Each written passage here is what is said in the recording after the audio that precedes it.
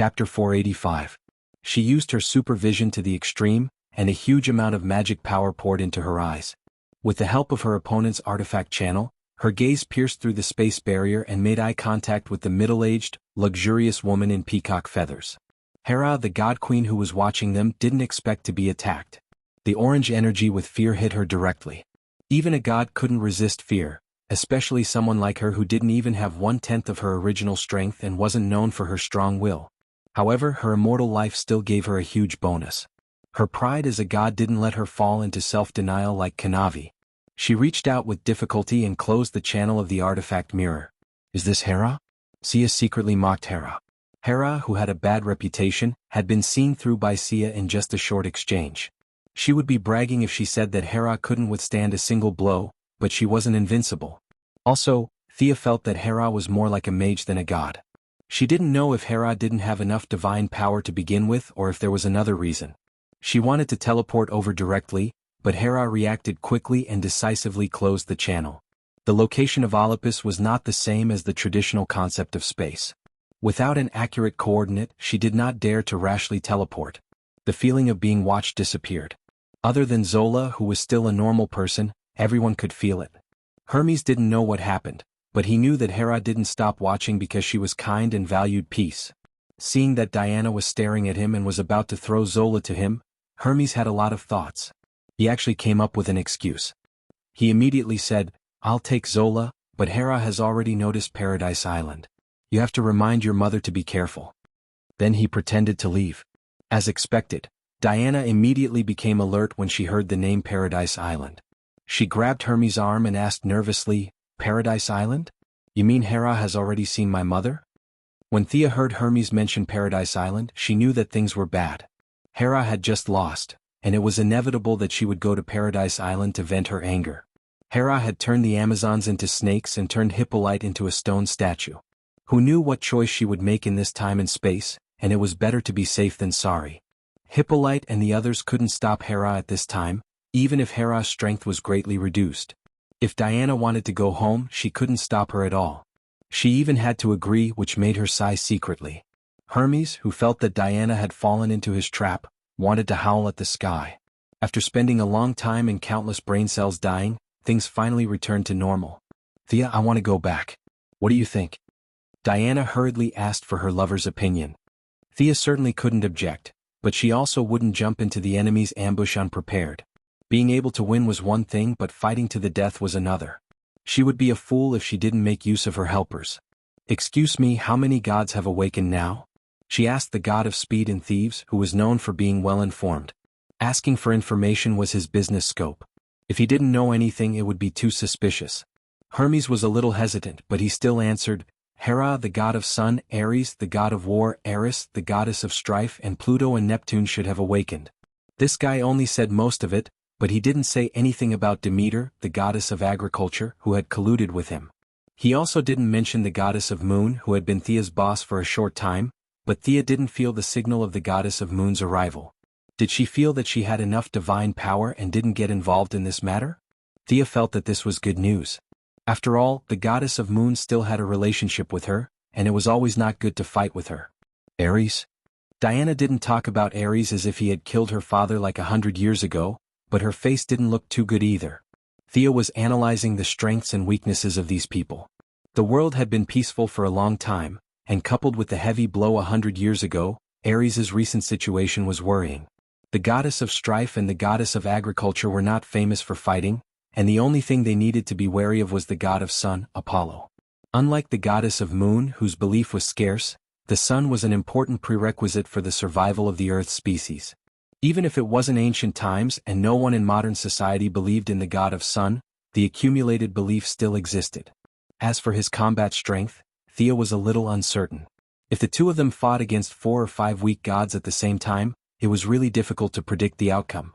Especially with the combat strength of the god of sun, she couldn't guarantee that she could defeat him. Fortunately, this world was full of surprises. 30 years ago, an alien spaceship landed on Earth and showed the Earthlings what the Kryptonian style was. Thea's idea was to find a Kryptonian to fight the god of Sunday. Considering that they were going to fight on Paradise Island, they rejected all men, and Superman was directly excluded. Between Supergirl and Fiora, Thea chose Supergirl. This didn't mean that Fiora's combat strength was weak, but she couldn't walk away.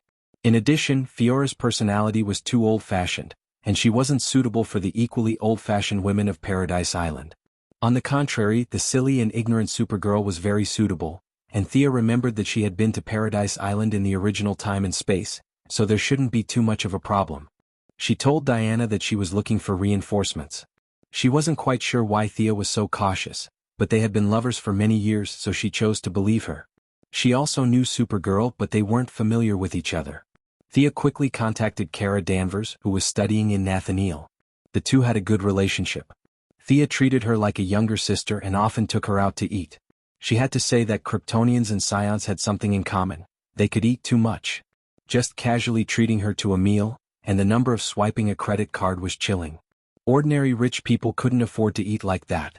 Kara Danvers came quickly. She was wearing blue tights, red boots, and a red cloak with a big S on her chest. Thea imitated Superman's clothes.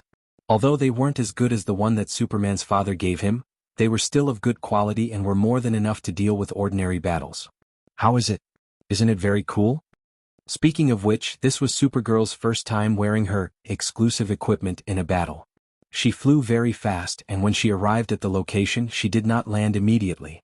Instead, she flew 2 rounds in the sky with her red cloak before landing.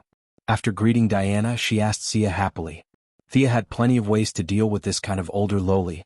She coaxed and praised Supergirl until she burst out laughing. Hermes's expression was a little strange. At first, he didn't know what he was waiting for and thought that Diana had seen through his trap. He pretended to take Zora away first several times, but Diana stopped him and hoped that they would act together. Only then did he relax. Then he learned that there were reinforcements, so he could only wait quietly. Chapter 486. The arrival of Supergirl puzzled Hermes even more. There was no doubt that this girl did not have any divine power. Although Hermes's strength was now extremely weak, he was still sharp because of his past achievements.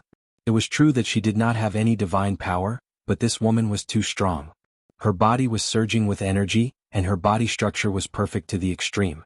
Furthermore, this fellow's flying speed was extremely fast. Even when Hermes was at his peak, he might not be much faster than her. Would this woman be the culprit that would kill Hermes in the future? Hermes felt that he had tricked Diana into coming out today because he did not check the almanac. Accidents kept happening one after another. Thea did not pay much attention to Supergirl's thoughts. She discussed with Diana in a low voice. No matter what the road ahead is, we can crush it with our strength. Let's go back to Paradise Island first. Supergirl was very excited when she heard that they were going to Diana's hometown. When she knew that they might encounter enemies, she was even happier. The Kryptonian genes in her had been ignited by Fiora. She was so excited that she clenched her fists. This scene made Hermes's heart sink. He did not know about the existence of Kryptonians. He could only wonder if all the mortals were so strong and aggressive. What happened to the reverence for the gods? He had to continue playing the role of a spy.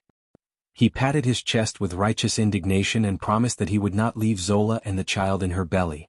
Supergirl accidentally saw the child with her X-ray vision. Hermes, who had originally planned to keep the child as a trump card, was speechless. If he did not have only 1 year left to live, he would have gone back to his god's kingdom and become a corpse. Compared to Diana and Thea, Kara Danvers was at least a demigod. In Hermes' eyes, Thea might even have the bloodline of Zeus. But who was Kara Danvers? There was no divine power in Hermes' eyes, but this ordinary person's performance was too amazing. Hermes felt that no matter what he said or did, he would give himself away. He began to pretend to be invisible, but his injuries were healed by Thea. He could not pretend to be invisible even if he wanted to. If it were not for Diana, who was worried about Paradise Island, she would have discovered his problem. However, Thea had no intention of exposing him. This was not a game where him would drop a piece of equipment after him was killed. His clothes were torn and his pants were torn. Only his staff was a good item. It was a teleportation staff that ignored time and space. However, his staff was too closely connected to him. It was similar to Diana's silver bracelet of protection. Thea only glanced at him from the corner of her eye and stopped paying attention to him. Decades ago, Diana had returned to Paradise Island once. However, she did not have a good talk with Hippolyte. Most likely, Hippolyte had ordered her not to return to Paradise Island unless there was an emergency. Now, no matter what happened on Paradise Island, Diana had a proper reason to go back. With Thea by her side, there was no need to fly back. The two women's foreheads were close to each other. Diana passed a complicated coordinate of Paradise Island to Thea. This coordinate was extremely complicated.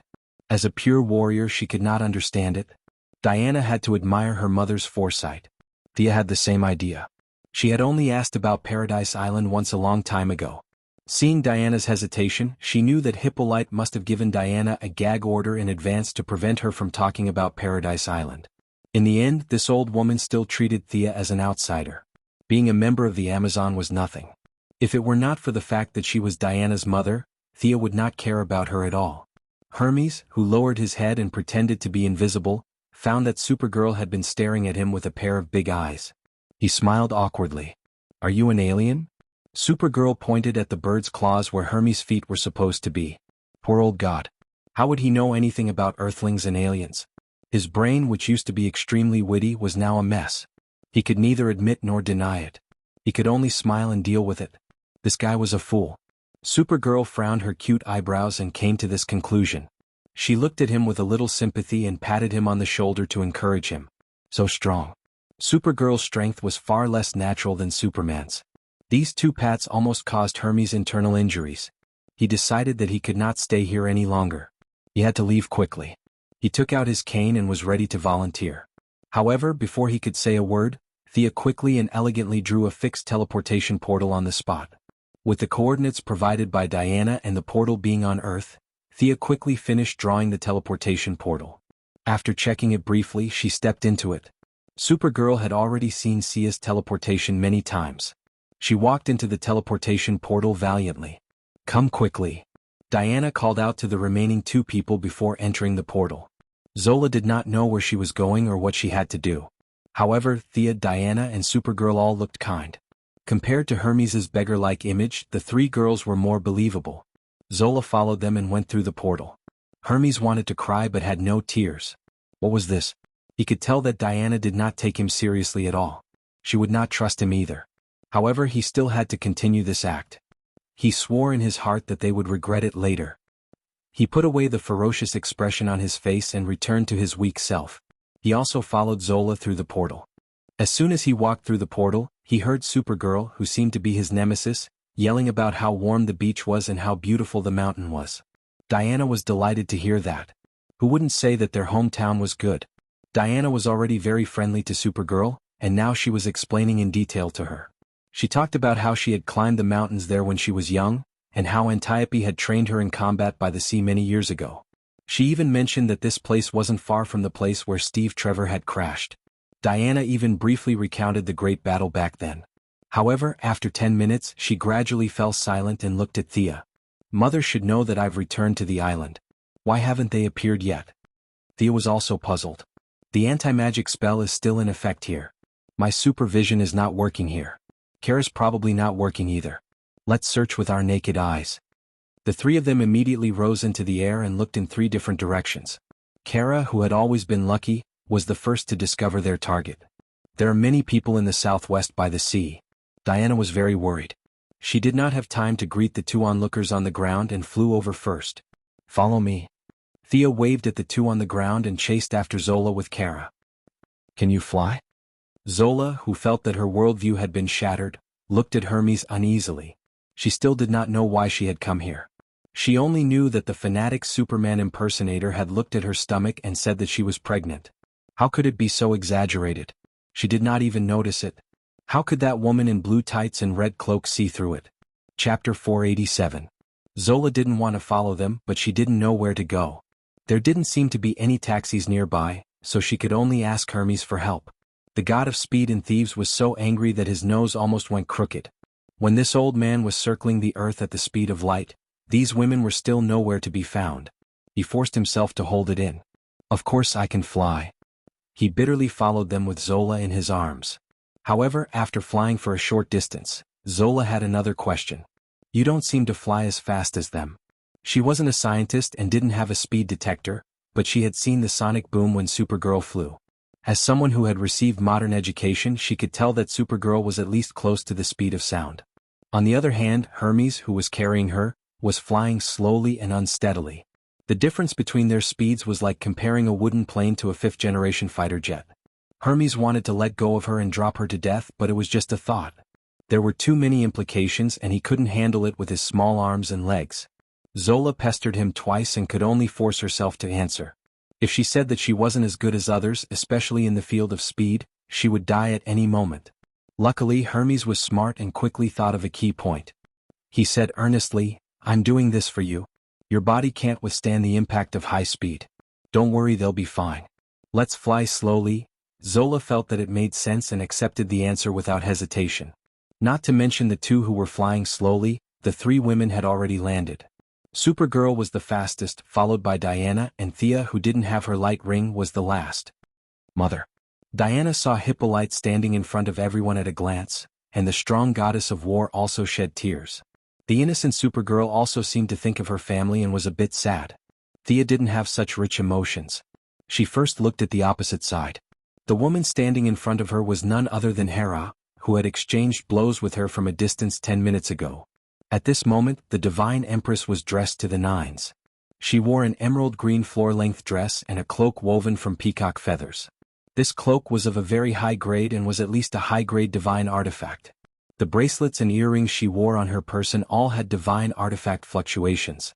At this moment, Hera looked majestic as she looked at the people of Paradise Island as if she was looking at a group of ants. The javelins and bows of the female warriors were like toys in her eyes, not worth her attention at all. On his left was a purple-skinned man.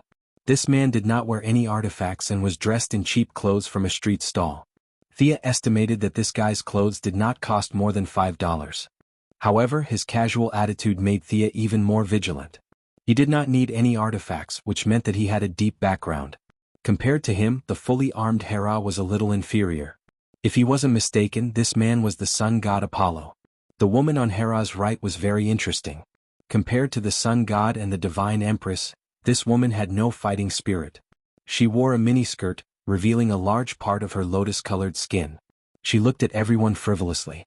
The divine empress Hera, the sun god Apollo, the goddess of strife Eris. Thea nodded secretly. The goddess of agriculture and her old friend Ares were not here.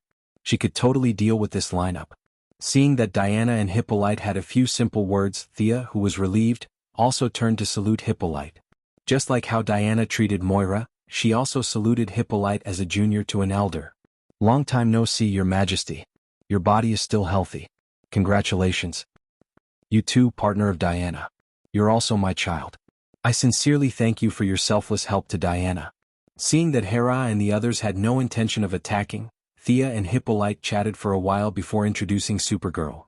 "This is our friend, Kara Danvers, who is like my sister." Thea pulled Supergirl over and introduced her. "Paradise Island also welcomes you. I can see that you are a brave warrior and a good child." Thea could also guess what Hippolyte was thinking. Paradise Island had suffered a great calamity. At this time, she would welcome anyone who came to help. Moreover, Supergirl looked silly and simple, which was more in line with the Amazon tradition. "Have you discussed the order of death? Hades is waiting for you." Hera spoke first in an overbearing manner. Who is going to talk to her? Thea and Diana glanced at Hippolyte and found that the queen was a little ashamed. As a mistress, she was indeed a little guilty when facing the main wife. It didn't seem appropriate for Diana to talk. As the daughter of Zeus, at least nominally, Hera had jurisdiction over her. The people of the present generation didn't care, but the ancient Amazons were very restrained. Now that she could talk to the guardian of the universe, Thea didn't have any scruples with the improvement of her strength. She stepped out first. "Your Majesty, no one will die today because of the battle. I'm very sure of this." Her words caused Hera's gaze to shift from Diana. She sensed a little and found out. Wasn't this the person who fought with her 10 minutes ago? At that time, things happened in a hurry. She didn't even see clearly whether the enemy was a man or a woman. Now she could finally take a closer look. There was no doubt about the level of a demigod. However, Hera couldn't tell which divine system the other party was from. It seemed to have the shadow of the Greek divine system.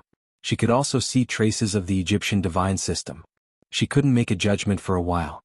Thea had transformed into a hero spirit several times. She had already converted all the divine power.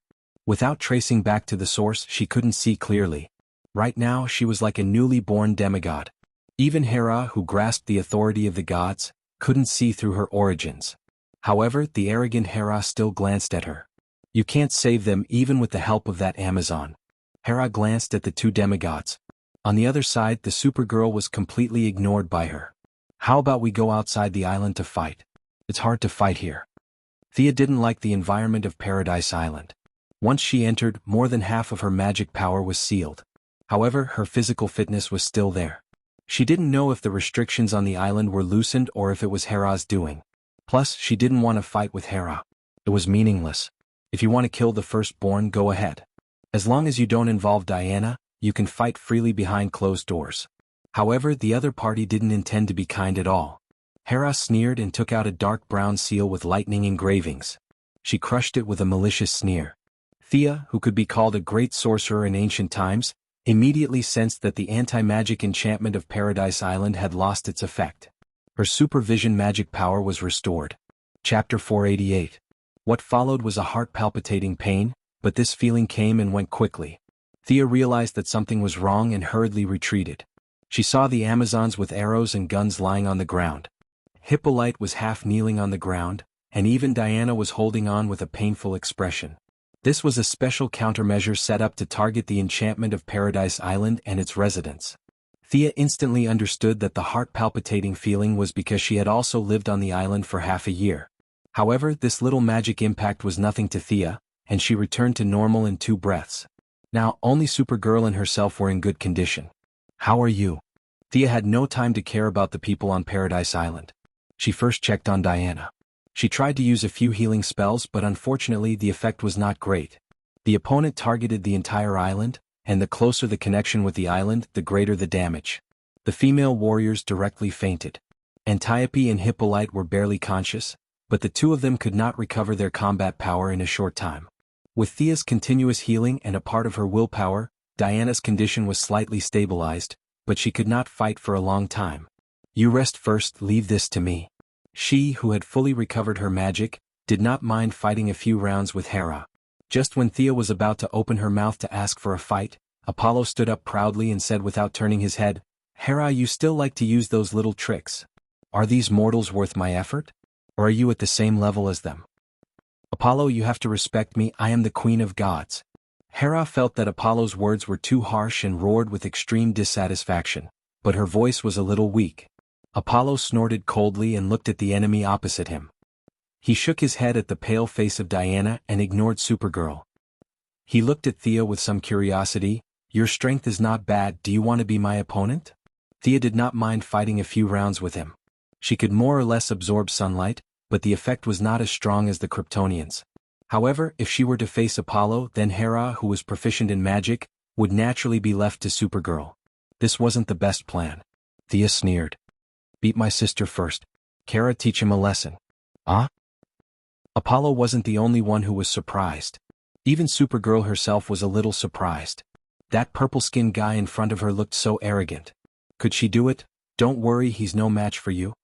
When Thea saw the bitter look on Supergirl's face, she hurriedly cheered her on. Then, without giving her any time to react, she pushed her out. Other than the Parallax monster that had wreaked havoc in Seaside City and the giant Axeman's attack, this could be said to be Supergirl's third serious battle. She clenched her fists tightly, and her chest, which was not considered large, appeared slightly curved due to her deep breaths. After a period of hard training by Fiora, Supergirl's fighting style was finally starting to look a little better. She was no longer using the standard farmer fighting style of the Iyer family.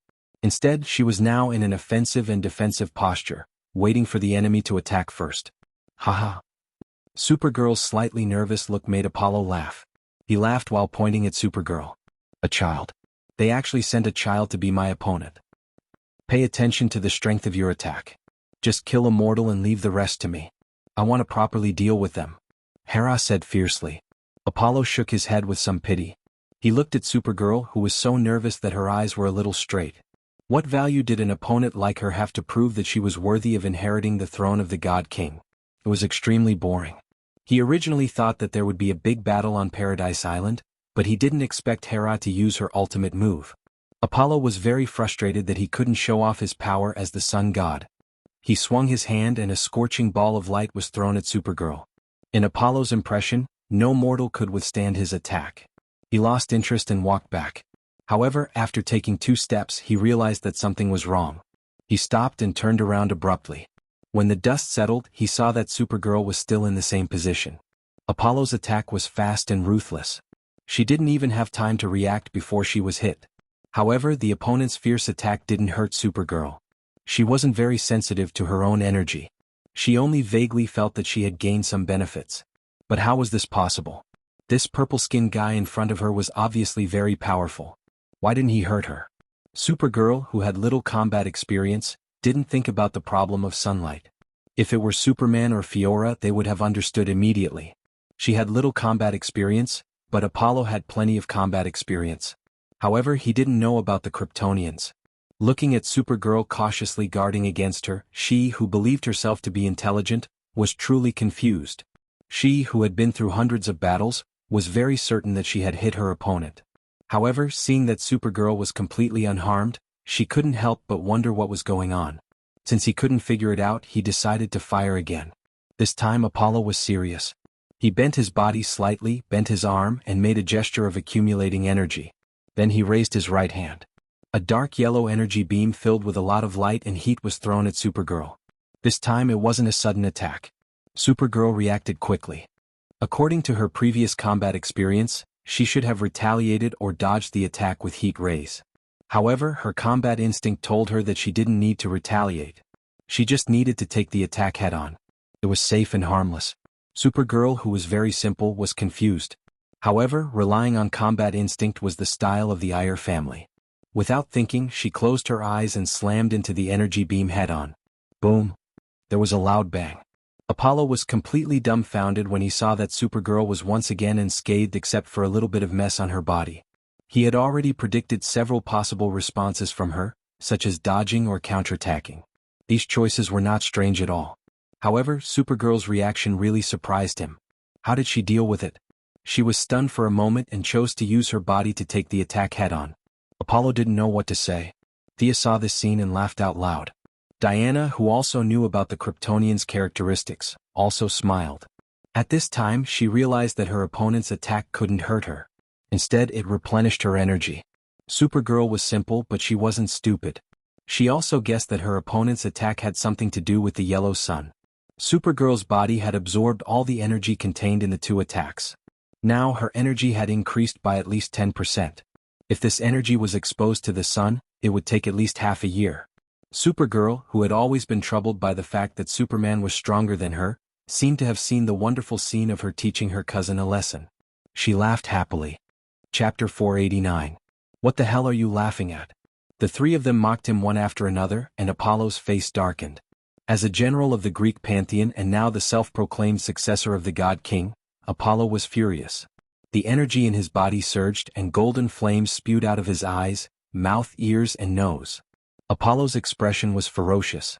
This island had looked down on his authority, and he wanted to sink Paradise Island. In your dreams. Thea swung her hand and shot a shadow arrow. Since Apollo was full of light energy, the shadow arrow could delay him for a moment, and naturally he could not launch his next attack. Hera's reaction was not slow either. She seemed to be in the lead, but her divine power was far inferior to Apollo's. Seeing Thea blocking her, she did not want to be outdone and shot a water arrow to counter the shadow arrow. Thea immediately returned the favor.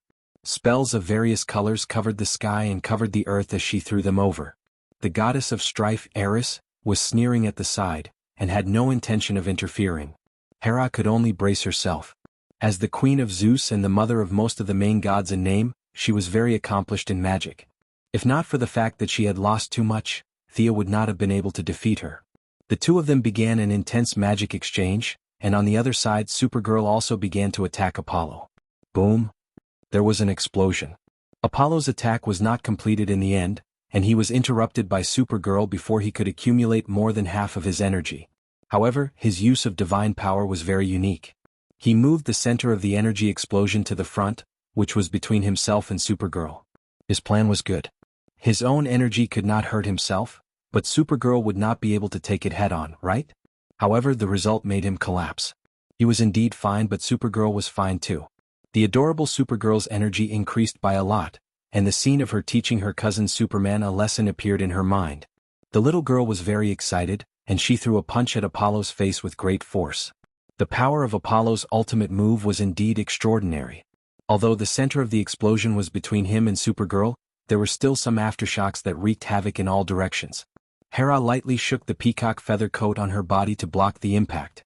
Sia herself could absorb sunlight and had no defense. However, the people of Paradise Island did not have the ability to do so. Diana was a pure warrior and she could not defend such a large area.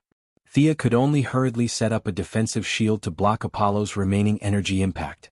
However, this distraction allowed Hera to gain the upper hand. "I can handle it." Seeing that Diana wanted to help, Thea stopped her. The attitude of the goddess of strife, Eris, was unclear. As a reserve, Diana could not play. Several energies gathered in his body, and he raised his hand to send a bolt of lightning towards Hera. Unexpectedly, the other party was instantly enraged. "I'm Zeus's wife. How dare you use lightning against me?" It turned out that Hera, as the wife of Zeus, also knew lightning spells, but she didn't usually use them. Thea exchanged a few blows with Hera and found that the lightning spells made Hera a little hysterical and made her lose her judgment. Thea was secretly pleased and quietly turned the situation around. Diana stared at Eris, the goddess of strife, with full concentration. However, Eris did not help. Instead, she took out a glass of wine from the void and drank it leisurely. From time to time she would say a few sarcastic words. "Mother, be careful. Do you need your daughter's help? Little girl in the red cloak, be careful. Apollo is going to hit your shoulder." From her long-winded words, one could not tell which side she was on. It seemed that the victory of either side had nothing to do with her. Diana threw out the lasso of truth. She did not resist and continued to say what she wanted to say. If one did not consider that her power was much higher than the rule of truth, it meant that every word she said was true. She wanted to instigate everyone to continue fighting, and the more heated the fight, the better. When she saw that someone's momentum was weak, she would start to instigate with her 3-inch tongue. She would only stop when both sides were fighting in full swing. Diana tried to block his mouth, but it was of no use. His voice was still transmitted to the few of them. Conflict and instigation, this was her priesthood, her nature. Of the 4 people in the field, Hera and Apollo were naturally familiar with her style. Thea was bombarded by the media, but it went in one ear and out the other. Supergirl was affected a lot. Fortunately, she had the absolute upper hand, so the impact was not too great. Apollo was very depressed. With many years of battle experience, he could still see that the opponent had a physique that absorbed sunlight. Although this type of enemy was rare, it was not like he had never seen it before. Not to mention those far away, he could see that Thea also had such a physique.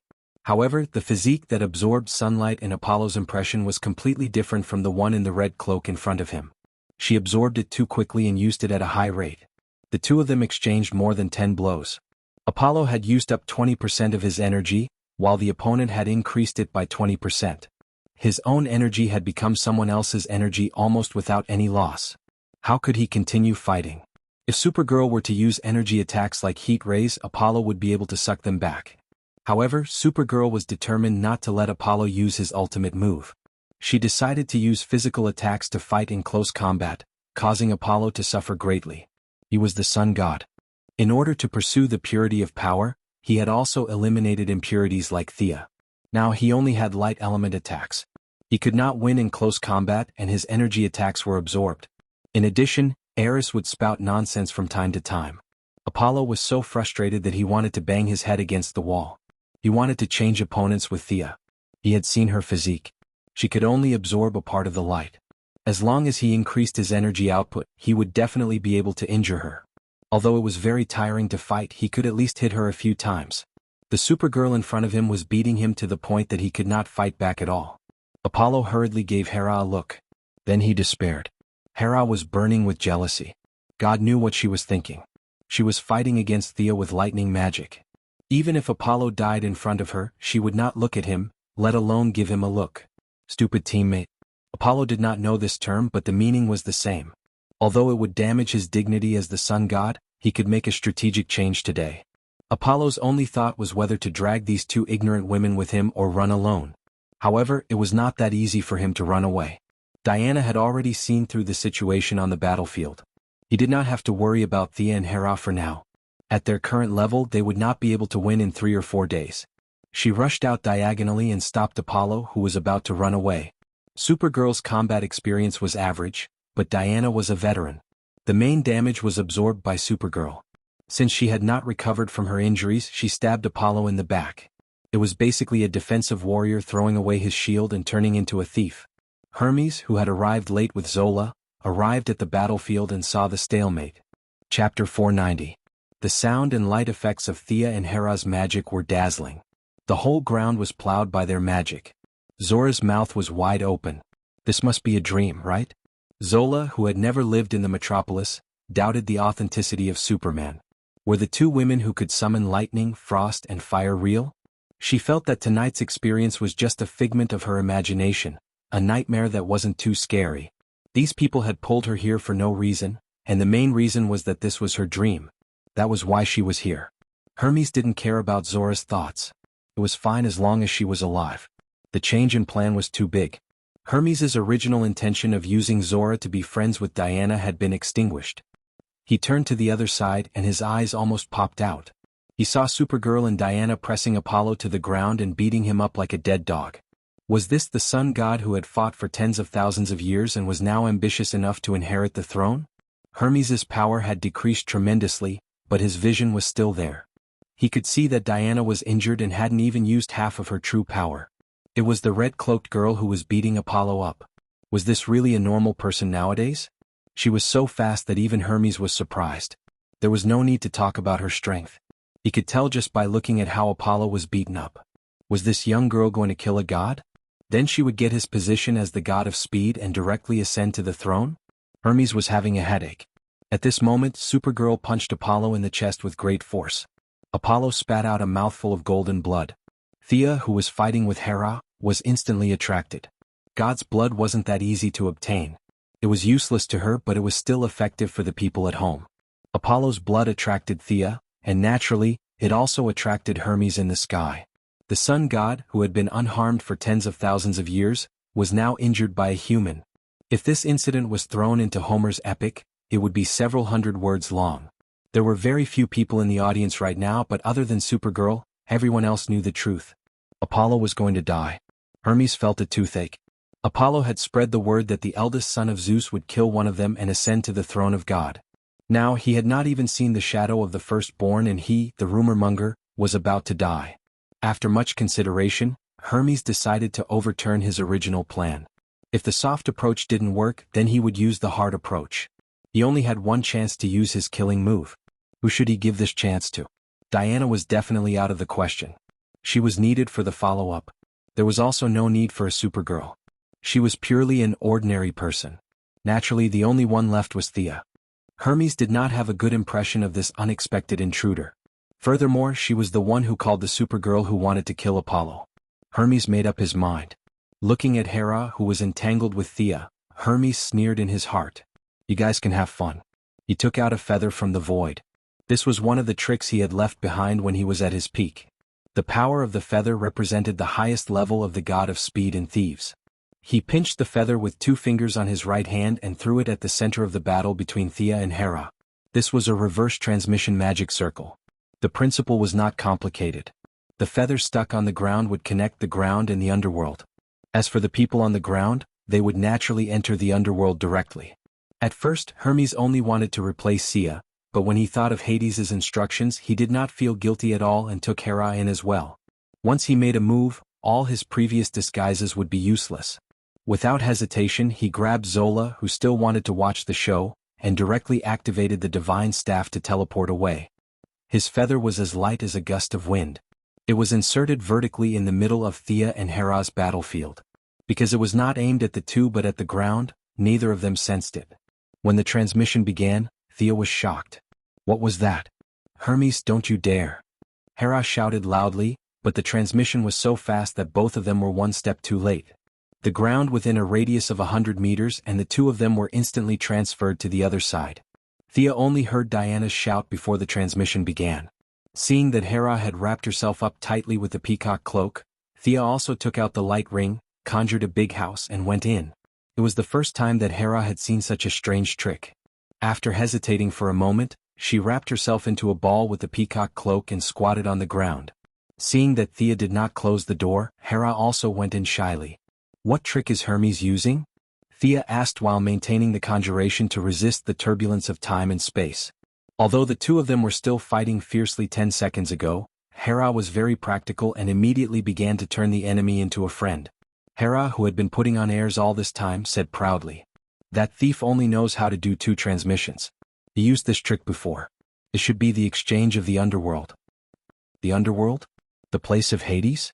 Hera's expression was very ugly. She nodded and observed the golden conjured house again. This was definitely not magic, but what was it? She asked embarrassedly, "How long can this thing last?" Thea smiled. Now that her light ring could amplify emotions by 200 times, and she controlled the total energy of the yellow light, she could maintain this low-intensity consumption as long as there were still feelings of fear in the universe. But there was no need to tell Hera the truth. She avoided the topic and said, "It should last for a while. You don't look well. Do you have a long-cherished wish with Hades?" Thea used the trick of coaxing middle-aged women again. She lowered her posture and slowly began to talk. Hera felt that this opponent from 10 seconds ago was not so detestable. Most importantly, Hera could see that Thea and Zeus were not related, at least not in terms of bloodline. This made Hera's attitude much more relaxed. Although Hera was still arrogant, she could still answer 2 out of 3 questions. Thea had a rough idea of the situation. In fact, Hera wasn't as bad as the legends made her out to be. She was extremely loyal to her love. It was just that Zeus was too much of a playboy.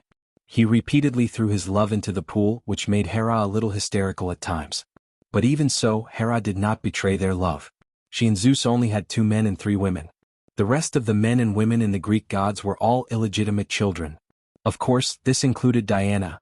Even the strongest woman could not bear to face the dozens of illegitimate children her husband had created for her every day. The patriarchal society ignored Hera's loyal love and forced Hera to be jealous. This was a terrible thing. Zeus, who was a playboy, was praised. Hera, who carefully protected her love, was criticized as useless. Hera, who was proud, did not bother to explain. The more she explained, the worse it got. Chapter 491. Thea could only say that every hateful person had a pitiful side to them. Zeus, who was full of love, was largely responsible for Hera's current state of disgrace. She didn't even need to put herself in Hera's shoes. Any woman with a clear mind would have done 10 times or even 100 times worse than Zeus. She sighed and comforted Zeus, and the 2 of them tacitly raised their relationship to neutral. With a slight tremor, the vibrations around the house stopped, and the 2 of them landed on the underworld. "We seem to have arrived. Do you have a way to go back?" Thea put away her light ring. She was still wearing her casual outfit of a red windbreaker, black pants and long boots. She put her hands in her pockets and looked around solemnly. She didn't know how to use her teleportation spell in this godforsaken place. Even the basic rules of teleportation were different from those on Earth. Thea only tried twice, and layers of obscure energy blocked her spatial positioning. "This is Hades's place. I've never been here before," Hera said vaguely. Thea had been trying to get information out of her, so she had a rough understanding of their relationship. Hera was in a very cliché position when it came to the appointment of the God King. Even though Thea felt that the position of the God King was most likely a trap set by Zeus, the remaining gods of the Greek pantheon had to get Hera's approval if they wanted to be the God King. The juniors had to make some deals with Hera if they wanted to be recognized. For example, the arrogant Apollo was willing to be Hera's bodyguard for once because of this reason. As Zeus's brother, Hades, the Emperor of the Sea, didn't have to go through so much trouble. They wanted to marry Hera directly, but the Queen of the Sea would definitely not agree. This was the crux of the conflict between the 2 sides. Hera was usually cooped up in Mount Olympus, so it was fine if she didn't want to. But now that she was tricked by Hermes, the 2 of them were in the underworld, so it was a little awkward. Seeing that Hera was helpless, Thea shrank her neck again. It was too cold here. The sky was gray and so was the ground. There was a bone-piercing chill in the air. This place was not like the natural environment where it was a few dozen degrees below zero. It was literally cold and it was indifferent to all life. It wasn't that there wasn't a way to go back. At the very least, Zeus' lightning arrow would definitely allow her to go back. If even time could travel, the small space barrier in front of her wouldn't be a problem. However, considering Hera's emotions, she decided to use another method. That was to use force. Using the prayers of all living beings to teleport the 2 of them back would consume an astronomical amount of prayers. Thea still wanted to hook up with the Origin, so she didn't want to waste her prayers here. Her plan was to modify the laws of space in a short period of time and teleport them back. Just as she was about to take action, she saw that the previously silent and gloomy space seemed to have received some kind of command, and this space was slowly coming to life. The gray clouds in the sky were gradually approaching. Upon closer inspection, they were not clouds at all. They were the skeletons of countless birds. Some of them were already badly damaged and some of them could still be seen. Compared to the silently approaching skeletal birds, the abnormalities on the ground were more shocking. On the surrounding walls and between the rocks, there were countless filthy corpses crawling out. The ground under their feet also had countless human hands and rotting heads. There were men and women, old and young. From the eyes of the corpses, one could see only hatred. Hatred for the world, hatred for the living. Ouch. Thea looked at the scene and felt a little depressed. The things in front of them could frighten a mortal, but for her and Hera, it was just a matter of a few fireballs. The only thing to note was that Thea had a slight obsession with cleanliness. Facing the wall full of corpses, the filthy environment, coupled with the thick smell of countless corpses, made her cover her nose. Hera, who was presented with a luxurious and elegant image, was also uncomfortable. She wrinkled her nose, squinted her eyes and choked on the smell. What made the two of them look sideways was that countless corpses began to crazily gather again. Large masses of flesh and blood were forcefully mixed together, and countless extravasated blood was squeezed out. The gray ground was covered with a thick and dense layer of dark blood. Such a heavy taste made Thea grit her teeth. The mass of flesh and blood didn't care whether she was disgusted or not, and forcibly turned into a giant face that was dozens of meters tall. The face's outline could be seen vaguely, and the mouth opened, and a muddy voice slowly came out. "Hera, are you here to be my bride?" Realizing that Hera was ignoring her, Thea, who was about to pull out the peerless holy sword, stopped. Her friendship with Hera could only be described as an enemy, and was far from being friends. There was no need to stand up for Hera. As it turned out, Hera didn't intend to let Thea stand up for her. She was silent, and in an instant, her body became 50 meters tall, looking at Hades's giant face that was made of flesh and blood of the dead. Thea gave Hera a thumbs up. This move was really good, and the ability to attract hatred had reached the maximum level. After Hera became bigger, no one paid attention to a small character like her. This move had no other use except for being cool. Enlarging the body would make it easier for the opponent to attack, and it would reduce Hera's agility. At the same time, the consumption of divine power per unit of time began to increase. Thea casually looked at it and found a basket of problems. But no one paid attention to her, so she was naturally happy to watch the show. The environment in front of her was just a little dirty and smelly. "Open your dirty door and let us leave." Hera didn't know how to negotiate at all, and she gave a rigid order. The only good news was that Hera had a good heart and even brought Thea along. Hades was angered by Hera's tone, and the giant face made of flesh and blood seemed to tremble a few times. "Come to my throne and have a good talk." After that, the giant face of flesh and blood turned into mud and scattered on the ground. Countless corpses and zombies crawled out from the ground, and countless death knights gathered not far away. Giants that had lost their minds, and monsters that had been killed in myths and legends appeared one after another. The sea of dead covered a radius of hundreds of miles, and a small path that was as wide as two people suddenly appeared. This should be the path that led to Hades's throne. "Are you really going to go there?" Thea pulled Hera, who had turned back to her normal size and was about to walk in. "You have a way?" Hera looked at her curiously. Thea roughly explained her idea, and Hera shook her head after hearing it. "Time is too tight. They won't give us much time to prepare." Thea also admitted this. Once she focused on rewriting the rules, it would take at least 2 to 3 minutes. During this time, Hera would need to fend off the monsters outside. First, there was the issue of trust. Hera was not Diana, and she would not risk her life to protect Thea. Chapter 492. Thea wouldn't put her safety in the hands of someone who was her enemy just a few minutes ago. She wasn't that careless. Besides, even if Hera was trustworthy, she wouldn't be able to fend off the densely packed monsters around her. Some of them looked strange and didn't look easy to deal with. Thea only took a few glances. There were a few that had been recorded in myths. There was the legendary Aramani who competed with Athena in weaving, and now had a woman's upper body and a spider's lower body. There was also the weird-looking two-headed lizard that claimed to be able to cure rheumatism. This thing didn't have 2 heads in the traditional sense, but one in the front and one in the back. There were also the eyeless Medusa and the 3-headed hellhound that was missing 2 heads. Thea was dazzled by all the things she knew and didn't know. As for killing their way out and finding a secluded place to slowly study the spatial coordinates, this was unrealistic. The entire underworld was Hades' territory. As long as they were still in this world, Hades would be able to catch up with them. If they wanted to rely on the two of them to kill all the monsters in the underworld, this was extremely difficult. Hey, how's your skill? I'll attract Hades' attention in a while, and you take down one of the candles on his head. We'll be able to leave the underworld smoothly. They couldn't run for the time being, and they weren't in a hurry to fight. They could only walk slowly along the path that the other party had left behind. After walking for a short distance, Hera finally came up with a plan. Thea definitely couldn't brag that she was one of the current generation's grandmasters of combat and that she was proficient in both magic and martial arts. As for how Hades' candle would be used, whether it would directly open a gate or a teleportation point somewhere, Hera wasn't sure either. After all, no one had ever done something like this before. Hera only knew this information because Zeus had told her back then. The two constantly revised their plan on the road. There was nothing much to say. The more detailed the plan, the easier it was to make mistakes. Just look at how Hermes had continuously used the trick of sowing discord. The two of them didn't walk far before they entered a city.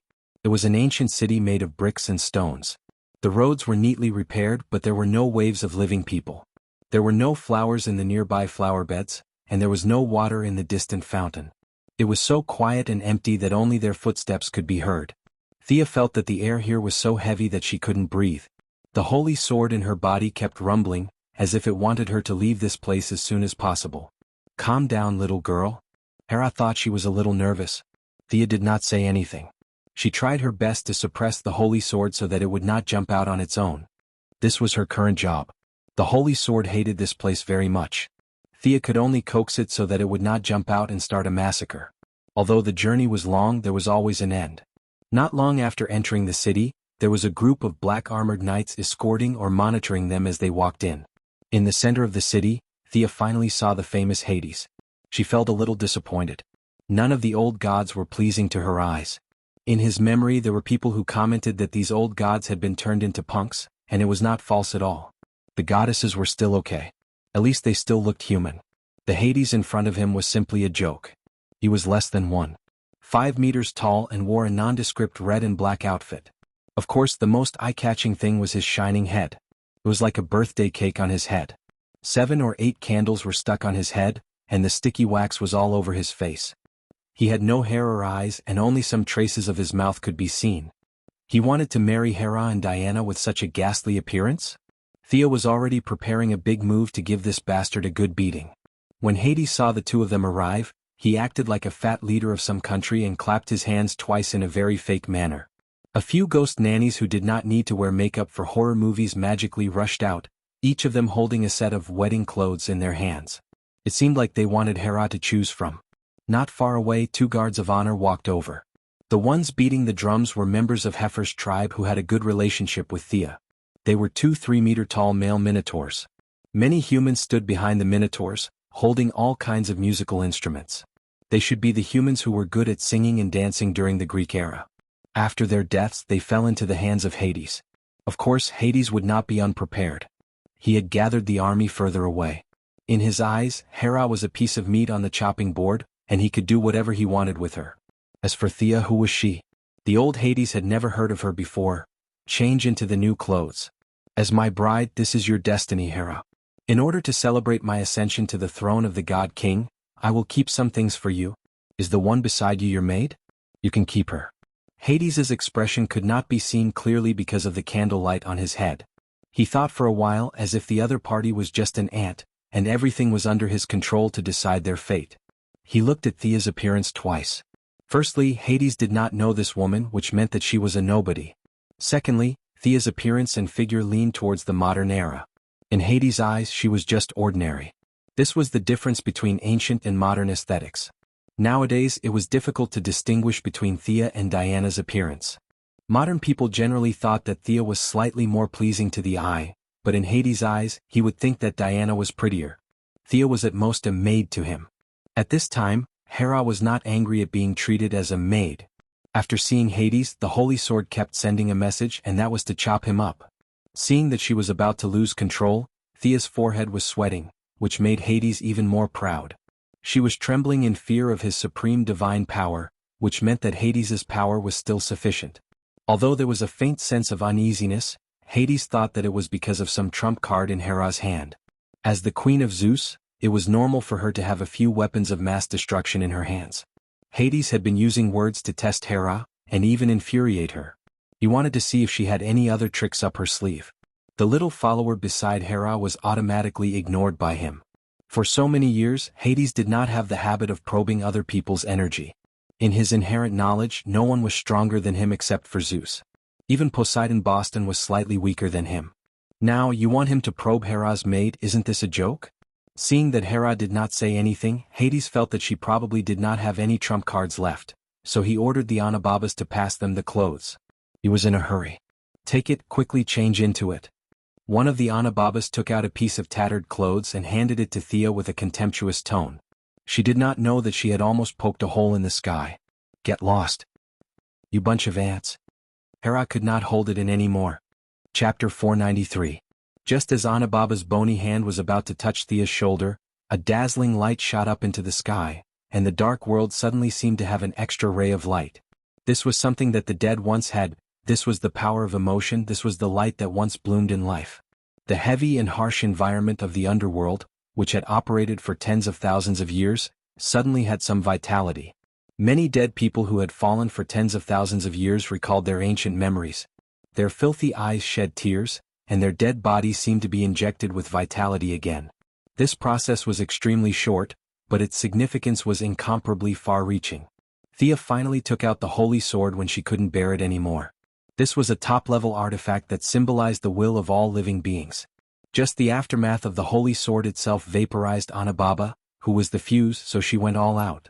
Holding the holy sword with one hand, she ran a few steps and arrived in front of the stunned Hades. Grandson, I've long disliked you. After saying that, she didn't wait for Hades to reply and swung her right hand horizontally. The holy sword sensed her thoughts and knew that she was about to kill Hades. Even if it was just a clone, the holy sword was still very excited. The seven-colored light flashed continuously, and the person and the sword cooperated seamlessly. Hades's head, which was covered in wax, was cut off horizontally. Hades shouldn't be so weak. It was hard to say who would win if the two of them fought fairly. However, his attention was attracted by the turmoil in the underworld. He didn't care about the countless walking corpses, but the strong corpses that he had painstakingly collected were showing signs of going out of control. For example, Aramani, who was good at weaving webs, broke away from Hades' control the moment her self-consciousness returned. She realized that she couldn't rush out of the underworld in a hurry, so she directly activated her innate ability to weave a small world and hid in it. Rebellions occurred one after another. The stronger the creature, the more tenacious its will was. As long as they were given a chance, they could erupt with shocking power. Hades hadn't encountered such a thing for hundreds of millions of years, so he was suddenly caught off guard. He controlled death, so it was said that no one could defeat him in the underworld. This was limited by the rules. Thea naturally couldn't defeat him in the underworld, but there were always exceptions. The brave couldn't defeat the demon king, but they could seal him. Thea did not need to defeat Hades. She only needed to release a little bit of the free will of the living beings, and she would be able to turn the underworld upside down. In particular, Hades had a hobby of collecting. He had collected many corpses of strong masters from ancient to modern times and awakened them in the underworld to serve him. These people were not much weaker than him when they were alive, and some were even stronger than him. For example, the corpse that he used as a throne was none other than Kronos, the father of Zeus, Hades, and Boston. He was the son of Gaia, the second king of the gods in the Greek pantheon. Until he was overthrown by Zeus, he was the well-deserved leader of the pantheon. The sword of victory and oath had also awakened his own will. In addition, Thea had killed Hades' clone, so the ancient god king finally woke up from the chaos. The loneliness of hundreds of millions of years made him lose track of where he was. As the son of Gaia, the mother goddess of the earth, he was not an evil creature that was born from a mixture of the will of the giants. Kronos' ability to control the earth was genuine. The god king did not care whether the underworld was considered earth or not. He directly began to absorb energy from the earth to replenish his dried-up body. Thea really didn't recognize who this giant was. It was just a throne and she could barely make out the shape of a human. How would she know who this giant was? Not to mention her, even Diana might not know who this giant was. Juniors like them were a little far from the second-generation god king. However, even if she didn't know who this giant was, as his daughter Hera did. That's right, Hera was also his daughter. The relationships in the Greek pantheon were so messy. The skinny man in front of her was her father. Oh my God. Let's run. The noble woman, who had always valued her elegance over warmth and would never run if she could walk, finally panicked. She pulled Thea and was about to run. In fact, Kronos was not a good person. He was worried that his children would overthrow him, so he swallowed them all into his stomach after they were born. It was not until Zeus showed his might and overthrew him that his siblings were rescued. This tragic memory was not good for Hera. She did not want to stay here for another minute. Thea took a candle from Hades's head. She was deep in thought. Since his head was already chopped off, she could take a few more candles. Hades would not mind, right? She flicked her wrist and put 7 or 8 candles into her bag. As soon as the candle was in her hand, she received a message. Zeus was right. This thing could indeed help her return to her original time and space. She just needed a quiet place to recite a prayer praising Hades. Hey, do you know what this prayer is? She had just chopped off the enemy's head and turned around to praise him. She did not feel any pressure at all. However, Hera was not so thick-skinned. She looked at Thea strangely. There is no need for a prayer. With the help of the candle, I can directly return to my Mount Olympus.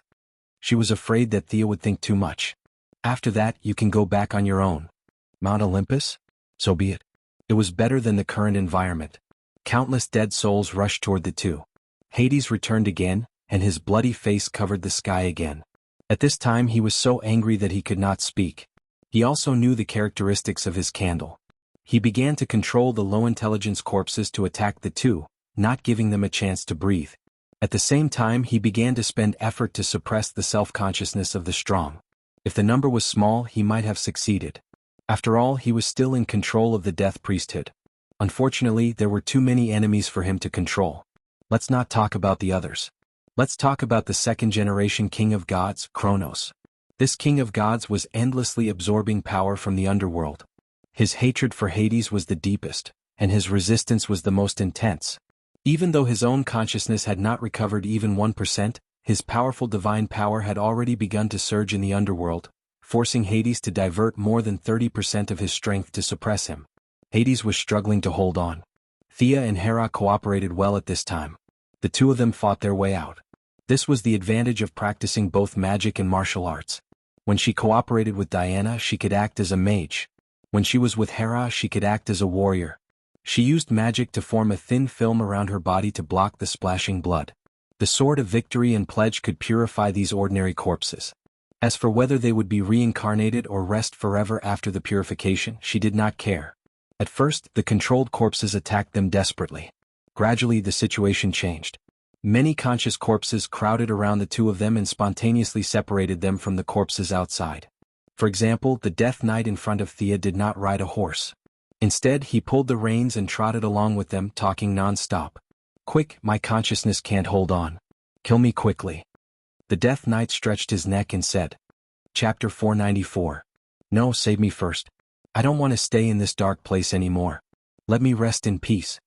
On the other side, a tribal warrior with a face painted like a ghost swung a spear in his hand and forced back the approaching corpses. Seeing that they had spontaneously formed a circle to isolate all the enemies, Thea was surprised. What's the point of running? Let's just light the candle and retreat. Holding back Hera, who was throwing lightning and fireballs everywhere, the God Queen's reaction was slow, but she was no fool. She immediately understood what Hera meant. Thea tossed her a candle and stared at Hera's every move without blinking. How is this thing going to Olympus? Hera carefully held the candle and closed her eyes to sense it. Her moral values were much higher than what Thea had estimated. She reached out to grab Thea and shouted, "Let's go!" The small space around them began to compress. Obscure energy flashed and the two were sucked into the space tunnel. The knights and warriors around them who were waiting for their death were stunned at first, but facts spoke louder than words. There were many who understood. Immediately, a warrior jumped into the tunnel. The rest, whether or not they understood what this meant, followed closely behind.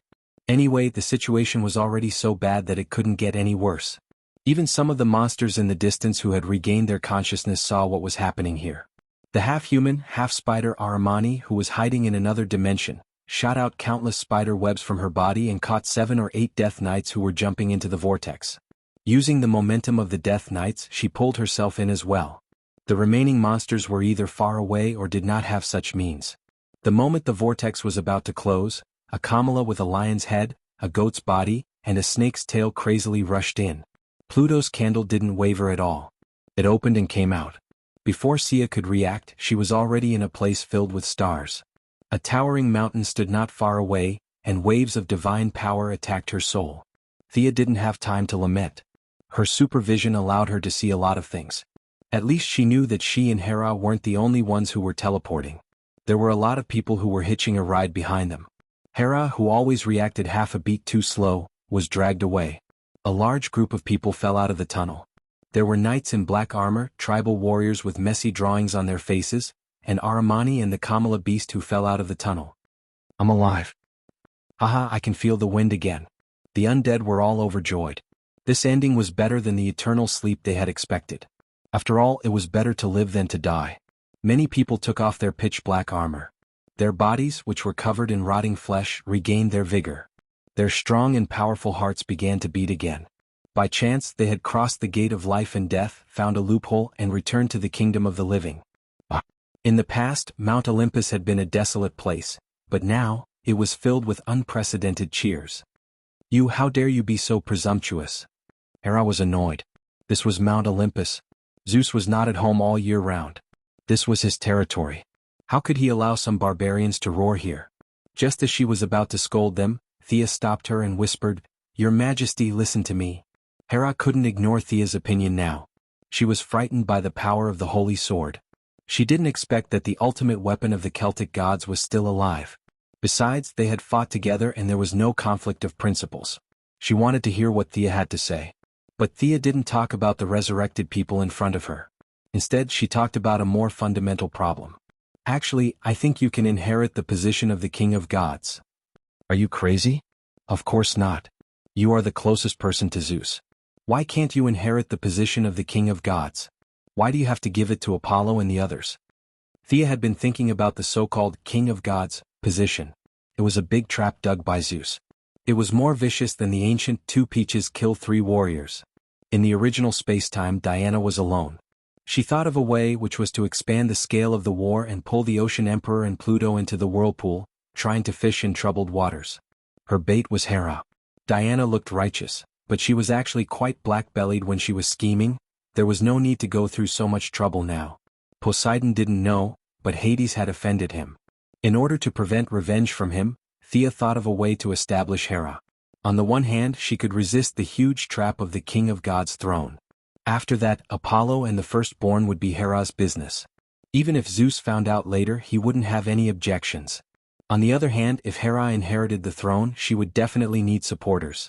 As long as Hippolyte was a political figure, she would definitely sacrifice part of her dignity to ease the fundamental conflict between the two sides. The enchantment of Paradise Island was destroyed. Now that the location of the island was exposed to the world, it was not a good thing. Hera had prestige and Hippolyte had manpower. Both sides had the foundation to cooperate. Hera looked at Thea stunned. Only men can be the king of gods. I have never thought of going beyond that. Your words are too scary. That's all in the past. Now men and women are equal. Do you think the position of the king of gods is an obstacle to you? Thea felt that there was hope and continued to persuade her. What obstacle? There was no obstacle at all. It was the chair that Hera had been looking at for tens of thousands of years. Apollo and the firstborn had the problem of fighting their way to Mount Olympus, but Hera didn't have this problem at all. This was her home. Ambition existed in the heart of any intelligent life. Hera just didn't think that before. She had been holding the throne of the Queen of Gods for tens of thousands of years. She really didn't think that there was hope for her to be the king of gods. All kinds of thoughts collided in her mind. What about the position of the Queen of Gods? Thea looked at him with a puzzled look. Zeus, you are just missing, not dead. Your marriage still exists. Hera was thunderstruck. How could this logical relationship be calculated? I am the king of gods and Zeus is the queen of gods? Can't I? Is there a rule in the pantheon against this? Thea asked. In terms of rules, there was no such rule in the pantheon. Not to mention the Greek pantheon, even the Egyptian pantheon and the Celtic pantheon didn't have such a ridiculous rule. As long as you are the king of gods, you can set rules to restrict Zeus from going out and even issue an oracle to forbid him from leaving Mount Olympus. Thea didn't care where Zeus was now or whether Hera could control him in the future. She came up with a lot of ideas. Chapter 495. The more Hera listened, the brighter her eyes became. If she didn't have to put on the airs of a god queen, she would have pounded her fist on her palm and exclaimed that it made sense. She didn't think so at first, but after listening to Thea's analysis and her own little ambition, Hera suddenly realized that this empty throne of the god of gods might be her only choice to win back her husband's prestige. You're really intelligent, perhaps not inferior to Athena. What's your name? Hera asked seriously. In modern society, it was normal to say one's name first before chatting.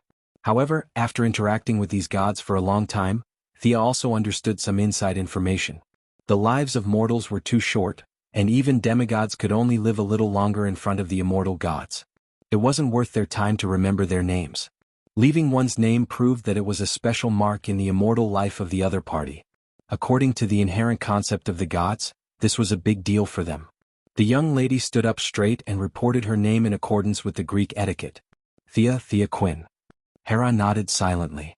Her intelligence was not low either, or it could be said that the gods had lived for so many years, and there were not many idiots. Connecting the dots, Hera could guess that Sia wanted her to be Hades' shield. After all, the era of Kronos had passed. No matter how glorious he was in life, he was already dead. Hades only needed to spend some time to calm the turmoil in the underworld. With Hades' vengeful nature, his next step would definitely not be to apologize. However, Hera wasn't afraid of the underworld king, especially since he treated her like a spoil of war. If she could teach this brother of hers a lesson, the god empress didn't mind being used by Sia a little. Since they were going to fight against Hades, then these guys who had come back from the dead were his loyal minions. Only Mount Olympus and the god of gods would protect them even after death. Hera knew that she couldn't take back the step she had taken. Thea didn't continue to interrupt, but waited for her to strengthen her confidence. Finally, Hera walked out and stood in front of the cheering crowd.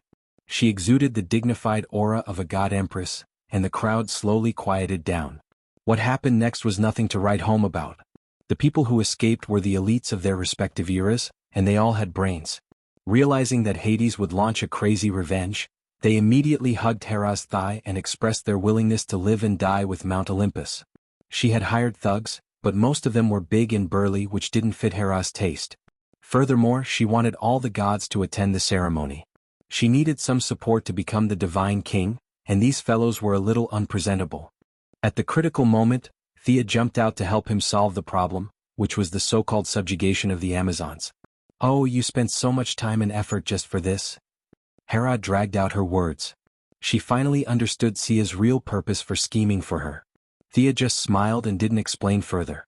"Okay, as long as the Amazons surrender to me, I'll accept it." It wasn't that Hera was magnanimous, but that Zeus had too many mistresses. If the god empress was angry at them one by one, she would have died of anger. Hera's original purpose was to beat up whoever she saw, and the result of her attack could be summed up with a laugh.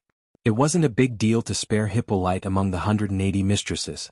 Hera thought clearly that as long as Hippolyte surrendered to her and let her vent her anger, she would let it go.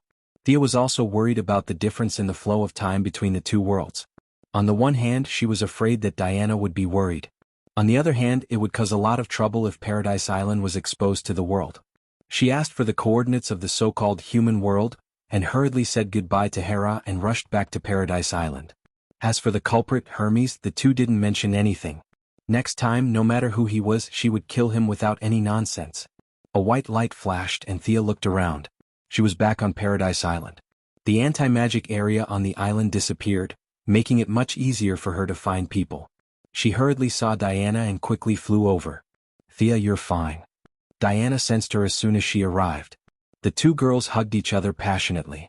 Diana checked her body from head to toe before she was relieved. "Where's that bad woman, Hera?" Diana said angrily. Thea smiled bitterly and avoided the topic of bad woman. "How long have I disappeared? Where are Hermes and Apollo?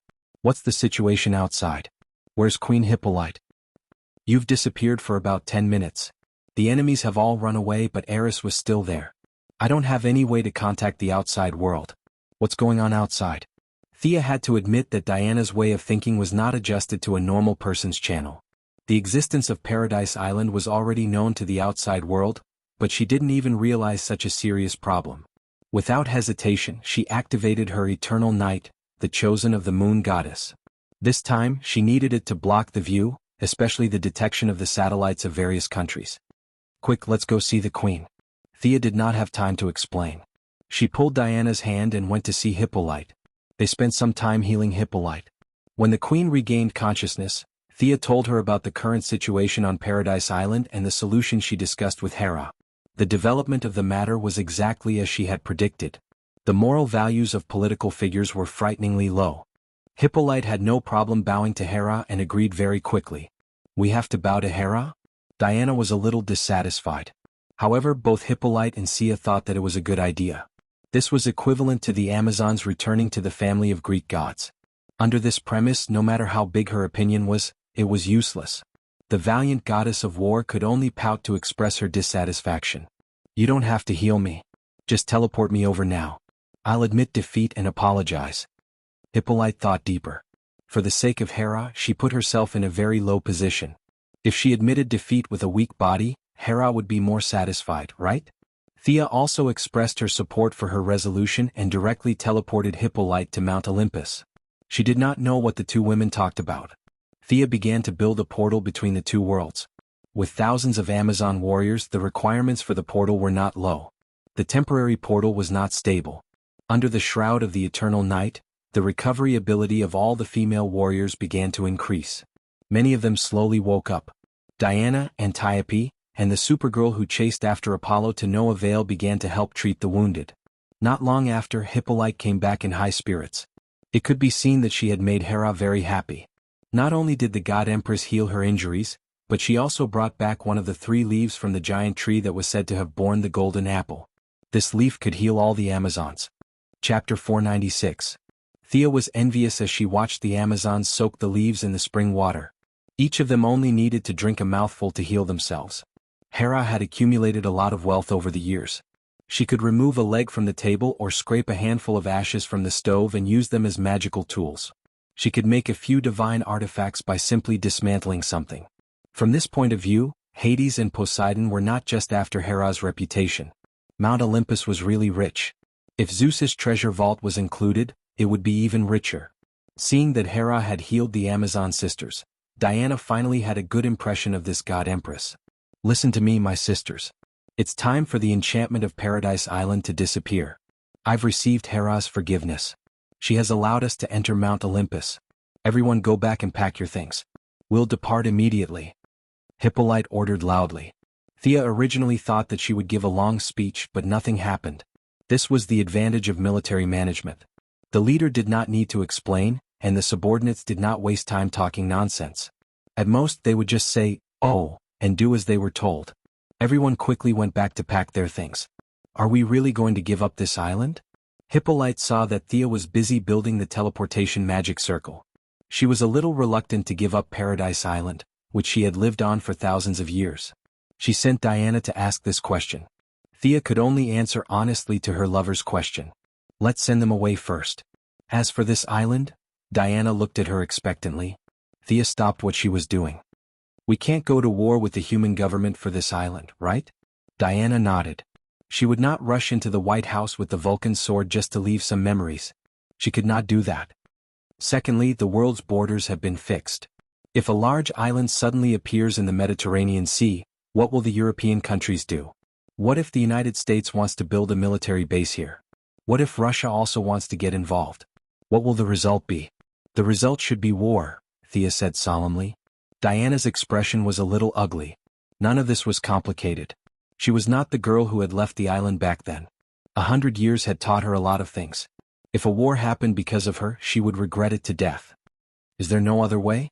In order to avoid conflict between humans, I'll ask the Sea King and his wife for help. I think that sinking to the bottom of the sea is the only way. Thea thought of something as she spoke, but in order to tease Diana, she pretended to be helpless. In the end, the war god gritted her teeth and said, "Then let's sink to the bottom of the sea." Sia felt that it was enough and continued, "Magic definitely won't work. Not to mention me, even the ancient archmages wouldn't be able to move such a large island without the help of hundreds of official mages and months of effort. Not to mention there's also the problem of cross-plane movement. As for the gods in their heyday, perhaps 5 or 6 of the 12 main gods, excluding the King of Gods, would be able to do it. But in today's era, you must have thought of a way, right?" At first, Diana thought that she was explaining the situation, but after listening for a while, she realized that something was wrong. She suddenly realized that her lover had a way to solve this problem that even the gods couldn't. If magic can't solve a problem, we still have science. Thea raised a finger and said proudly, I'll agree to any condition you have. Hurry up and tell me. Diana looked around and realized that no one was paying attention to her. She whispered slang that only the two of them could understand. Atomize. Can't we just shrink the entire island? Back then, the metropolis could be shrunk into a glass cover. Of course, Paradise Island can be shrunk too. When the time comes, you can put it wherever you want. Thea revealed the answer frankly. Diana's beautiful red lips were wide open, and her bright red tongue was faintly visible. She made a sound of ah from her mouth. She really didn't expect that the problem would be solved so easily. The answer was so simple that she wanted to beat Thea up. If it was so easy, why did she bring up the Sea King, the Great Wizard, and the gods? If you have an easy way, you should have told me earlier. Diana stared at her with a fierce face and Thea laughed. Needless to say, Diana was in a different mood at this time. If it weren't for the wrong time, she would have done something to her.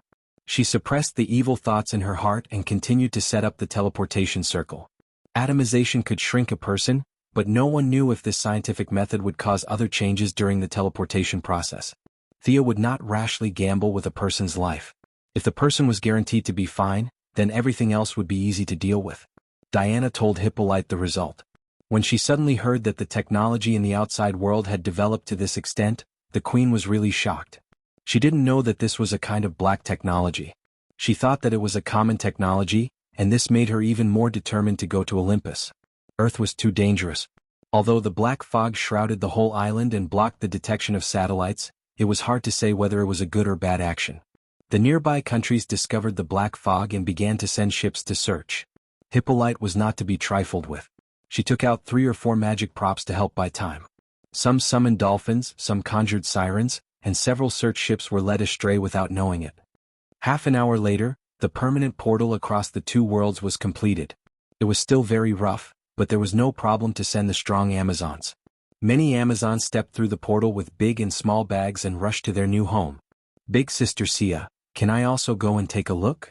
Supergirl, who had helped a lot, asked in a fawning manner. Could Kara go to Olympus? Thea was not sure, but she could help ask. When Hera got the news, she was watching the replay of the magic mirror. The replay showed several scenes where Supergirl beat Apollo until he vomited blood and fled. During the battle, she and Thea were fighting magic and didn't pay much attention to Apollo's battle. It was really tragic.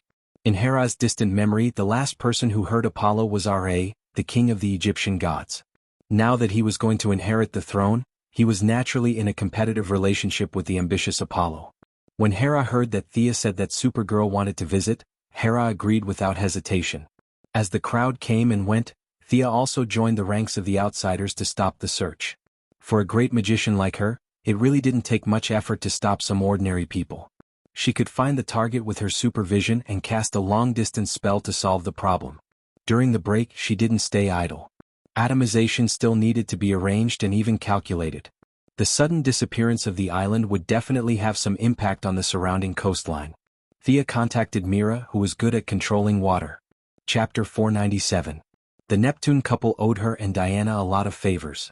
When they heard that she needed their help, the two came quickly.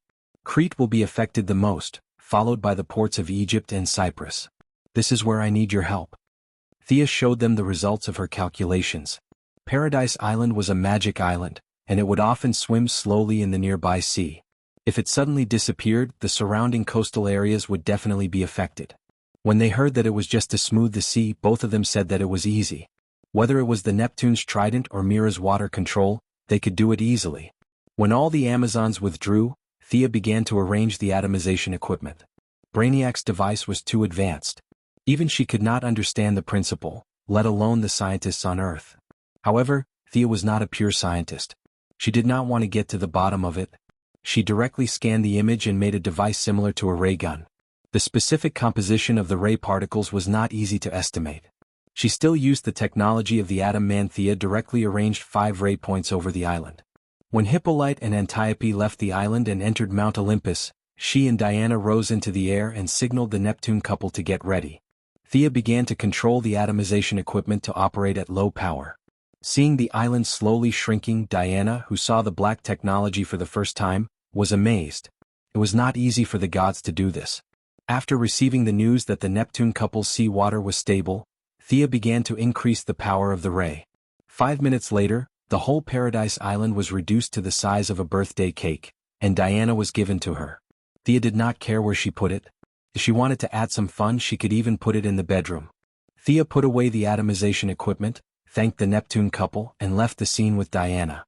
Thea could tell that Diana didn't want to place Paradise Island in Hera's territory, so she didn't force it.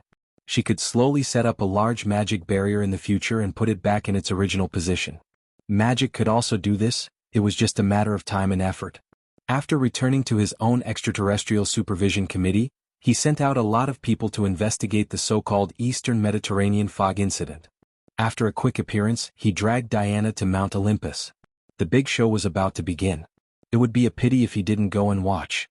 "What did you do? Why do I feel like the urgency in my heart has disappeared?" Diana asked. It was her first time coming to Mount Olympus. She felt a sense of calmness that she hadn't felt in a long time. That's right. Thea felt that it was mostly due to Hera's bravery in shouldering the heavy burden and shouldering a lot of Diana's problems. Wonder Woman went from being the key protagonist to a dispensable side character in the following events. As a demigod, she would definitely have some inexplicable premonitions. Haha, isn't this a good thing? Let's go and see Hera first. She's actually not a bad person. Submitting to the God Queen wasn't a difficult thing to say. Diana, who was also a member of the gods, naturally wouldn't be so immature as to get mad at Hera. Although the two didn't meet intimately, they didn't fight either. Mount Olympus, which had been quiet for thousands of years, was very lively today. Hera now had people saluting her wherever she went, which made her feel very happy. According to the Japanese manga, she also found a sense of being recognized. Seeing Diana lowering her head, Hera, who had a big family and business, thought that her armor was too monotonous and a little imperfect. She gave her a red cloak with gold edges, which was a very obvious sign of goodwill. As Thea, who had helped her a lot, Hera naturally wasn't stingy. Seeing that she didn't have a suitable armor, Hera directly opened Zeus's treasury and took out an armor called God's Armor. Looking at the silver-white half-body armor with a blue lining, golden hair, green eyes, and the sword of victory and pledge, Thea felt that she might have taken the wrong script and mixed in some strange things. But it would be a waste if she didn't take it, so she didn't refuse. The two found an empty room to try out the new equipment. Diana's cloak only had some protection against arrows, fire, cold, and acid. With her current strength, the cloak was more for aesthetic purposes. Wearing only armor every day was a little monotonous, especially after knowing Superman, Batman, and the other cloaks. The armor that Hera gave Thea was amazing. It wasn't the same as Toria's, but was made by Zeus himself when he had nothing better to do. In order to deceive girls from all walks of life, Zeus could be said to be proficient in all professions and the kind of top-notch master who had mastered all sub-professions. Casting armor was even easier.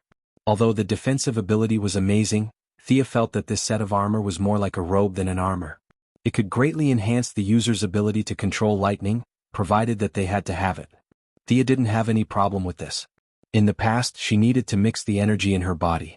Now, as long as different magic was injected into the armor, it would automatically form lightning magic. It was immune to lightning and had a very high resistance to fire, cold, and acid. It also had a certain enhancement in speed. Thea and Diana tried it nearby. The two women's speed was already equal, and Thea was even a little faster. At the same time, it had a significant increase in strength and endurance. The most important thing was that this was a woman's armor with a battle skirt. After so many years in this world, they had seen many artifacts. However, there really weren't many armors, and women's armors were even rarer than Kryptonians. Diana's armor was custom-made, and it was very difficult to find another one. After testing the enhancement of various attributes, Thea's strength finally caught up with Diana's under the enhancement of the armor. She could barely be considered an advanced pseudo-demigod. After confirming the flow of time between the two worlds, they learned that Hera was going to hold a gathering of the gods in 10 days. She would announce her succession to the throne at the banquet. Thea naturally had no objections. She pulled Supergirl, who was having a crazy time, and the three returned to Earth. After sending Supergirl back to school and returning in 10 days, Thea began to learn from each other with Diana. In order to keep Paradise Island, Diana had agreed to all of her requests. After some reluctance, she unlocked quite a few postures. The two of them felt as if a huge burden had been lifted off their shoulders, and they lived happily for a few days. As for Zola, who had been kidnapped by Hermes, Diana just thought about it and put her aside. She would take care of it, but Hermes was nowhere to be found. She couldn't do anything about it even if she wanted to. Diana, who had been with Thea for many years, was much more realistic compared to the original spacetime. She only knew Zola and they weren't even friends. Diana couldn't go all out to find Zola for her. Chapter 498. Although 10 days were short, Thea still took some time to do something big. She gathered a few capable people in the Bat Cave for a meeting. Thea, Diana, Superman, the Martian Manhunter, and Batman. Now this loose circle was starting to resemble the Justice League. Let's call it version 0. One of the League. I've called you all here for one thing. Thea went straight to the point. Considering the pressure and danger in the real world, I'm going to strengthen Louise Lane. Her earth-shattering words almost made Superman, who was drinking water beside her, bite his tongue. Why are you doing this? Batman, who had investigated Superman's 8 generations of ancestors, naturally knew Louise. He just wanted to know why Thea did this. Was there a need to say it? Louise Lane's death directly triggered the plot of the League of Injustice's God on Earth. Her influence on Superman was too great. At first, Thea didn't take it seriously, but on Mount Olympus she finally realized that treasures that could resurrect the dead were extremely rare. Even Hera only had 1 or 2. Considering their bad relationship with Hades, it would be very troublesome if they died now. Only God knew how the Owl Court had managed to save Yao Fei. Over the years, they had conducted hundreds of experiments according to the procedure on that day. Unfortunately, none of them succeeded. What's more, without the pool of Lazarus, it would be difficult for Yao Fei to wake up even if he became a vegetable. But Louise Lane was a suicidal person. She appeared in all kinds of dangerous places without any protection. One day she might die if God didn't pay attention. That was why Thea proposed today. You asked me why. Thea faced Batman's question. She didn't care that Superman was beside her. She pointed at Superman. I'm worried about him. If Louise dies, his bottom line may not be able to stop him. What should we do then? Are we really going to use kryptonite against a noble friend? Batman pulled a long face and didn't say anything. In fact, that was what he was thinking. It was just that there was no need to say it out loud. Superman was also dejected. He didn't know what he would do if it really happened. How are you going to strengthen her? The Martian hunter naturally knew Louise Lane, but he didn't want to get involved when it came to Superman. There are only a few types of strengthening: genes, magic, and equipment. Actually, you misunderstood. I just want Louise to have the ability to protect herself. I don't want her to be a superhero. What a joke. Wouldn't it be more dangerous for Louise to become a hero? If she had the ability, she would have gone to interview Darkseid instead. Although it involves me, I support it. Superman didn't know what choice he would make in the end, but it was always right to take precautions in advance. Louise is a woman filled with a sense of justice. She should be able to protect herself. Diana spoke up at the right time. With 3 votes in favor, the Martian Manhunter and Batman couldn't think of any reason to object. There was no doubt that Louise was a righteous person, and Batman, who was so paranoid that he almost became a cancer of suspicion, was also certain of this. How to strengthen her? Thea looked at Batman, who waved his hand. My martial arts aren't suitable for her. Actually, what I meant was to let Batgirl or Black Canary train her. I don't want her to be very strong, but she should at least be able to resist a few blows. Also, Thea threw a teleportation gem to Superman. I made this teleportation gem. The teleportation location is set at Supergirl's apartment. Louise's defense is too weak. I think we can gather our strength to make her a set of armor. Gathering everyone's strength to make armor. This idea naturally came from the Hellbat armor, but there was no need for Louise to fight her way to Apocalypse Star. There was no need for it to be so powerful. Superman was certain that this was a good idea, and they split up to do some work. The task of measuring the body was given to Superman to build the shell on the star. Diana did the post-production enchantment, Batman installed various electronic components, and the Martian hunter installed the anti-heart control module on the helmet. Finally, Thea atomized it to make it easier to carry around. In order to prevent this reporter from going further and further down the road of death, the 5 capable people, including Superman, all tacitly agreed not to make any weapon systems. This armor could be said to have 0 attack power, and its defense and speed were maxed out. Presumably, as long as Louise didn't have a death wish, she would still be safe. After much consideration, the training work was given to Barbara. Excluding Thea, who was an unconventional combat power, Batgirl Barbara could be said to be the role model of the younger generation of heroines. Whether it was her intelligence or her martial arts, she was outstanding. She was full of righteousness, and she must have a lot in common with Louise. After dealing with Louise, Thea and Diana rushed back to Mount Olympus. The naive Supergirl was naturally dragged along. This little girl's energy had increased by at least 30% after the battle with Apollo. Now Thea and Diana couldn't suppress her without using their full strength. When they returned to Mount Olympus, the environment was still the same, but the atmosphere was much more lively than before. Hippolyte wisely retreated to the second line, and all the Amazons were led by Antiope. This strict female warrior was loyal to her duty and never showed favoritism, which won Hera's praise. In addition to the Amazons, Mount Olympus had another force, and that was the elites who had escaped from the underworld with Thea and Hera. Their structure was loose, but under the strong pressure of Hades, they still submitted to Hera and elected the half-human, half-spider Ahriman as their leader. With these two forces in hand, Hera constantly balanced the relationship between the two sides. The taste of power intoxicated her, and she would not give up the position of the king of gods even if you asked her to. In addition to the three women, the first to arrive was unsurprisingly the goddess of strife, Eris. This goddess came and went without a trace. Wherever there was strife, she could be seen. Following closely behind the goddess of strife was Thea and Diana's old friend Ares. Compared to the elegant middle-aged man during the First World War, the god of war now looked older. His face was full of age spots and his beard reached his chest. He was also dressed in rags, but the only thing that was pleasing to the eye was that he no longer pretended to be a cripple. The old god of war looked like Hera's grandfather from afar. In fact, he was the biological son of Hera and Zeus, but the world was used to dividing good and evil according to their own understanding. As the son of the great evil and jealous Hera, Ares was also cursed a lot, and no matter what, he was all blamed on the god of war. The people who cursed him included Hippolyte and Diana. Thea sometimes maliciously thought that Diana must have said a lot of bad things about Ares behind his back before she became a martial artist. Chapter 499. Not long after, the severely injured Apollo also arrived at the scene. The sun god saw the Supergirl at a glance and shrank his neck, not daring to explode.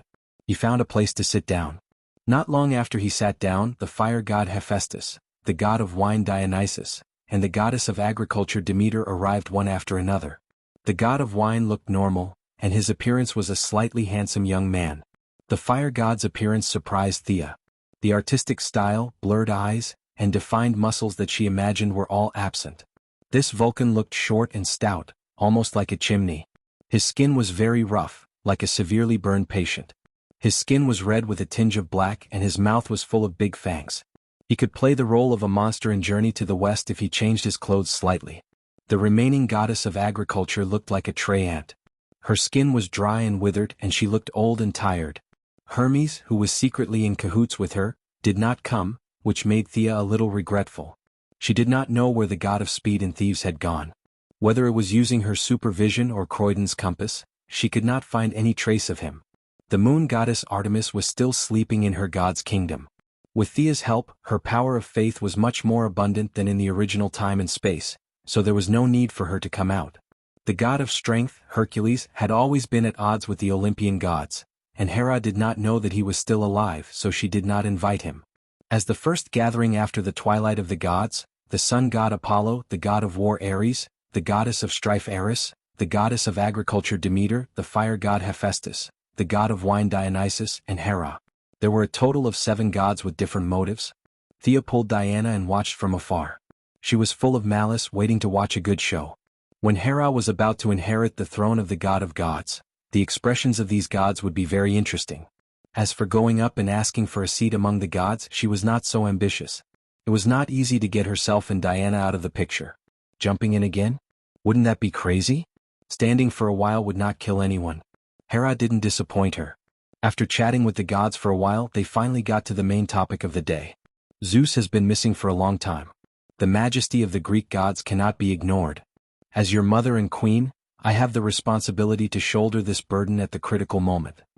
Hera paused to observe the gods' reactions. After living for such a long time, the gods were no fools.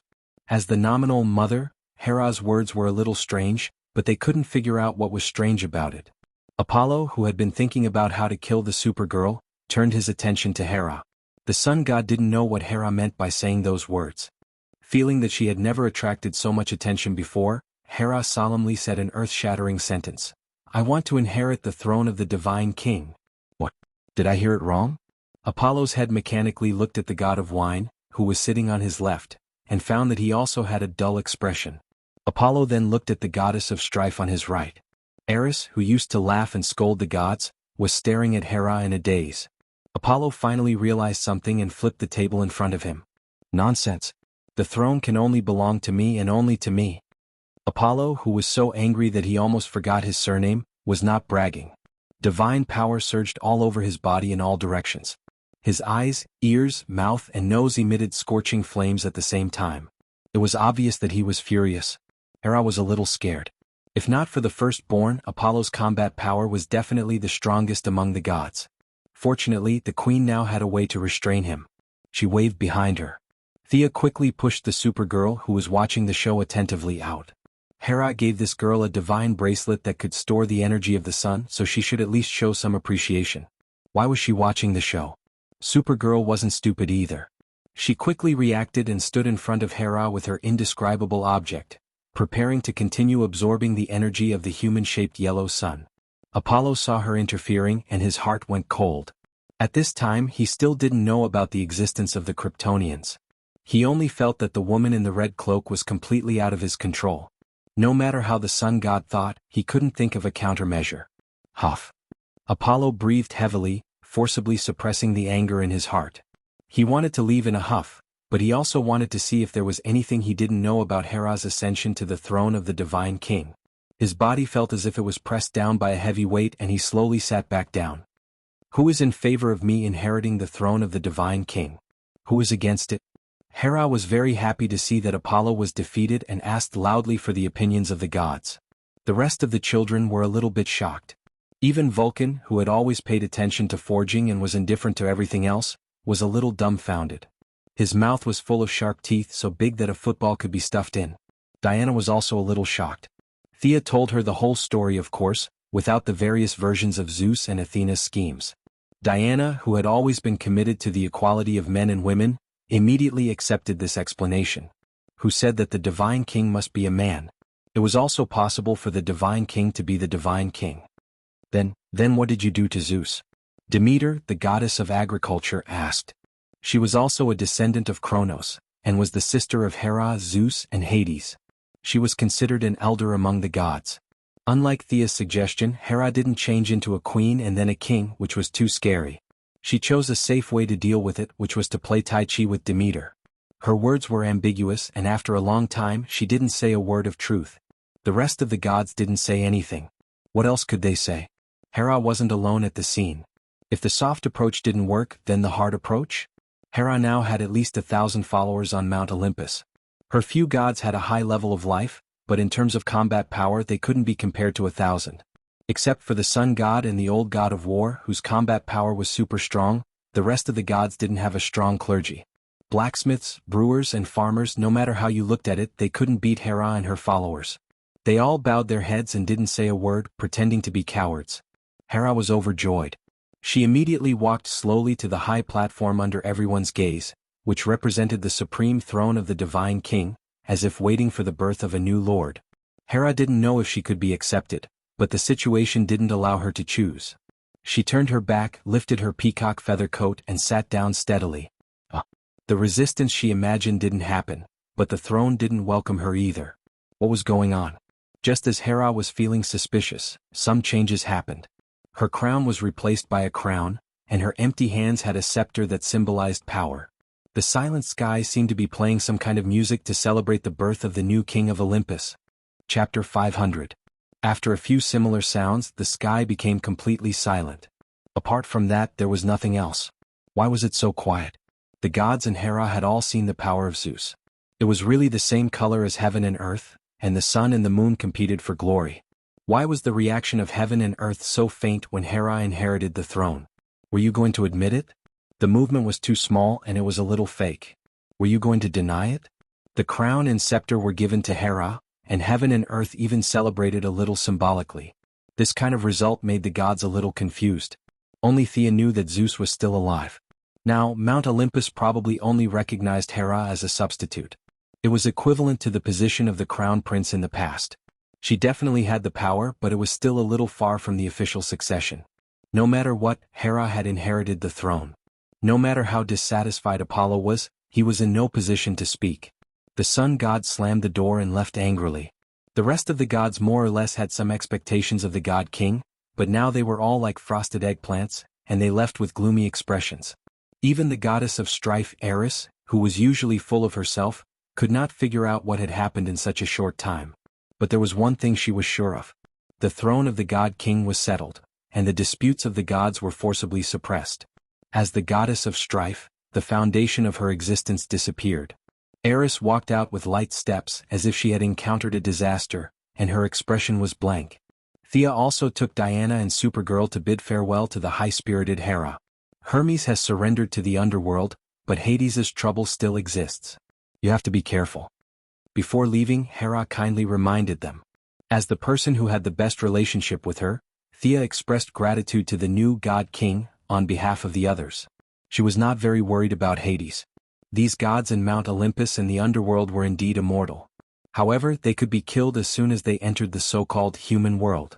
Hera's words meant that she couldn't stay out of it. If Hades was in trouble, she had to come and help. Thea felt that Hades might not even know who she was. At most, he would use the holy sword as a clue and secretly hate the Celtic gods. Now that everyone was dead in their own god's kingdom, it would be extremely difficult to go to each other's home to cause trouble. With Hades's forbearing character, he would not carry out any thunderous actions. The priesthood of Pluto determined that no one could escape death, so he was not in a hurry at all. No matter who offended him, they would fall into his hands one day. He had followed this core idea for tens of thousands of years, and he would not make an exception for Thea. The young mistress was very relieved as she brought Diana and Supergirl back to Earth. After bidding farewell to Supergirl, who had gone back to school, she went home with Diana to unlock new positions. No one knew how long it would take for Zola and the Zeus Smef in her stomach to be born. This had nothing to do with Thea. As for the firstborn, it was even more troublesome for Hera. If the firstborn had any brains, he would not challenge Hera, who had all the advantages. Therefore, in short, this low-level version of the Battle of the Gods was going to end before it even started. Thea spoke on behalf of Diana. Our goal was the new god, not the broken god of war. We don't care. Everything was back on track. Those who were supposed to go to school went to school, and those who were supposed to go to work went to work. The fog in the eastern Mediterranean had become one of Earth's unsolved mysteries. Neither the Heaven's Eye Society nor Thea's committee managed to find any inside information. Their subordinates wrote the report without knowing what was going on, and their leaders signed it for the record. The matter had finally come to an end. Thea looked at the invitation in her hand and threw it back on the table. It was an invitation from the Advanced Technology Laboratory in Central City, inviting people from all walks of life to observe the official operation of the particle accelerator. As an authority in the field of genetics, the young mistress was now a big name in the scientific community. In addition, she had a good relationship with the Advanced Technology Laboratory, so Reverse Lightning, who was disguised as Dr. Harrison Wales, had also sent her an invitation. The particle accelerator is about to be activated. Thea looked at the gloomy sky outside the window. Her gaze flew out of the metropolis and saw Central City in the distance. If the metropolis was said to have turned from sunny to cloudy, then Central City was completely cloudy. If one did not know the truth, they would definitely say that Dr. Harrison Wales was crazy to conduct an experiment in such weather. The scientific community was generally not optimistic about Dr. Wales' experiment. His so-called future was about to open, changing the understanding of physics, bringing about the advancement of dynamics, and making unprecedented breakthroughs in human medicine. Most of the scientists felt that Dr. Wales was under too much pressure and that there was something wrong with his brain. What nonsense was this? There were people who mocked and ridiculed him, people who tried their best to persuade him, and naturally, there were also people who were envious and jealous. Thea learned from Gideon that Reverse Lightning was so excited that he was about to jump up and down. He had painstakingly prepared for 15 years and was about to bear fruit. He had never been so clear-headed before. If she had just arrived in this world, Thea could still go to the scene of the particle accelerator explosion and maybe get an ability or something if she was lucky. Unfortunately, Thea's level was now too high. If she was given an ability that was incompatible with the current system, she would have to go through a lot of trouble to split her soul and cut it out, which would be troublesome. It just so happened that the scientific community was boycotting this experiment, so she went with the flow and asked her assistant to call and decline the invitation. Diana wasn't interested in these scientific matters and went to work on her foundation, while Thea stayed at home alone to watch TV. Sure enough, it rained heavily that night. People from all walks of life called Dr. Wales and advised him to postpone the experiment. Reverse lightning acted out the image of a paranoid and crazy scientist very well. A few cities away, Thea could see reverse lightning roaring into the phone. His expression was full of his love for science and his desire to know the truth. If there was a ranking of the acting skills of these heroes and villains, if reverse lightning said that he was second, no one would dare to say that they were first. The old guy's acting skills were really too good. Other than Thea's supervision, who could see him through the phone, he pretended to be conflicted and mixed with all kinds of complicated emotions. When his acting skills exploded, even he himself would believe it. With this deep acting skill, even if he didn't have the power of speed, reverse lightning would probably be able to win an Oscar, right? The rain outside the house was getting heavier and heavier. Not only the scientists in the field of physics, the citizens and reporters outside the cutting-edge laboratory, but even the staff inside the laboratory began to persuade Dr. Wales to postpone the experiment. In such bad weather, it was too easy for accidents to happen. Reverse lightning sneered in his heart. The sun is bright, why would I experiment? What I want is an accident. Once again, despite the opposition of the crowd, he forcibly started the particle accelerator. Thea could see a trace of nervousness from his subtle expression. Whether he would return to the original spacetime and live a good life or wait for death in the 21st century, it all depended on this trembling.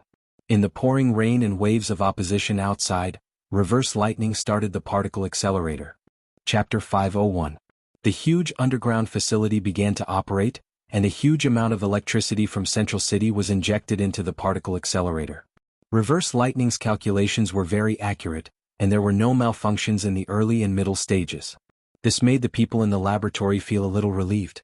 However, when the energy began to run wildly, and the particle accelerator entered the 45th minute, the operation of the equipment reached a critical value.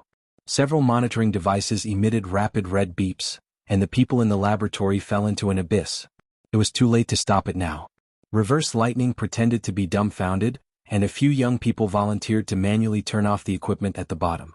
Thea recognized the young people, Ronnie Raymond, Cisco Ramon, and Caitlin Snow. However, the huge energy of the particle accelerator interfered with her vision, and their figures were very blurry. Their noble act of self-sacrifice did not change the fact. Although they cut off the energy supply system of the particle accelerator, the accelerator, which had reached full capacity, began to shrink rapidly and completed the whole process of shrinking to a total energy explosion in 3 seconds. The orange energy soared into the sky, and the thick clouds were scattered. Countless debris were swept into the air, and the shock wave swept in all directions.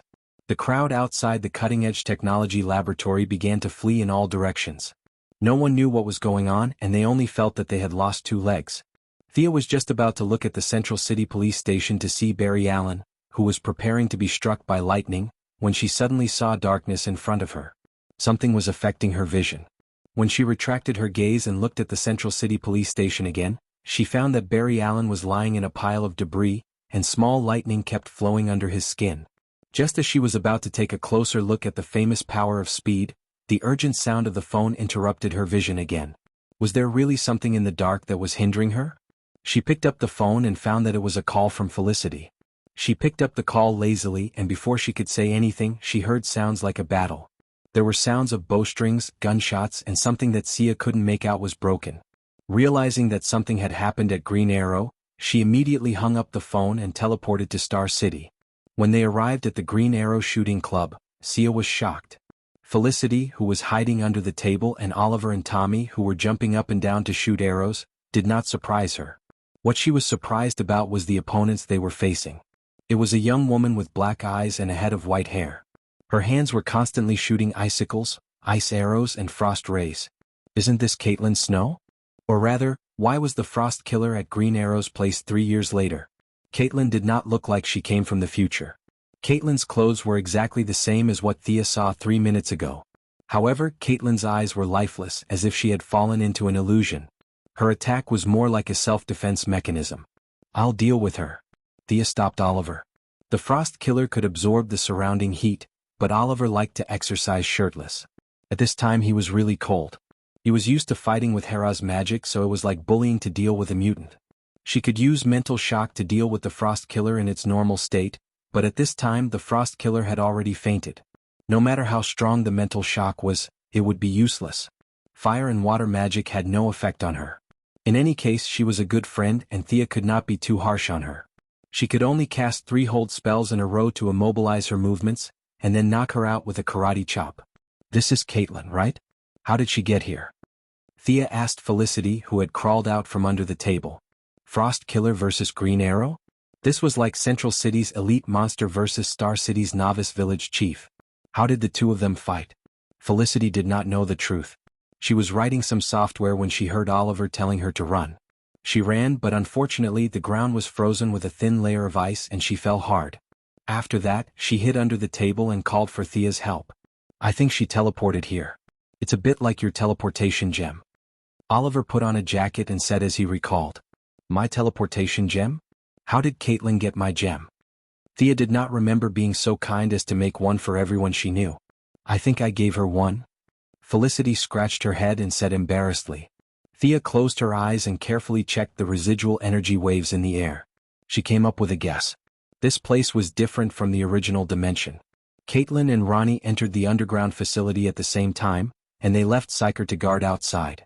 Unfortunately, the explosion still happened. At the critical moment of life and death, the young man and woman probably put on a show of life and death together.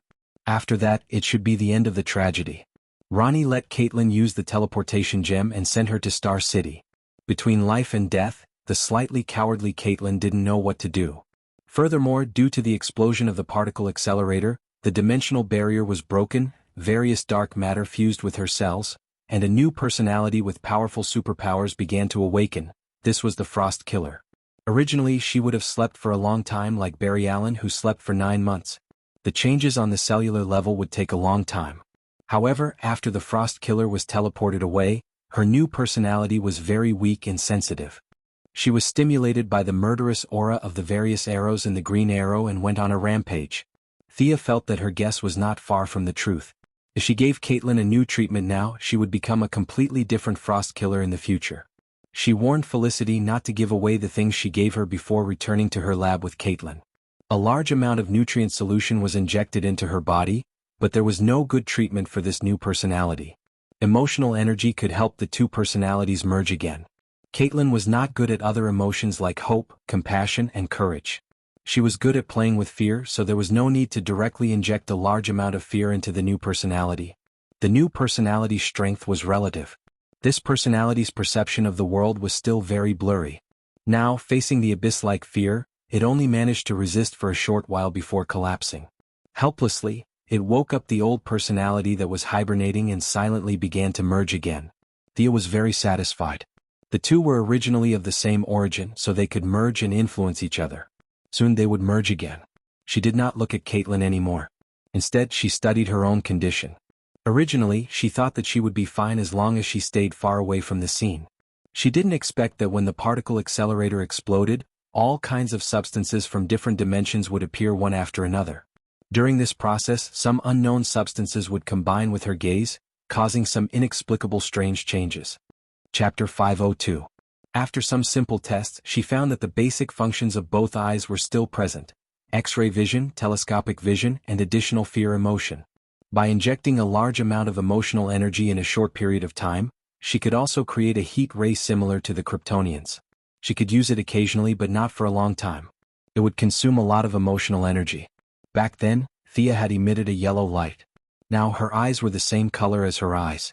The ray had turned green. Most importantly, the ray was no longer a straight line. Instead, it could turn at will according to Thea's will.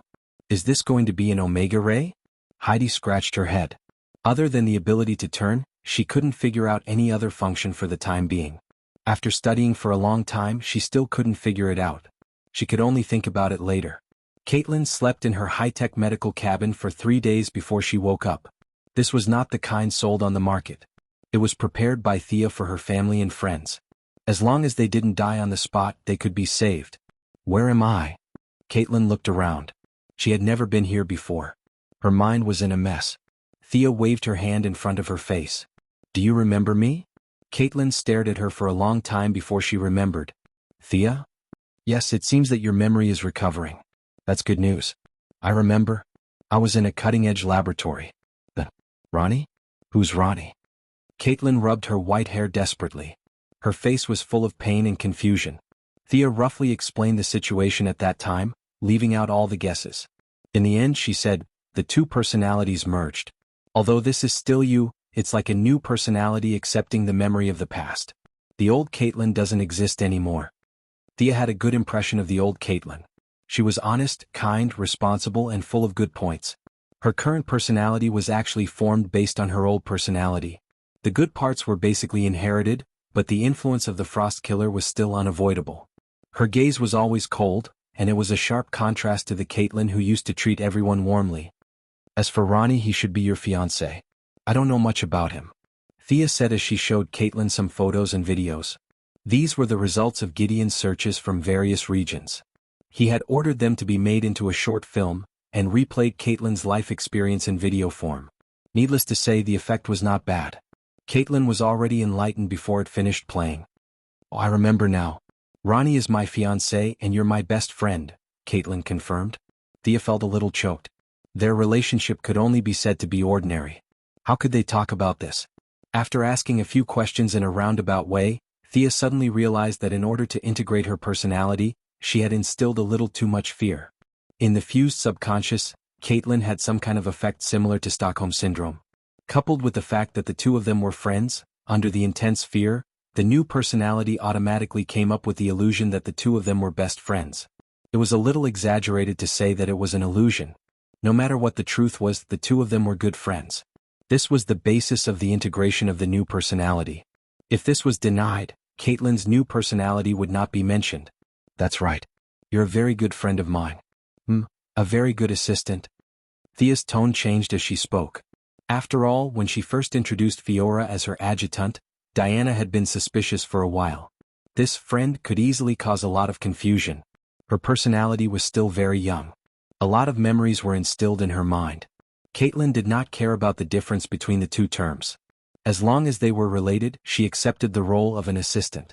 Caitlin moved a little on the spot, and the temperature in the room began to drop rapidly. Caitlin seemed to know that she was in trouble and quickly stopped.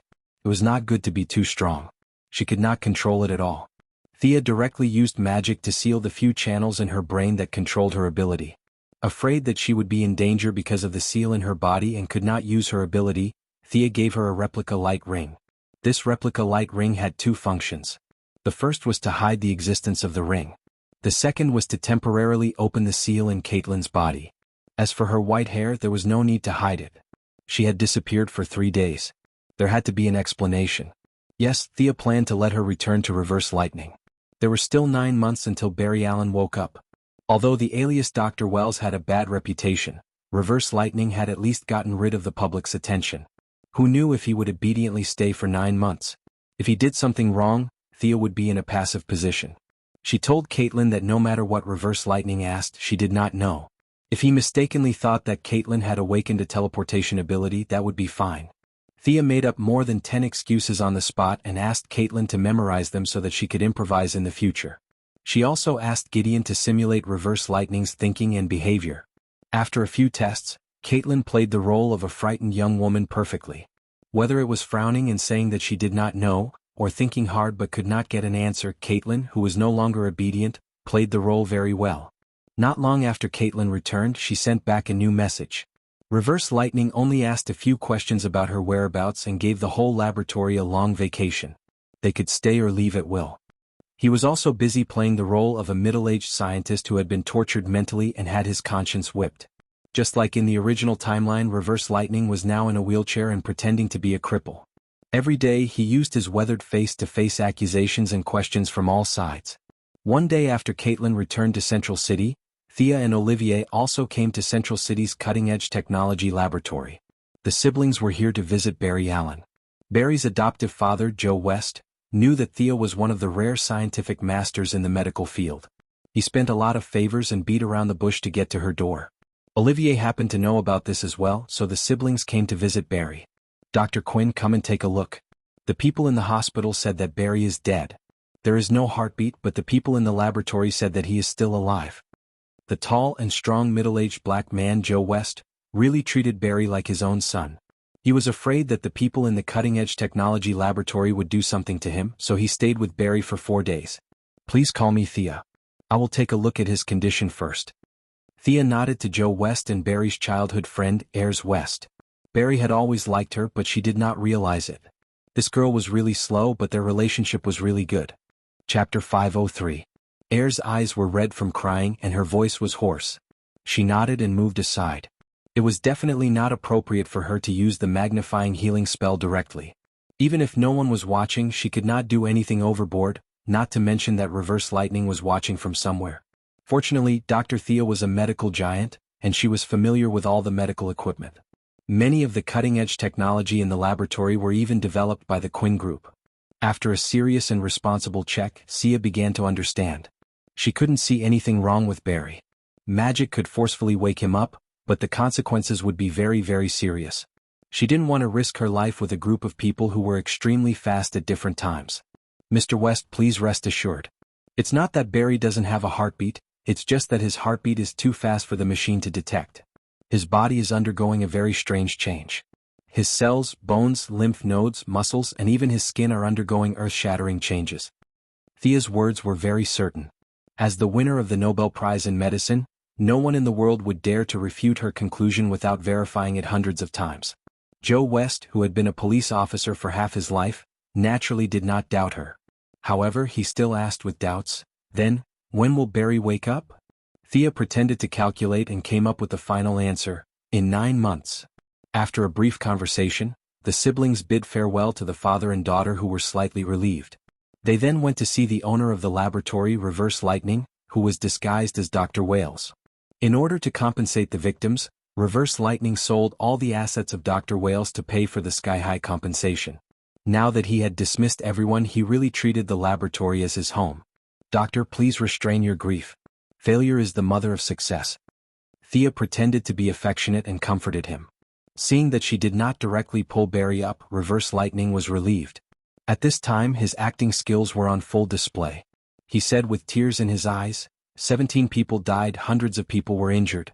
I am ashamed to face all the people who trusted me." The two of them showed off their acting skills on the spot. Thea combined her image of a capitalist who disregarded human life and a person who explored new heights in medicine. Reverse Lightning, on the other hand, showed pain, guilt, regret, and so on. Both of them immersed themselves in their true feelings and went through the process. After that, they went back to their respective homes. It would take at least 400 years for Reverse Lightning's mother to be born. Thea wouldn't be able to see her for a while, so she went home to look for her biological mother. Moira's mayoral term was less than 2 years away. As for the next step of her plan, whether it was herself or her staff, they all welcomed Moira's preparation to run for the White House. However, the process was extremely complicated. At least in the 4th year or the year before the election, she would spend a whole year busy with the campaign. Modern candidates generally began preparations a year and a half in advance. This required the support of Moira's family members. In some occasions, family members had to be present to act as mascots. Thea was not worried about Moira. After all, this was her suggestion. Moira was worried about Oliver. Her son's way of thinking was very strange. To be honest, as his mother, she did not know what Oliver was thinking. As she expected, Thea didn't react when she heard that she wanted to go further. She just nodded and continued to eat her dinner. Oliver was a little stunned. His own mother was going to run for president of the United States? Would this affect him? Of course it would. At least the FBI and the CIA were responsible for protecting the president's family. If he was watched by agents every day, it would be inconvenient for him to move freely every night like now. However, Oliver was in no position to stop her. Besides, there were still 2 years left. What if she didn't get elected? Thinking of this, Oliver followed Thea's example and lowered his head to eat. Moira was satisfied. If her children didn't object, it meant that they supported her. After hesitating for a moment, Moira said, "Thea, you and Miss Prince won't make a big deal out of it, right?" Thea thought about it and understood what her mother meant. She was afraid of causing a big scandal. She waved her hand and said, "Don't worry. We have a very long life. For Diana, we are still very young." After getting a satisfactory answer, Moira looked at Oliver and asked, "What about you? You and that Chinese woman?" During dinner, they began to discuss Oliver's marriage. To be honest, Moira was not satisfied with Shadow, but she would not be happy if Oliver chose Laurel. In short, when a mother-in-law looked at her daughter-in-law, she would find something she did not like about her daughter-in-law. After dinner, the family sat in front of the TV and chatted. Thea was especially concerned about who would succeed the mayor of Star City in 2 years after Moira's death. Several mayors in the original space-time died in office one after another. 2 years later, Oliver changed and became the mayor. Now it was impossible. Mother and son inheritance? This was too shocking. The basic democratic system still needed to be taught. Sebastian Brad is a very ambitious young man. I have a hunch that he will win in the end.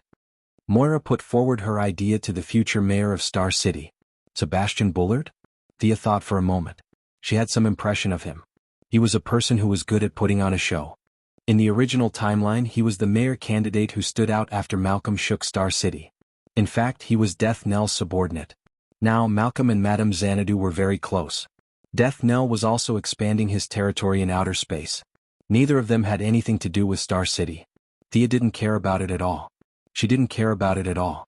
However, she didn't care about others, but someone was thinking about her.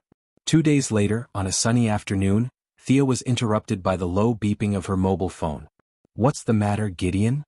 Someone has triggered the confidential document codenamed M, the artificial intelligence reported emotionlessly. Show it to me. Thea turned on the desktop monitor. A minute ago, someone tried to retrieve information about Star City Hospital's Dr. Jill and your birth certificate from 22 years ago. Thea rubbed her forehead. How did you deal with it?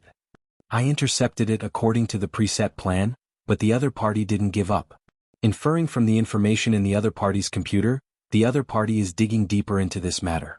After Gideon finished speaking, he displayed a large photo on the screen. The other party was a Caucasian man in his 30s. He was dressed very plainly and had a long face. He was not good-looking, but his eyes were very spirited. Thea looked at the name displayed at the bottom of the screen. Sebastian Brad.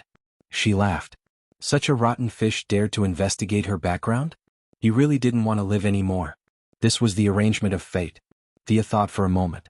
She took out the light ring and contacted Death Knell, who was far away in outer space. He was the most suitable person to do this. Chapter 504. Death Knell came quickly. He didn't ask why after he got the mission target he went to catch the person alone. Half an hour later, Thea met the daring mayoral candidate, Mr. Sebastian Bullard, in her laboratory. She could tell that Death Knell's sudden attack had scared the man out of his wits. Although he tried to stand up, his legs were shaking like a sieve. He tried a few times but failed. Mr. Sebastian, do you recognize me? Thea was wearing a sleeveless black sundress. She sat on the chair with her hands crossed on her legs and asked curiously. Sebastian looked at Death Knell, who was as strong as a bear with 2 swords on his back and had a lot of blood on his body. He wanted to say that he didn't know her. But thanks to Thea's popularity and his previous investigation, as well as what he was doing half an hour ago, he didn't deserve to have a brain if he couldn't connect the dots. He smiled bitterly and tried to please her. I know, Dr. Thea Quinn. I've seen your photo. You're prettier than the photo. Thea smiled back elegantly, but her words were as cold as ice. You're investigating me? You're trying to find a way to attack my mother through me, aren't you? Is this your plan to smear your ex's reputation?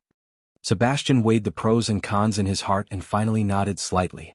Maybe in your heart I'm just a small figure, a symbol, a weapon you use to attack your political opponents. Am I right? This time, Sebastian didn't dare to nod because he saw Death Knell draw his swords. The law couldn't save him and neither could the voters. He could only save himself. I was just curious. I didn't mean to belittle you. Sebastian waved his hands in an attempt to make his words more convincing. Unfortunately, Thea ignored his little gestures. You're trying to destroy my family. What mayor? What president? Ask my men. They'll tell you if I care about those things. Death Knell didn't have time to answer the prisoner's question. He was looking around. With Thea's anger, the ground of the lab shook slightly. There was something like static electricity in the air. The static electricity hit the paper and made a crackling sound. You're just a dirty politician. Calling you a politician is already a compliment to you. Even the FBI doesn't dare to investigate, but you actually have the guts to investigate. Looking at your computer records, you even contacted a few media outlets. Ah. Sia chuckled as she spoke. Who would have thought that such an arrogant person who had nothing to do with her life would almost do something that would have a profound impact on the world? With a flick of his finger, before Sebastian could understand what was going on, he found himself pressed to the ground by an invisible force. In his sight he could only see Sia's high heels and chair. The mysterious and strange method made his heart beat violently. Today he seemed to have found something amazing, but he didn't know if the other party would spare his life. Sia seemed to be talking to him but also seemed to be talking to herself. If you reveal my identity to the public, my mother and brother will be questioned by countless people, and my family will be destroyed because of it. You must have thought about this, right? But you don't know what I'll do if I don't have a family to hold me back. It's something you can't even imagine in your dreams. Democracy? Dream of your democracy. The temperature in the room dropped visibly. Sebastian felt that the air he exhaled began to turn into mist. He wanted to shrink his body, but an invisible force stretched him, and he could only lie on the ground motionlessly. Do you know the God on earth of the Unrighteous Alliance? Thea laughed self-deprecatingly. You don't know. If I want to, I can paralyze the global military network. Nuclear bombing is not a plot in a novel. Superheroes have their own weaknesses. They can't stop me. Mankind will be on the fast track to destruction before it reaches glory, and it's all because of you. Mr. Sebastian Brad, do you know that a nameless nobody like you actually had the opportunity to decide the fate of all of humanity at that moment? Thea looked at his confused eyes. You don't know anything. Without the permission of the higher-ups, without secret support, you're just an infuriating wretch. Your existence is meaningless. You can disappear now. He thought that Thea was going to kill him.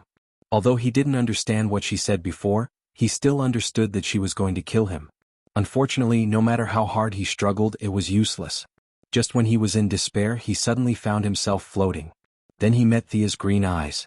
The other party's eyes flashed with colorful light, as if some great power had hit him.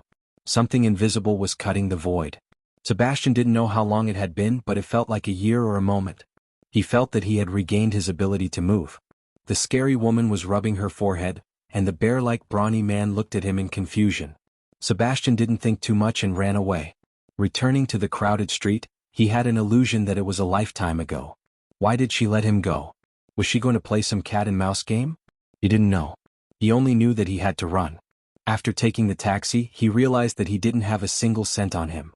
His mobile phone, credit cards, and other things were all gone. He used his glib tongue to persuade the driver to take him to Star City, and he would pay the driver double the fare. However, when he arrived at Star City, Sebastian was dumbfounded. His campaign office had turned into a private house. He called his assistant, but the assistant said that he didn't know him. After noticing the strangeness of the situation, he went to the base of his dark forces. He was not a pure person. He had once gathered a few people from the underworld to form a small gang. Usually, they would do things that were inconvenient for him to show his face. The situation in the base was exactly the same as in the campaign office. The environment was still the same, but the people were no longer the same. Using the familiar terrain nearby, Sebastian got rid of the taxi driver and fled all the way back to his residence. Jumping in through the window, he found that this was no longer his home. The layout was different, the furnishings were different, and there were strangers hanging on the wall. Sebastian felt that he was going crazy. At first, he thought that Thea was very powerful and had a lot of people. She wanted to cut off all his escape routes and make him beg for death. But a series of failures gave him a horrible idea. Everything he had done before seemed to be illusory. The other party seemed to have erased the traces of his existence. Chapter 505. In order to verify his conjecture, he deliberately created a small conflict on the street. Sebastian was arrested and sent to the police station, but the police were surprised and he was terrified. There was no record of him in the police station. He provided some information and asked the police to help search for his parents. The result was the same. His parents were both there, but there was no record of him. At least, there was no record of him in the police station. It was rare to find an unrecorded person in modern society. Many police officers came to watch, but Sebastian found that many of the police officers he knew did not know him. He became more and more sad. He pretended to be crazy and was detained in the police station for 2 days, leaving behind a legend that he might be a time traveler. Finally, he was taken away by the Star City Mental Hospital. Such a small matter was treated as a topic of conversation in the Star City police station. It did not take long for Thea to hear about it. She just laughed it off. Who would have thought that this guy was going to run for mayor? No one remembered him. Sebastian did not exist in anyone's memory. Except for himself and Thea, no one knew about this person's past. All traces of his existence had been erased from the source by the power of rules. The price was that Sia had a headache and a week of dizziness. Just an ordinary person was enough to make her feel terrible. She couldn't use this move, which she named Eye of Obliteration, easily anymore, at least not at this stage. Star City regained its tranquility, and no one remembered Sebastian. Several outstanding people who were expected to succeed as the mayor of Star City had already begun to secretly exchange various interests. Star City's economy was prosperous, and public security was stable. They didn't need to do anything to get a good political achievement. No one could refuse this temptation. The prosperity and stability of Star City naturally bred crime. After the Brick Wall Gang was defeated, another criminal with the code name Count of Vertigo rose in Star City. He produced a large amount of hallucinogens and put them on the market. The crime rate in the city increased by several percent in just a week. Felicity, who asked Thea out for coffee, just said a few words and stopped talking about Count of Vertigo. Now that the Green Arrow team was strong and powerful, a little Count of Vertigo was not worth mentioning. "How is Sarah now? You seem to be a lot more capable than I thought," Thea couldn't help but exclaim. That day when she went to find Green Arrow, she was shocked. The shooting club had 2 more female members. Laurel's sister, Sarah Lance, had finally returned to Star City. Together with her was the Ninja Master's daughter, Nissa Al Ghul. Talia's ruthless rule forced Nisha and Sarah to hide outside for 2 years. That's right, these 2 ladies had that kind of intimate relationship. Sarah, who missed her sister and her father, had nowhere to go. In the end, she brought Nisha back to Star City. Because of the participation of Thea and the future Sarah back then, Sarah did not meet Oliver on Purgatory Island in this time and space. The 2 of them met and fought for a long time before they realized that they were running friends. In a trance, the 2 of them seemed to have rekindled their old relationship. This angered the Ninja Master's youngest daughter, Nissa. "Don't you dare steal Sarah from me."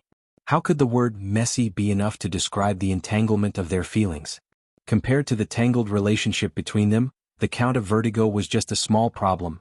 As an outsider, Thea felt that it was messy. As an insider, Oliver was even more messy. The siblings would occasionally chat a little. Everything had to be solved by themselves. That day, when the giant creature was purified, the magic content in the air increased. Coupled with the explosion of the particle accelerator in Midtown, the unknown substance in the air was increasing rapidly. Some abnormalities could be found all over the world. Thea could feel that the surface of the calm water was unusually restless. Something bad could happen at any time. In a peaceful afternoon, when Thea was preparing to go home after a busy day of work, a series of urgent phone calls interrupted her journey. "Come to Gotham quickly, Superman has gone crazy." The person who called her was Barbara Gordon. On the other side of the phone, it sounded like a demolition site. The rumbling sound was incessant. Thea did not have time to think. She put on the god's armor and rushed straight to Gotham without caring about shocking the world. As she flew at full speed, Gotham came into view in the blink of an eye. Half of the street had been destroyed. Ordinary citizens were running for their lives. The gangs on the street had started a frenzy of looting. In the air there were also police and television planes. The former was maintaining order while the latter was reporting the news without fear of death. However, the most eye-catching one was Superman, who flew in the air from time to time. He was wearing a blue tight suit and a red cape. His eyes were scarlet red. On the ground, fighting with him was Batman, who was wearing a set of heavy robot-like armor. The thick armor provided him with a strong defense. Various black technology equipment also provided the armor with decent attack power. However, the battle was rushed and he was not prepared at all. Even though Batman was wearing the armor that he named Anti-Superman, he was still beaten to a pulp. What was going on? A few days ago, she was worried that something would happen to Louise. Superman could not have turned evil so quickly, right? Seeing that Batman was about to fall, Thea did not have time to ask. She flew down and received Superman's fatal punch. The force sent her flying more than 10 meters. At the same time, Superman was also pushed back 2 meters. In terms of pure strength, there was still a gap between the 2 of them, but the gap was not big. What's going on? Can someone explain it to me? Thea took out her holy sword and faced Superman with a bright light. There's something controlling him in his chest. Batman's armor was severely damaged. The voice that came out was a little distorted. Thea then looked at Superman's chest. Because Clark's pectoral muscles had always been well developed, even many women could not compare, so she had not noticed it. At this time, with Batman's reminder, she saw a dark purple plant under Superman's clothes. 4 tentacle-like things were constantly absorbing his vitality. The main body of the plant was also emitting a kind of sound wave that was like a psychic shock. It affected Superman's brain through some kind of extremely strange resonance. Black Mercy?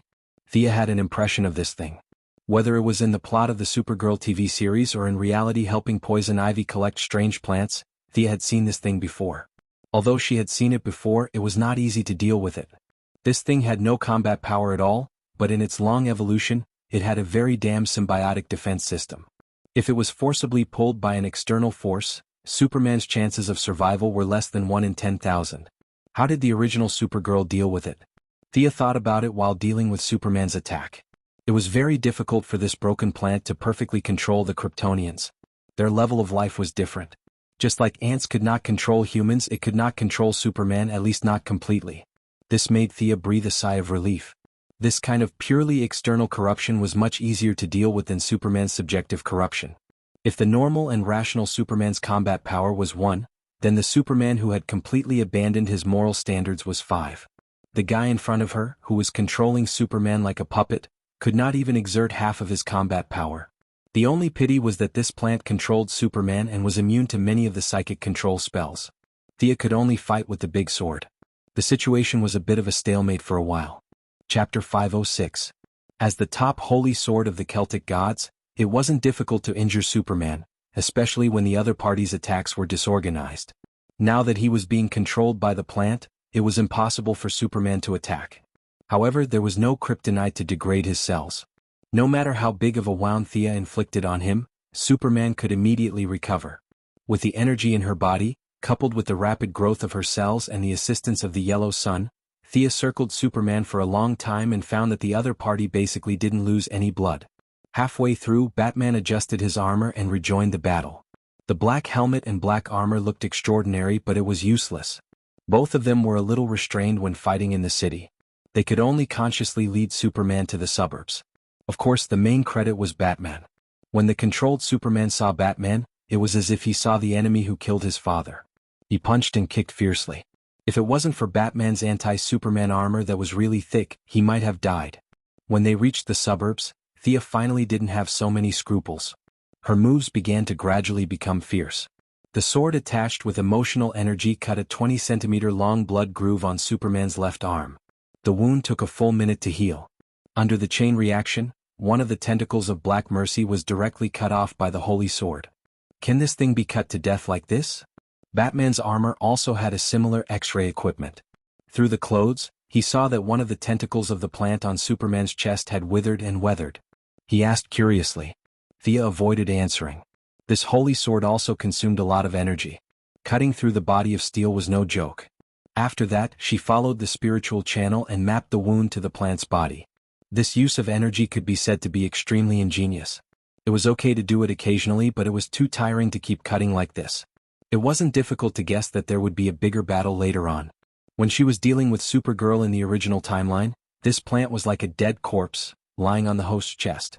At that time, she didn't see that it had the ability to control the host's body, and Thea didn't think that this plant had any deep hatred for Batman. Considering that Supergirl's Uncle Norn's belongings had all fallen into Luthor's hands, it was almost certain that this Black Mercy had been given to Superman by Luthor. It was likely that Doomsday had already entered the countdown. Hold on a little longer.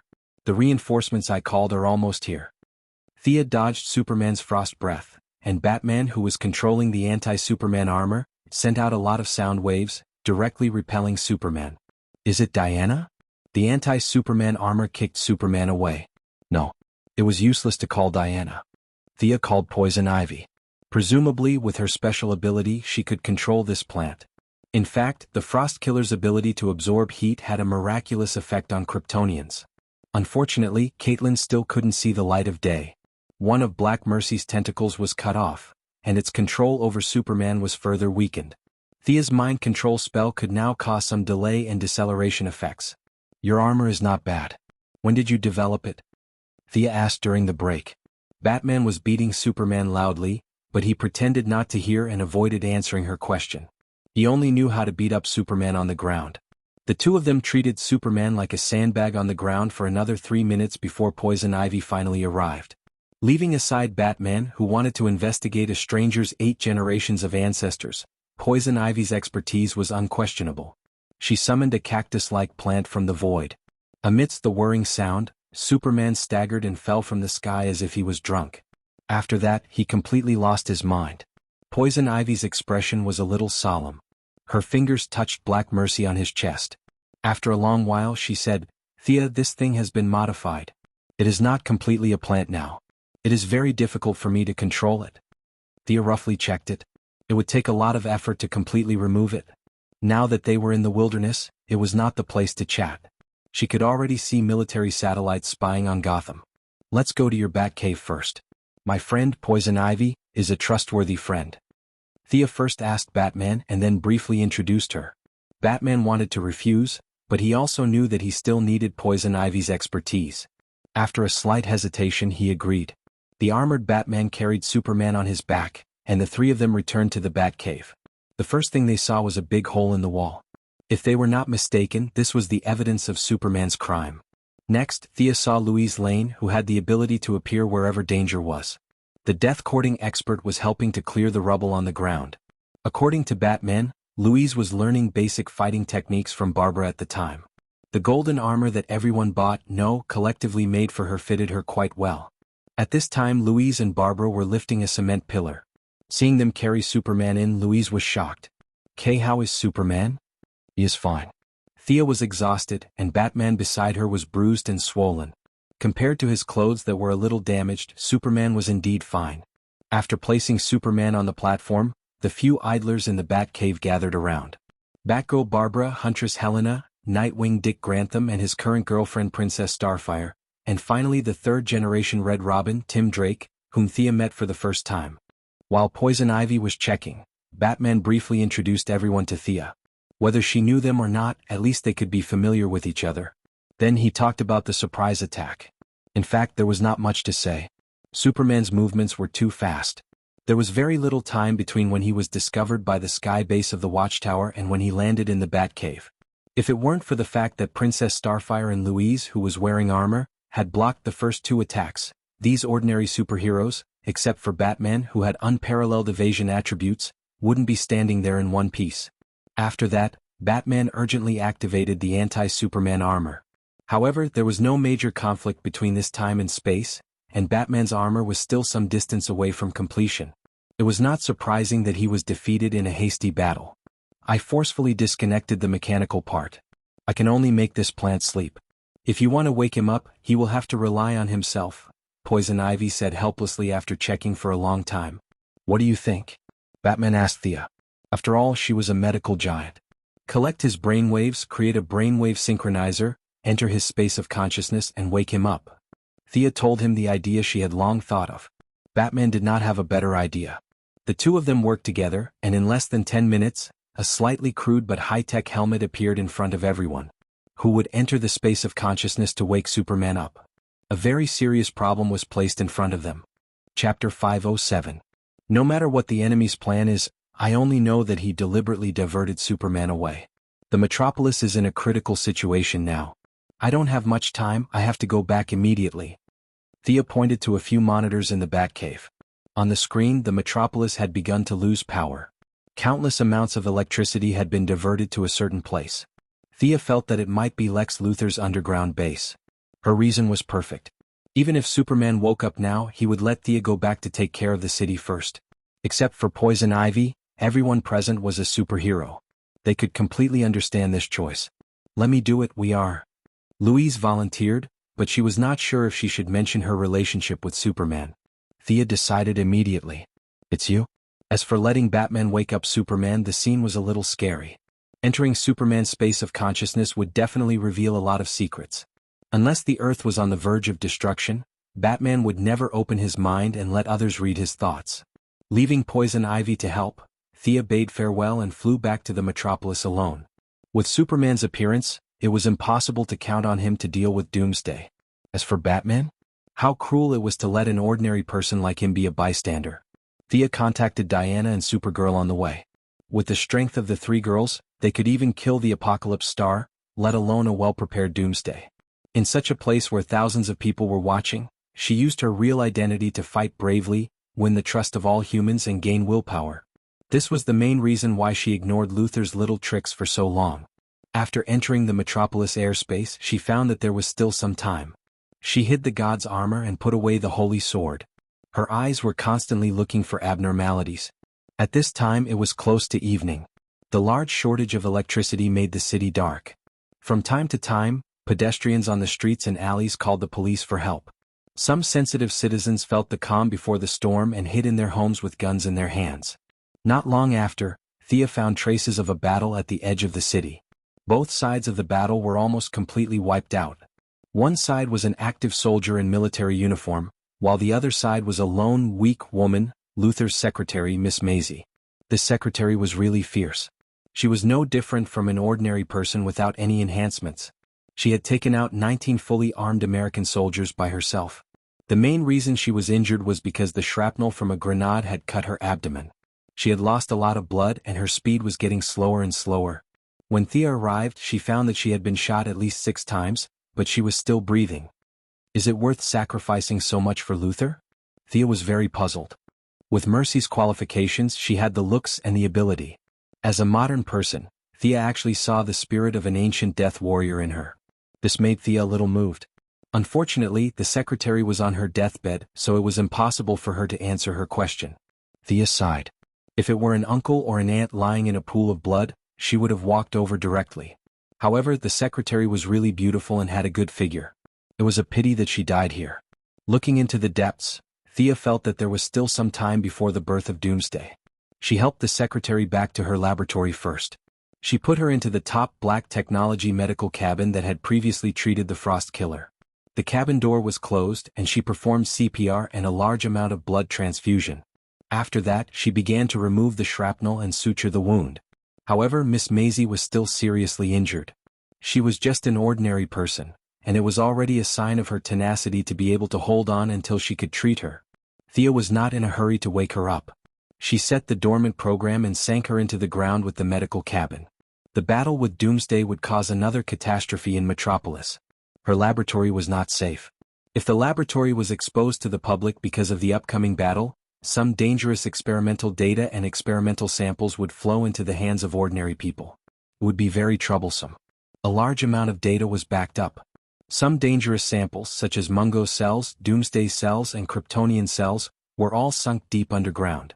Until there were no more mistakes, she rushed to the previous area and continued to search for Luther's traces. Along the way, the corpses of the military soldiers and mercenaries served as road signs for her. Thea walked into the depths of the underground base. She was very fast. Many people only saw a blur in front of their eyes before she disappeared. Looking at the experimental equipment and documents scattered everywhere along the way, Thea could not help but sigh.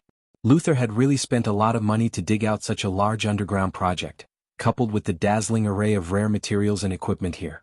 And with such a big movement, it would be a big joke if the military and government did not know about it. Looking at how the military had arrived at the scene one step ahead of her, she knew that they had a tacit understanding. Today, whether they were here to reap the benefits or to stop Luther's evil deeds, the key was to see who would be the final winner. After breaking through the largest battlefield at high speed and entering the deepest part of the base, Thea finally found the target of her trip, Mr. Luther, who had recently lost a lot of hair. Standing in front of him was also an old acquaintance of Thea's, the old General Ryan, who also had the ability to appear wherever there was danger. Of course, these high-ranking people were not here alone. Standing beside Luther was a burly man nearly 2 meters tall. Under Thea's supervision, this man's whole body was made of metal, and there was a large piece of kryptonite placed on his chest where his heart was. This was one of Superman's nemesis, the Metal Man. Next to General Ryan stood a tall robot with a red body, a big T symbol on his chest and a blue cape. This was the superhero Red Whirlwind. Thea just glanced at him casually. The black technology of the military was still very commendable. This guy's bionic skin was not bad, but it was hard to tell whether he was an artificial intelligence or not. However, the other party seemed to feel Thea's gaze and turned to look at her with a stern expression. "Yo, both of you are here. There's a power outage in our house. May I ask what caused it?" The young lady did not intend to hide her whereabouts. She stood up calmly and asked a completely unrelated question. Dr. Quinn came quickly. "Is Superman okay?" General Ryan did not appreciate her humor, but Luther did not take it seriously. He greeted her briskly and asked about Superman's recent situation like a friend. Thea glanced at the old man next to her. She did not dare to say that his daughter was now awakening the sleeping Prince Charming in Superman's dream. Oh, what a sincere feeling. Luther seemed to have analyzed something from her subtle expression.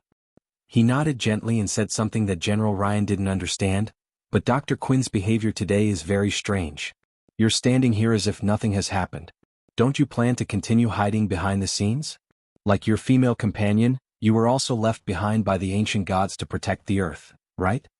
Luther's tone was still brisk, with a bit of banter and seriousness. Chapter 508. Horus, Apollo, Jehovah, these gods are real? Who else is included? Diana Prince? What role does Professor Quinn play in this? Luther looked at Thea with curiosity. Thea didn't need to lie about this topic. Besides, other than Jehovah, who Luther mentioned, she knew all the other gods. Now that she was on good terms with Hera, Thea didn't hesitate to use the excuse. Just because you can't see them doesn't mean they don't exist. Gods do exist, and they have been silently protecting this world. Thea saw that Luther was about to speak, so she interrupted him. I know what you want to say. Let me tell you, they are not perfect. They have their own ideas and their own positions. Gods are not omnipotent, so they can't be perfect. I'm not a god, I'm just an ordinary person. Ryan looked at her. You're still on our side, aren't you? Thea nodded. She was on the same side as the military when it came to stopping Luther. It was a bit narrow-minded to say that she was on the military's side. She should be on the side of order. General, I'm on the same side as you now, but I've warned you many times that Brainiac's threat still exists. Don't develop artificial intelligence. You're risking the lives of 7 billion people on Earth.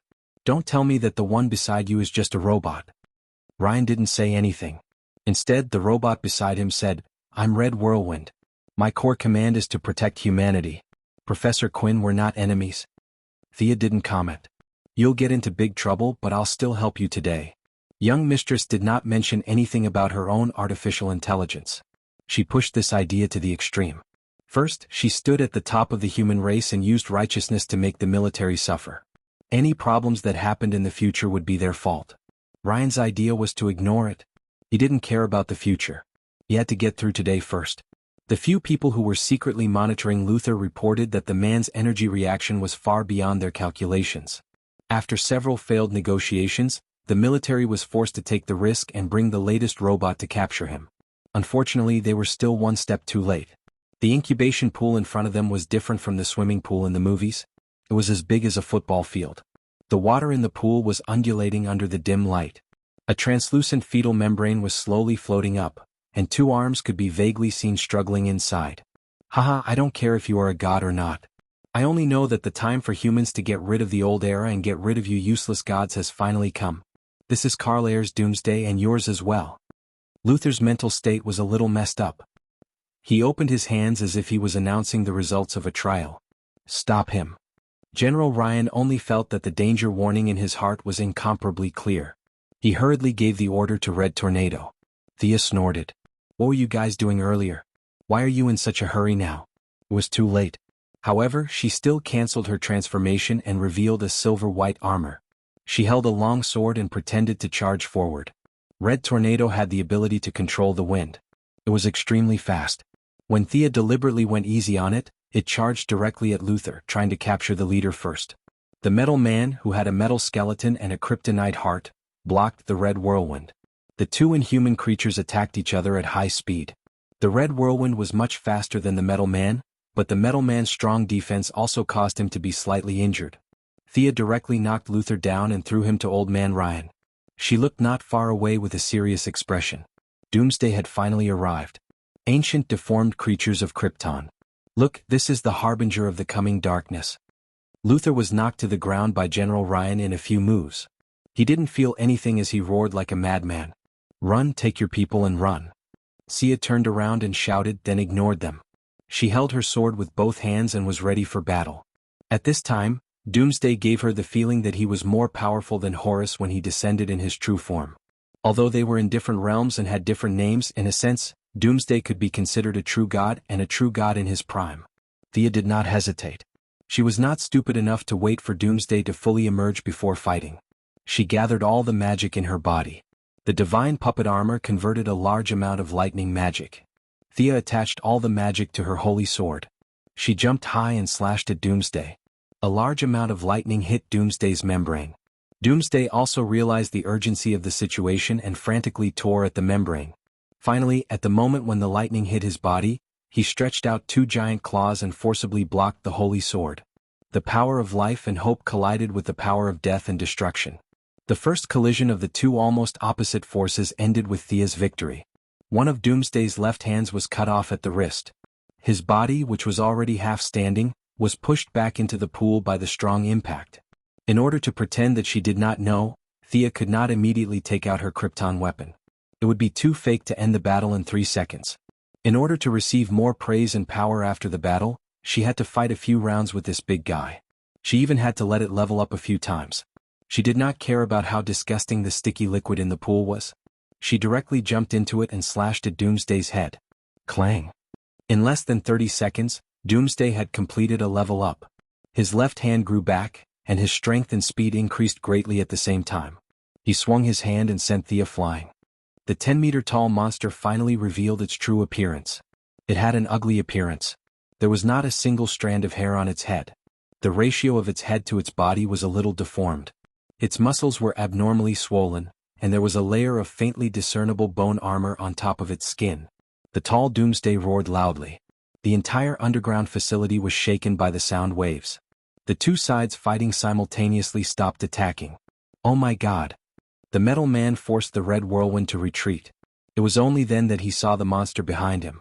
With the energy detector, he screamed and did not care about Luther anymore. He rushed to the other side of the tunnel and ran. General Lane did not have an energy detector. However, after many years of military service, he still had some warnings in times of crisis. When he thought of the few big bosses who asked him to bring back Luther's research results, he could only smile bitterly. Are you kidding me?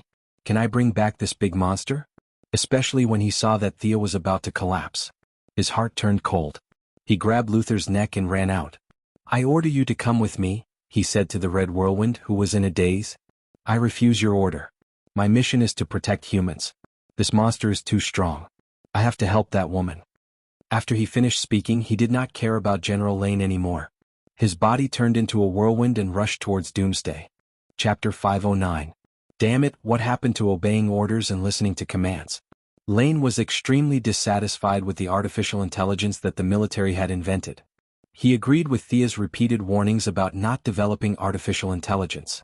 However, he had no time to think about it. He could only run outside with Luther. As Louise's father, he was more or less related to Superman, the son of the dimension. He was quite lucky. He saw a group of soldiers after running for a while. A few soldiers realized that he was a high-ranking military official. They hesitated for a while but still brought him along to escape. General Lane was running for his life. With the help of Red Whirlwind, Thea was no longer in a hurry. However, this robot was still far from their level. It could only hold Doomsday back. It would take at least 100 of them to defeat him. What's the situation over there? Only the Martian hunter could communicate telepathically. Thea and Doomsday had left the underground base long ago. Her blonde hair was covered in dust. It's bad. Why do you want to help? The Martian hunter hesitated for a while but decided to tell the truth. Your side is on fire. I can't help. Where's Superman? In the Batcave. You can ask Batman for the details. I'm too busy here. Thea only relaxed a little. Red Whirlwind was severely injured by Doomsday's heat ray. 2 large holes appeared on the left side of its chest. Its bionic organs were destroyed. Its body could no longer maintain its high-speed rotation. It fell to the ground like a rag. Fortunately, it was a robot. It was the last on Doomsday's list to be destroyed. Seeing Thea charging at him again, Doomsday, who was a little slow, instinctively let Red Whirlwind go. The huge disadvantage in terms of size made Thea feel very aggrieved. She no longer cared about the consumption of emotional energy, and a 10-meter-tall manifestation that looked exactly like her was created by her. The 10-meter-tall giant also held an enlarged holy sword. Under Doomsday's surprised gaze, it quickly moved left and right. It found an opening and slashed Doomsday's abdomen horizontally. A large amount of dark blood-like liquid flowed out. Doomsday cried out in pain. Thea's experiment was not in vain. Its cells could not simulate the holy sword at all. This kind of fantasy weapon was its real enemy. It jumped wildly, lifted a tall building beside it, and threw it at Thea.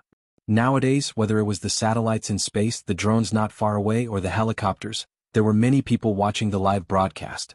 If it were any other time, she would have avoided them directly, but now she had to act righteous. He set up a thick defense in front of his body. On the other side, he used emotional energy to envelop the tall building to create an emergency ladder so that the people inside could quickly come out. Fortunately, at the critical moment, her reinforcements finally arrived. With a huge sonic boom, Kara Danvers rushed behind Doomsday. With the help of the huge acceleration, she punched Doomsday in the head. Supergirl, who had trained many times, calculated her position very well. Doomsday was hit towards the side where there were fewer people. However, it was impossible for him to come out unscathed. It was a miracle that such a 10-meter-tall monster with a weight of tons was sent flying with 0 casualties.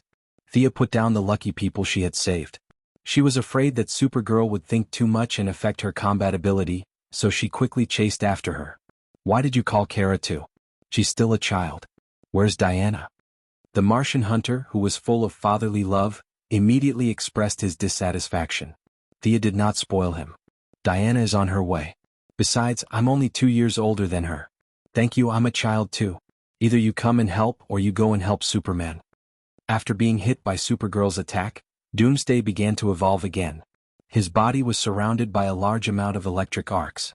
Some orange energy could be vaguely seen in his body. The bone armor on his skin began to expand rapidly, and a few large bone spikes emerged from his body.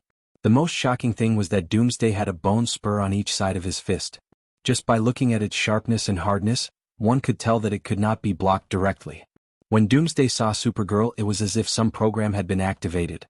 He fought with the two girls, and most of his killing moves were used on Supergirl. This made the little girl a little tired. "Son of a bitch, how dare you ignore me?"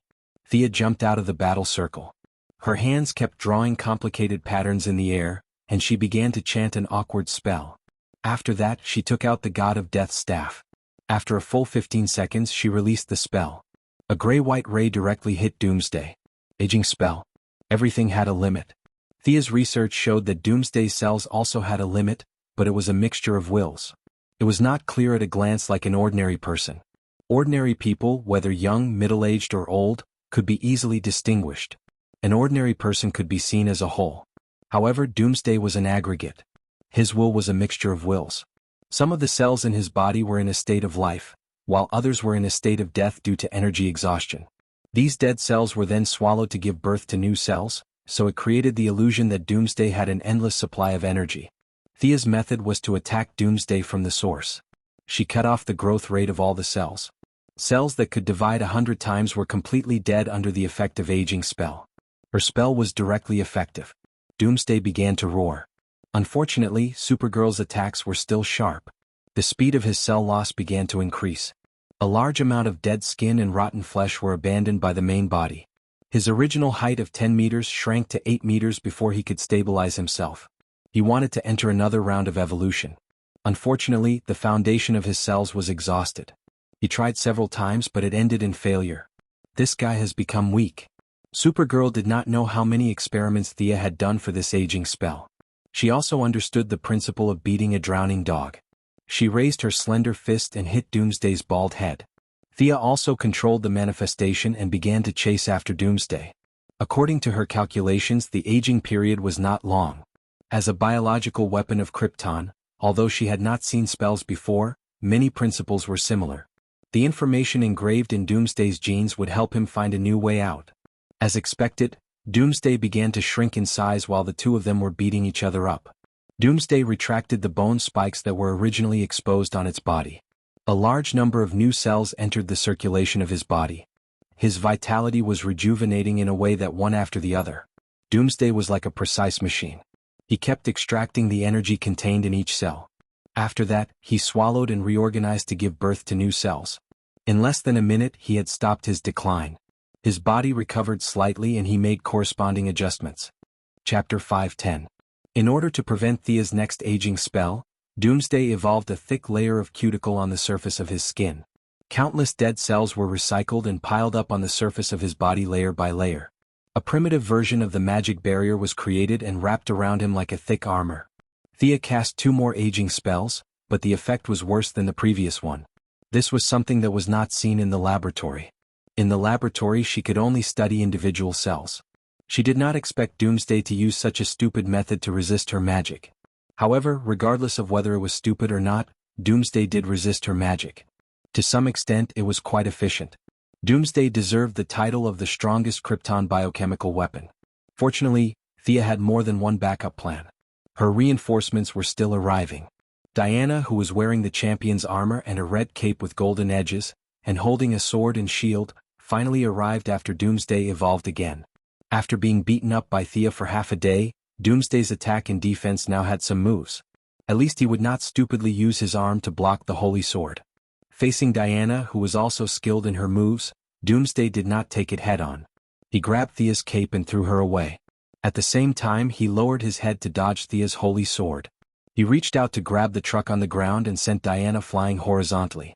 The three girls usually fought against each other, but this was the first time they fought together against an enemy. Slowly they began to cooperate. The three of them surrounded Doomsday and attacked him fiercely. Among the three girls, Supergirl was still the strongest, especially after she absorbed 30% of Apollo's energy. Now, in terms of pure strength, she was not inferior to Superman, who had been under the sun for 30 years. Diana's attack and defense were equal. Her attack and defense were both excellent. She was a natural warrior. Thea's attack was a little weaker. The Sword of Victory and Oath was a fantasy weapon, not a weapon that specialized in killing people. In addition, she did not have a very aggressive personality, so she seemed a little weak. However, this was all relative. From the combined strength of the three, Diana was still slightly stronger, Thea was slightly weaker, and Supergirl was at the bottom. Realizing that he was outnumbered, Doomsday circulated the energy in his body at full force. The heat rays from the Kryptonian genes surged wildly. 2 crimson rays shot straight at Supergirl's face. Not to be outdone, Supergirl also retaliated with heat rays. Thea felt that the timing was not bad. She also joined the game of killing whoever she glared at. Dark green energy shot towards Doomsday together with Supergirl. Doomsday had the upper hand against the Supergirl, but with Thea's addition he immediately shrank back. It was still the same statement. Its strength was very strong, stronger than any of the three of them, but it was not to the extent where it could crush them. Diana naturally would not let go of such a good opportunity. She quickly moved behind Doomsday. The Valkyries shouted loudly, and the Guardian bracelet combined with her own strength was activated dozens of times. The silver-white energy hit Doomsday's back directly. Even with the Kryptonian genes as a cushion, he could not withstand such a powerful blow. The moment he was sent flying, Thea and Supergirl's laser attacks hit him at the same time. The three women's strength coordinated very well. Originally, Thea and Supergirl's laser attacks and Diana's attacks were directed at the same direction. However, when Thea saw that Diana's attack was effective, her laser with tracking function wrapped around Supergirl's attack and went half a circle around Doomsday's chest directly. Doomsday, who had regained his 10-meter height, was directly sent out of the atmosphere by the three women's joint attack. If nothing went wrong, he would evolve again. Before she could catch her breath, Thea dialed the president's number. When the call went through, she did not bother to talk nonsense. "Where are your nuclear bombs? Now is a good opportunity. Hurry up and launch them." There was a lot of discussion on the other side of the phone. Thea continued to urge, "Hurry up now. He will recover soon." In fact, Thea knew that nuclear bombs were useless against Doomsday. They could even trigger a new round of evolution. However, if she did not let the people of Earth experience it, they would not know how to write the word, give up. At the same time, she wanted them to throw the nuclear bombs out so that they would not backstab them later. As long as they realized that nuclear bombs were useless, they would place their hopes on her and the others. Just as she expected, in less than a minute, a flaming missile carrying a nuclear warhead was launched into the sky. Afraid that it was not safe, another one was launched 10 seconds later. Did it succeed? This thought appeared in the minds of many high-ranking officials. If Thea knew what they were thinking, she would definitely despise them. This was not the end of it. It was just a halftime break. In the movies, Doomsday was almost instantaneous in order to make the camera feel more compact. In reality, it was impossible to achieve such an exaggerated level. Basic biological cell evolution required time. Doomsday was a technological product, not a magical product. Thea contacted the Martian hunter who had been on the telepathic channel. "How is Superman? This big monster seems to be not dead yet." The Martian hunter's voice was a little weak. "He woke up. He imagined a Krypton environment. We spent a lot of effort to wake him up. I will pull him in. You can ask him yourself." Not long after, the voice of Superman, who was even weaker, came. "I saw your battle. Hang in there, I will be there soon." Thea stretched her neck and looked for a long time, but she did not see Superman, who was coming soon. "Don't look, he is on my Batplane. Can't your yellow ring restore him? Why don't you fly towards me?" Batman's voice came at the right time. If it were not for the fact that he did not have any special abilities, Thea would have suspected that he also had supervision. The three girls agreed to go together. The three of them had good eyesight. Doomsday did not die after the nuclear explosion, but he was too severely injured. The cell repair in his body was a little slow, but the interval was very short. They were afraid that they would have to fight a stronger version of Doomsday in a few minutes. On the way, Thea received a call from the president. Ordinary people did not have supervision, but they had many observation satellites. Doomsday's body did not explode into powder. Instead, his cells began to repair the damage. He was rejuvenating. Anyone with a little common sense could analyze that he was not dead at all. What should we do? Thea smiled bitterly. Mr. President, continue to launch. Help us buy time. Previously, Luthor seriously injured Superman. We need time to heal Superman. I don't know if there is a tomorrow for mankind. Let's work together to get through this. Thea's words were very emotional, but a pessimistic atmosphere shrouded the White House through the phone. The president almost smashed the phone. He pointed at the noses of the high-ranking military officials and scolded, "Is this what you mean by everything is under control? Did Luthor say anything? He created this thing. Does it have any weaknesses? Can you take pity on me and tell me?" Chapter 5:11. The generals were also staring at each other. One of the oldest replied, "I'm sorry, Mr. President. We have used many methods including deep hypnosis. From the analysis of the current clues, I'm afraid Luthor has created an invincible monster. Now that the situation is serious, I'm afraid we need your help." The president's finger trembled as he pointed at him. He was so angry that he could not speak. These people were such bastards. Usually they would hide their true intentions and cause trouble. Now that they realized that the situation was too big to handle, they dragged him out to take the blame. God had mercy on him. Usually he would have left work at this time. Now that the sky was dark, he still had to sit here and argue with these useless people. You have seen the effect of the nuclear bomb. Now what other ideas do you have? Tell me and I'll carry them out. The president had no binding power over this group of people, nor did he have any punishment measures. He could only vent his dissatisfaction with his mouth. After that, he would have to clean up this mess himself. He suppressed the thought of using his submachine gun to attack these generals and turned to ask the think tanks. At this time, everyone was speechless. What could they do against such a terrifying monster? They all lowered their heads and did not make a sound. We have been reduced to the point where we have to rely on 3 women to save our lives. Gentlemen, where are our male superheroes? The president pointed at the TV screen angrily. Where is Superman? What other Batman is there? Where are these people? Commander Amanda. The president turned to ask Amanda and found that she did not look good. He immediately realized that there was something wrong with his words. "I'm sorry, I'm not discriminating against men and women. I don't know what I should say." Thankfully, Amanda was very patriotic and automatically ignored the issue of discrimination between men and women. Like a robot, she reported, Superman was heavily injured by Luthor earlier. As for Batman, he's just an ordinary person. He can only provide limited help in a battle of this level. Luthor again. The president wanted to eat him. He slammed the table and shouted, "Bring Luthor here."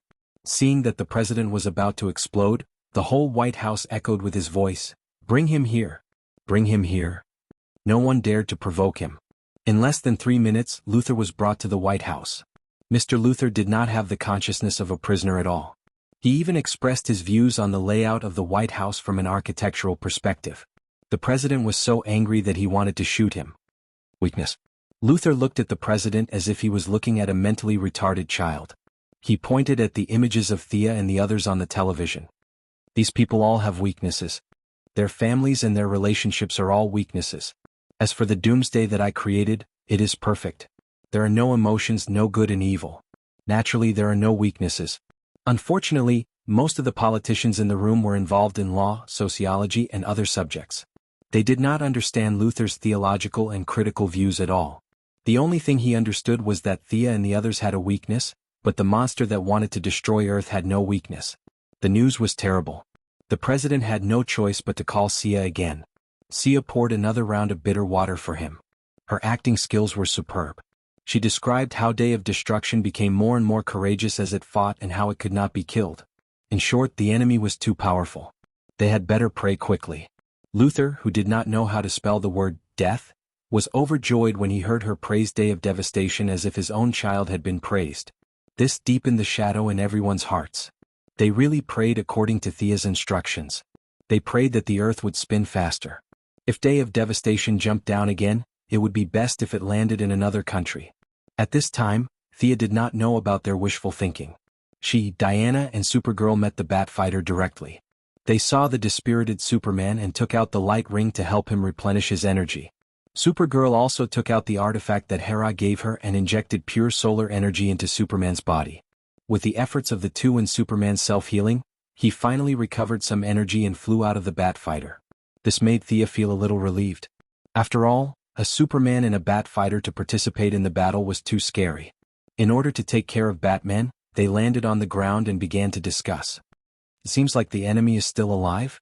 Superman finally had the time to look up at the sky. In the original timeline, he had only been hit by one nuclear bomb.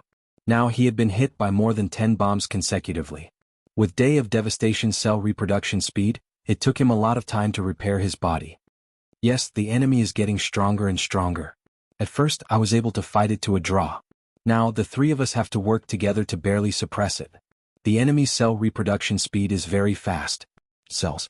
Thea made a long story short.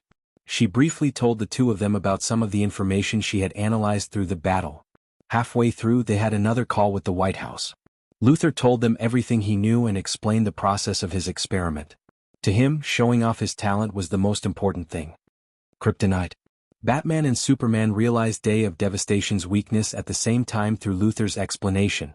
At the critical moment of their discussion, they saw something that looked like a meteor crashing towards the ground. Everyone's prayers were completely in vain. The enemy's target was still Metropolis. Day of Devastation is back.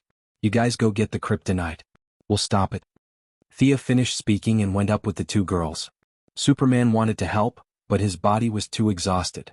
Currently, he had only regained his mobility. He said to Batman, "You go get the kryptonite. I'm going to the star to recover my strength." After that, he flew towards the sun. On Thea's side, the three of them faced Day of Devastation again. It was unknown how many times this guy had leveled up. Day of Devastation had been hit by nuclear bombs several times.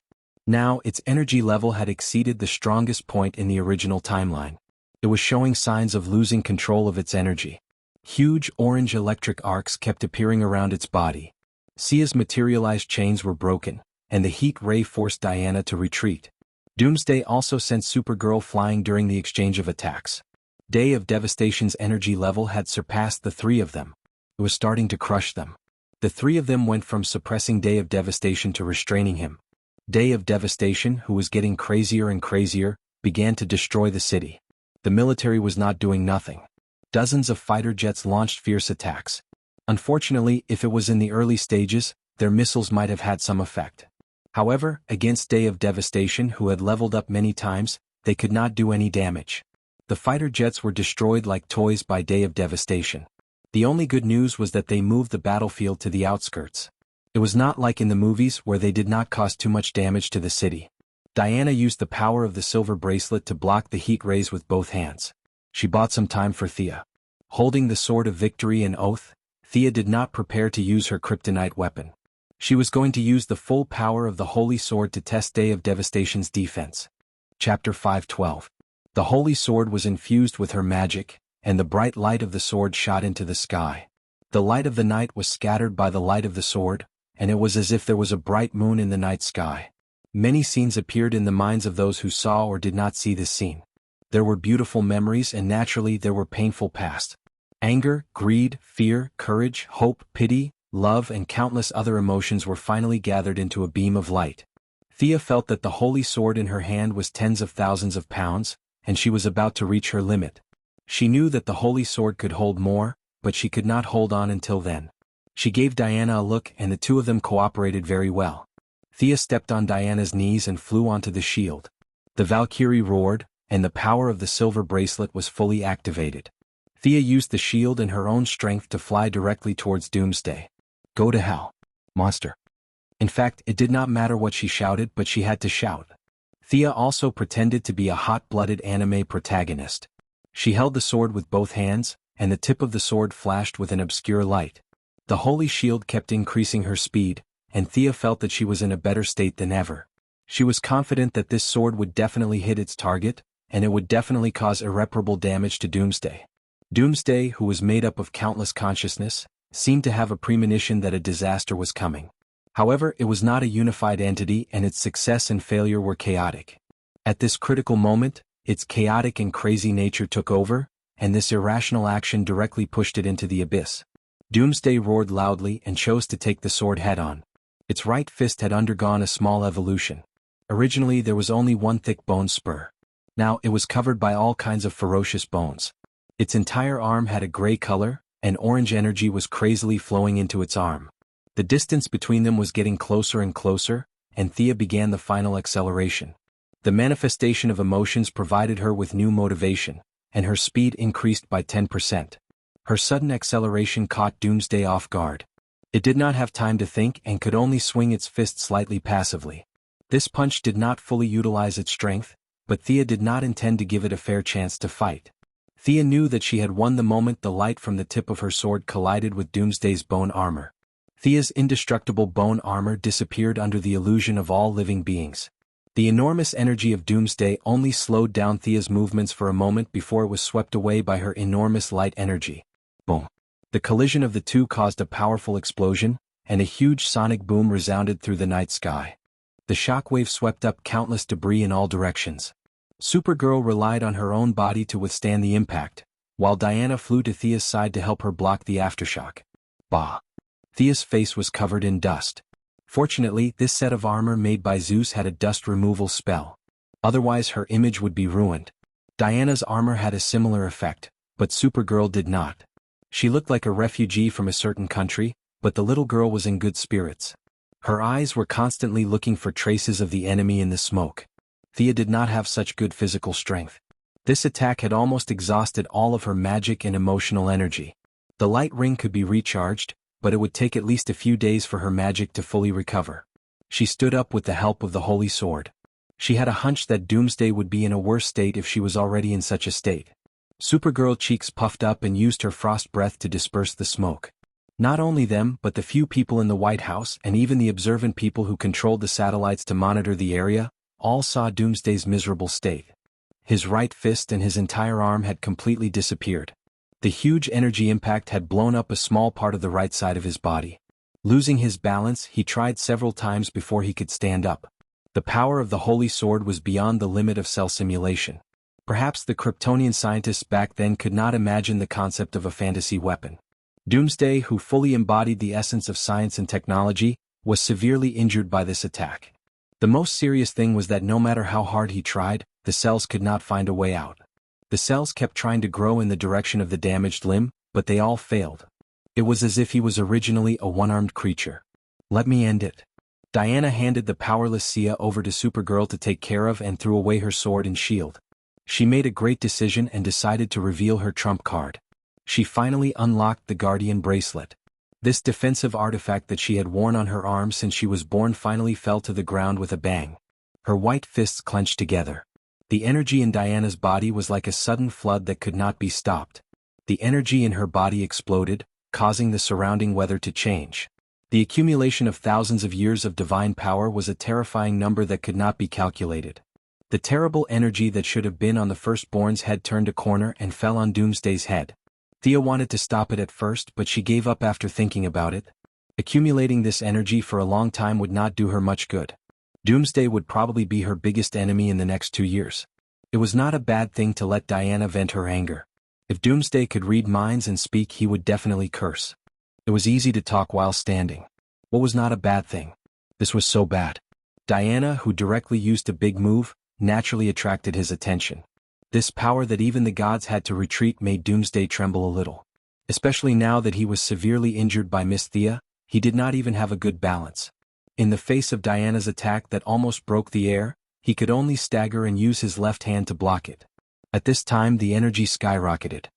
His hair was completely scattered and his eyes turned golden. Doomsday's counterattack was weak and ridiculous in Diana's eyes. Pushing away the opponent's counterattack, Diana was like a divine punishment from heaven. She punched Doomsday's ugly and deformed head. Then she quickly turned behind him and raised Doomsday with both hands.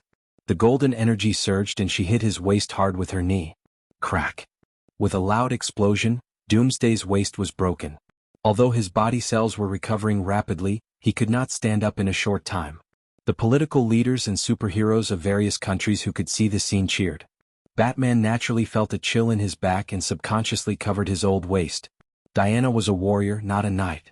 It was impossible for her to let the opponent go just because he could not stand up. Her whole body was shining with golden light. She was like a tiger coming down the mountain, punching and kicking Doomsday. Doomsday, who never knew what failure was stunned. Diana's short burst of energy exceeded his current limit. Doomsday's destruction was in front of him. Chapter 513. The officials in the White House cheered when they saw this scene. A terrible crisis seemed to be turning around, which made them secretly happy. Ordinary people had nothing. If they died, so be it. They were different. In order to climb to their current position, they had sacrificed many things. If they were killed by some killing monster, they would feel wronged no matter how they thought about it. Now, the big monster was about to be killed by the heroes. Although these heroes' abilities were a little unusual, they could still communicate. The people represented by the president had already started to think about the future from a political point of view. The only person in the White House who was unhappy was Luthor. How is this possible? Doomsday is going to lose? They're actually so powerful.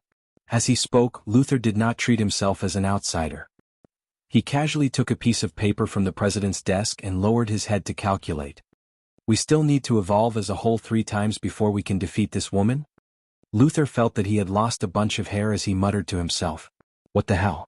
This thing can continue to evolve? The officials who were thinking from a political point of view immediately shrank back and looked at the problem from a human survivor's point of view. What are we waiting for? Let's kill it quickly. The president had lost count of how many times he had spoken to Thea today. Previously, Thea's phone was damaged in the battle. After all, her blue battle armor was impressive, but Zeus did not design a place for a phone on the battle armor. Naturally, she could only use it whenever she wanted to. Now, every time she used a phone, it was sent to her by FBI agents who risked their lives. It was really not the time to talk nonsense. The president only briefly asked about Thea's injuries before bringing up the problem of how to kill Doomsday. Luthor said that this thing will be invincible after 3 more evolutions. Do you have any other methods now? Thea did not comment on his words. Luthor probably did not know that Doomsday would be a handicapped person from now on. The Sword of Victory and Oath had broken its hand from the principal level. Without the participation of the main gods who could not be mentioned by name or at the level of Zeus, its hand would never grow back. We have a way to completely destroy it, but it will take some time. Sai, I'm coming. Thea hung up the phone.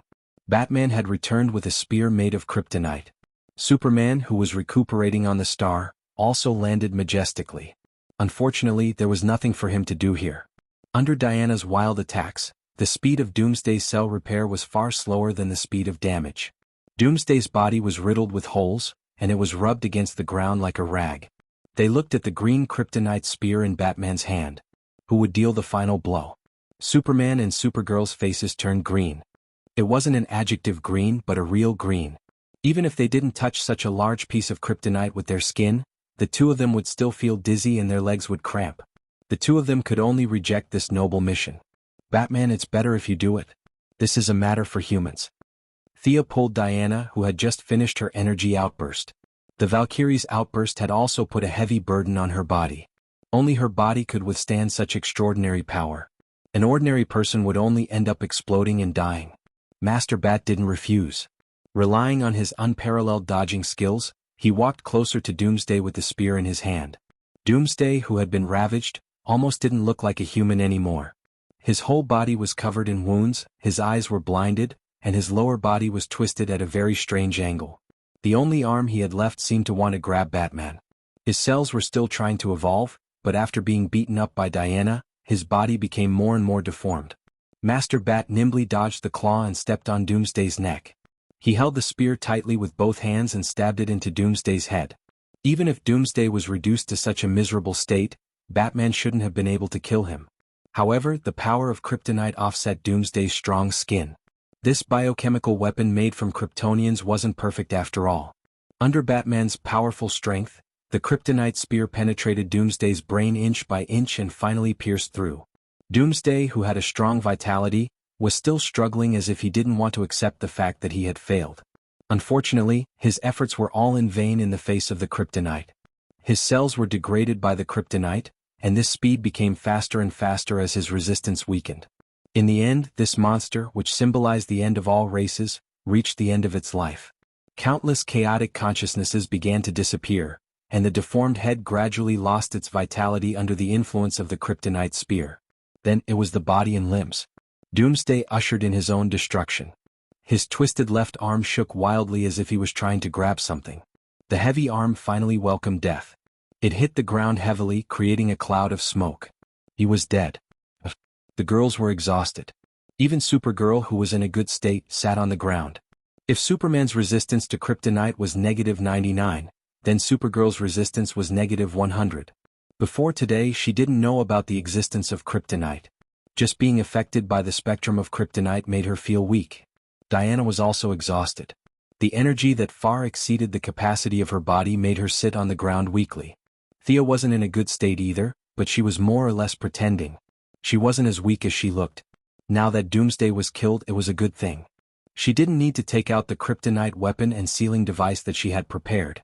Otherwise, it would be hard to explain why she had prepared these things. She secretly checked the spiritual space. The order scale was very satisfied with her behavior and gave her a large amount of willpower. It could be said that she was one step closer to the wall of origin to hook up with the source.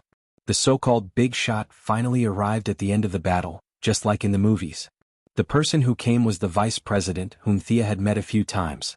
Compared to the official business with the president, the vice president and Moira could still form a little friendship. The two of them were alumni who graduated from the same school. Accompanying him was naturally Amanda, who had a big heart and wasn't afraid of death. Is this thing really dead? The vice president was most concerned about this question. He didn't feel it when he was far away. Now that he was so close, looking at this 10-meter-tall deformed monster, he felt a chill run down his spine. Thea went up and kicked it twice, indicating that this thing was indeed dead. The vice president secretly wiped his sweat. Thinking of the mission, he asked in a somewhat tentative tone, "This corpse?"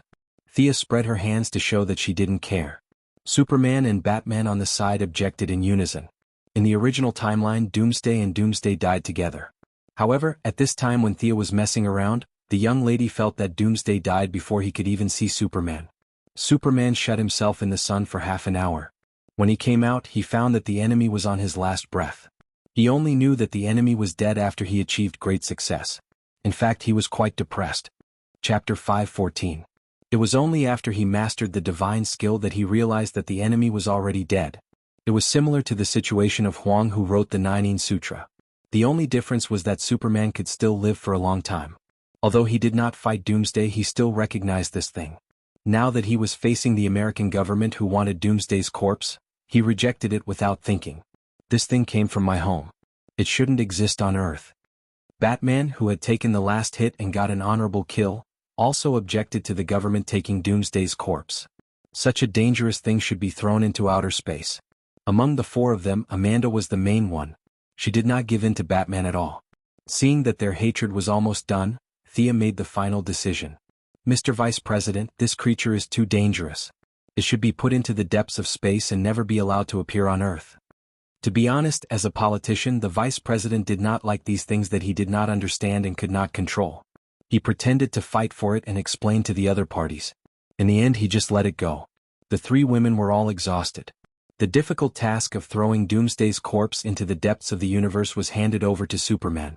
Seeing that Superman packed up Doomsday's corpse and took it away, the rest of the people dispersed. A battle that might have far-reaching effects finally came to an end. After Superman, several superheroes represented by Thea finally walked to the front of the stage. A new era was slowly but powerfully approaching everyone. In a secret underground base, Amanda, who was determined to be loyal to the country, was blindfolded and secretly brought here. "Commander Amanda, thank you for taking time out of your busy schedule to accept our inquiry." There were several people in the venue that Amanda had never seen before. They were all people in power who secretly controlled the lifeblood of the country and the world. The President of the United States was a joke here. They only retreated behind the scenes to maintain the so-called democracy system. Now that the situation was serious, they had to make a new assessment to ensure the continuation and wealth of their respective families. "We don't trust the Heaven's Eye Society. This organization has been established for too long and has infiltrated too many parties. However, we trust you, Commander Amanda. First, we want to know who this woman is." The old man in the lead looked to be in his 80s, but he was in good spirits. He had a dignified air about him, and he was dressed meticulously. After he finished speaking, he tapped on the screen and Diana, who was surrounded by golden energy, appeared on the screen.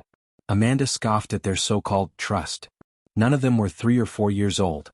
That was a lie. Whoever believed it would be a fool. Sending an unknown agent to investigate him and entering the secret room blindfolded, was this trust? However, Amanda's moral integrity was quite high. She wouldn't spit on the old man's face. Diana Prince. We know very little about this woman.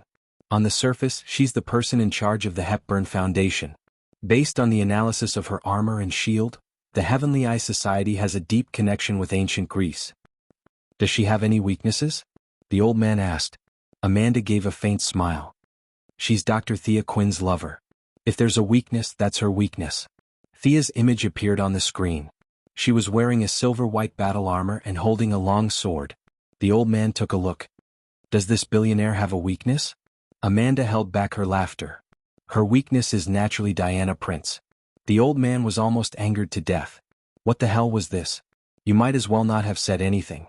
Amanda, you must be unhappy that I'm investigating you, right? Another old woman in the room glanced at the old man with contempt. It was obvious that they weren't on good terms. The conflict between them could be traced back to 100 years. The old woman thought for a moment. We want to know their position. Commander Amanda, do you have any latest news? Diana has been working hard to eliminate discrimination and achieve equality between men and women. I'm sure no one has any objections to this policy. The few people in the room nodded. This wasn't a big deal. Countless politicians used this as a slogan and shouted it loudly. There were also countless ambitious people who devoted themselves wholeheartedly to it. In their eyes, this matter didn't conflict with their interests. Amanda pondered for a few seconds. As for Dr. Thea, the think tank of the Heaven's Eye Society has analyzed that she has mastered a lot of alien technology. She's consciously leading all of humanity into the interstellar era. She didn't mention that the Heaven's Eye Society was also debating about this issue. Thea's actions were almost undisguised. Anyone with half a brain could analyze it. There were those who supported it and those who disagreed. Relatively speaking, the younger agents were more supportive, while the older ones were more conservative. Amanda didn't reveal her position. Instead, she stood from a fair point of view and described the entire matter. In fact, the few old men in the room were the ones who didn't want to see the world change the most. However, the situation forced them to make a choice. They controlled the lifeline of the country and naturally didn't do it alone. Each of them had a huge family and network of connections. The actions of Miss Thea had actually shattered their inherent world. Their 10 fingers were not even on one side. Naturally, there were different opinions within the family. The older ones needed to be protected, and the younger ones' opinions couldn't be ignored. They were actually quite tired during this period. The leader of the old men saw that the topic had been diverted and tried to regain the initiative. Commander Amanda, what do you personally think about entering the interstellar era? Amanda was also the type of person who liked to court death. With her position, she didn't need to worry about these old men. Since you asked so sincerely, I'll be merciful and tell you. I personally support it. The danger of Earth is gradually increasing. I don't know what's causing it, but the trend of superpower criminals everywhere is very obvious. If we don't respond in time, the next step will be difficult to predict. The few old men didn't say anything. Other than playing tricks, they were a group of ordinary people. In the face of superpower criminals, they didn't have the ability to fight back. The few of them understood Amanda's subtext. Maintaining the current order into the interstellar era and absorbing the essence of extraterrestrial life might rely on various high-tech weapons, but they would still be at the top of the world. However, if they didn't move forward and didn't have the support of a huge amount of manpower and financial resources, they wouldn't be much stronger than ordinary people. It could be said that there weren't many choices left for them, and they didn't have much time.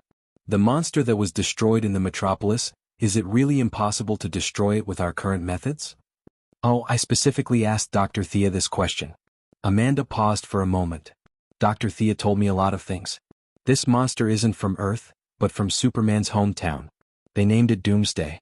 This is a top biological weapon that has destroyed many planets. Chapter 5:15. After that, Amanda went on a rampage saying that Earth was a level 3 civilization and Krypton was a level 8 civilization. She left a lot of space for these people to fill in the blanks. The old guys' hearts turned cold. They repeatedly asked questions not only about Thea and Diana but also about Superman and Batman. Compared to their usual disguises, these superheroes were also maintaining their power to a certain extent, so they were somewhat relieved. However, the evil scientist on Earth made them worried. The one who attracted the most attention was naturally Luther in this incident. With his huge financial resources and smart mind, he almost poked a hole in Earth. However, in order to balance the power of the superheroes, they had a tacit understanding. No one said anything about shooting Luther. Even if they had uncontrollable intelligence, they still wanted to have more trump cards in their hands. Amanda quickly left the room and entered a few more people to be questioned, including the current president. Unlike a video call, a lot of things could be learned from face-to-face communication. What should we do next? After the questioning, the old man turned to look at the others. Let's absorb the Quinn family into our circle. Isn't Moira going to be the president? Let her be. As long as she joins us, her daughter and her daughter's close friends can also be used by us. The old woman threw out an idea that she had been thinking about for a long time. The few of them were a little silent. The president was not attractive to them, but accepting a new family was equivalent to dividing a large amount of benefits from their respective areas, which made them a little reluctant. Of course, they had another option, which was to absorb Bruce Wayne into their circle. Batman's true identity was not difficult to find out, but they had more concerns. Moira was a politician, so she could talk to them, communicate, and exchange benefits with them. Batman was purely a superhero. If he was dissatisfied with something and flipped the table, the consequences would be very serious. It was not difficult to choose between dealing with a superhero or dealing with a superhero's mother. Discrimination between men and women also played a role. They did not know that the young lady had strengthened her mother. They generally thought that the middle-aged woman, Moira, was easier to deal with than Batman, who could use 127 types of fighting techniques. After they reached a preliminary agreement, they left. Thea, who watched the live video through the military network, was secretly pleased. As she once told Sebastian, the non-existent, it was too easy for her to do bad things without the constraints of family and friends. Due to the difference in technology, Gideon had long gained access to the military network. During the Doomsday War, Gideon had rewritten some of Red Whirlwind's code. Judging from its ownership, this black technology product of the military was already under her control. These people in power thought that their actions were covert, but in fact, Thea had been watching them from the beginning of the meeting. The result was similar to what she had expected. With her and Diana or Green Arrow, there was no obstacle to Moira's advancement. As long as there was no big news, the White House would definitely prepare a bedroom for her 2 years later. For the next few days, Thea was surrounded by a pile of chores. The metropolis was hit hard again. In the past there was the Luther group, but now she was the only large group left. Money had long lost its meaning to her. Although the young lady did not need to stand on the top of the mountain and shout for everyone's approval to become the Hokage, she urgently needed the wish power generated by the gratitude of ordinary citizens. It was the same as in the previous years. Those who did not have a house would build a house, those who did not have food would be given free food, and those who were injured would get the best treatment. Oliver basically let the construction group in his hands grow freely. Thea was not polite to him and directly pulled the construction team to build a simple house. The citizens of the metropolis were very experienced. Whether it was the battle between Superman and Zod 18 months ago, or the several small-scale battles against Superman, including the battle between the 3 women in Doomsday, many people hid in the basement at first and came out after dawn. So basically it was a loss of property. Some of the sharp-eyed people in the crowd felt that Thea was very similar to the figure of the woman holding the sword, but the young lady neither admitted nor denied it. She stood at the front of the stage and accepted everyone's worship. She was not thick-skinned enough, and Diana did not like to be disturbed in her daily life. Both of them chose to keep a low profile. Supergirl wanted to show off, but unfortunately, Superman blabbered on and on about hiding her identity and living a normal life. The little girl pitifully continued to wear her old-fashioned glasses to school. Before knowing that Luther was going to be transferred to a secret place, Thea decided to meet him. Luther, who was wearing a prison uniform and had shaved his head bald, looked much more energetic than before. At this time he was sitting in the prison, full of energy, waiting for something. "Looks like you're looking good." The invisible Thea walked out directly. Luther was not surprised by her sudden appearance. He looked behind her and pursed his lips. Superman does not have this ability. Is this the ability of the Protoss? Originally she just wanted to see him. She did not expect to receive new information. Thea's tone became more serious. Protoss? Why did you specifically use this word? The two of them looked at each other. Luther pondered for a long time before speaking. I'm not you. I don't have so many alien friends. I only infer based on the clues I know. Thea nodded and motioned for him to continue. There is one Protoss in the universe, or two? Luther looked carefully at Thea's eyes, but he could not find anything. One of them provided me with a lot of key technology for Doomsday. If I'm not wrong, you are from the other side? I just don't understand. Why do you pay attention to Earth? What do you need here? Thea fell into silence. Luther said a lot of things without guessing. He could rely on words that could not even be considered clues to make up something that was similar to the truth. This person's intelligence could be said to be heaven-defying. As for Thea, Luther said that she was also a Protoss. He knew her well. The young lady was quite beautiful. After thinking about it, it was not something that could not be mentioned. He immediately said, Earth is very important. Its importance is far beyond imagination. As for the Protoss, I can only say that your guess is right. There are indeed two Protoss. We call them the new Protoss. One of them is righteous and the other is evil. The one who taught you knowledge should be the evil new god. You really know a lot of things. Why did they teach me to create Doomsday? Luther thought about this question for a long time but could not figure it out. At first he thought that the other party had bad intentions, but no matter how he verified, the knowledge was not fake. Doomsday was created as expected. Other than putting himself in prison, Luther could not figure out what the other party was plotting against him. There were no clues at all. No matter how high his intelligence was, it was useless. Now that he had caught Thea, this wise person, he had to ask. Chapter 5:16. Thea didn't know what the Wasteland Wolf was up to. There was no need for her to brag, so she shook her head. My sister is still young, you? Luther wanted to say something, but Thea had already left. Seeing that Luther wasn't too annoying, Thea gave up on her plan to buy out the entire Luther group after leaving the secret prison. Instead, she decided to buy out the key departments separately. The Luther group was in a very bad situation. Their liquid funds had already been used up, and the chairman had committed an unforgivable crime. The Cadmus project, which Luther had spent a lot of money on, had been seized by the government for treason, crimes against humanity, and 26 other crimes. It sounded nice, saying that after the truth was found out, a portion of the money would be returned to the Luther family according to the relevant laws. However, anyone with a discerning eye knew that it was a lie.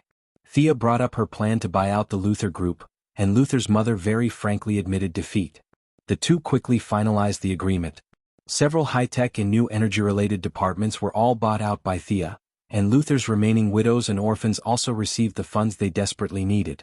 They were no longer in the miserable situation of selling their house and sleeping in a hotel. Both sides were very eager to complete the deal before the government and other business competitors reacted.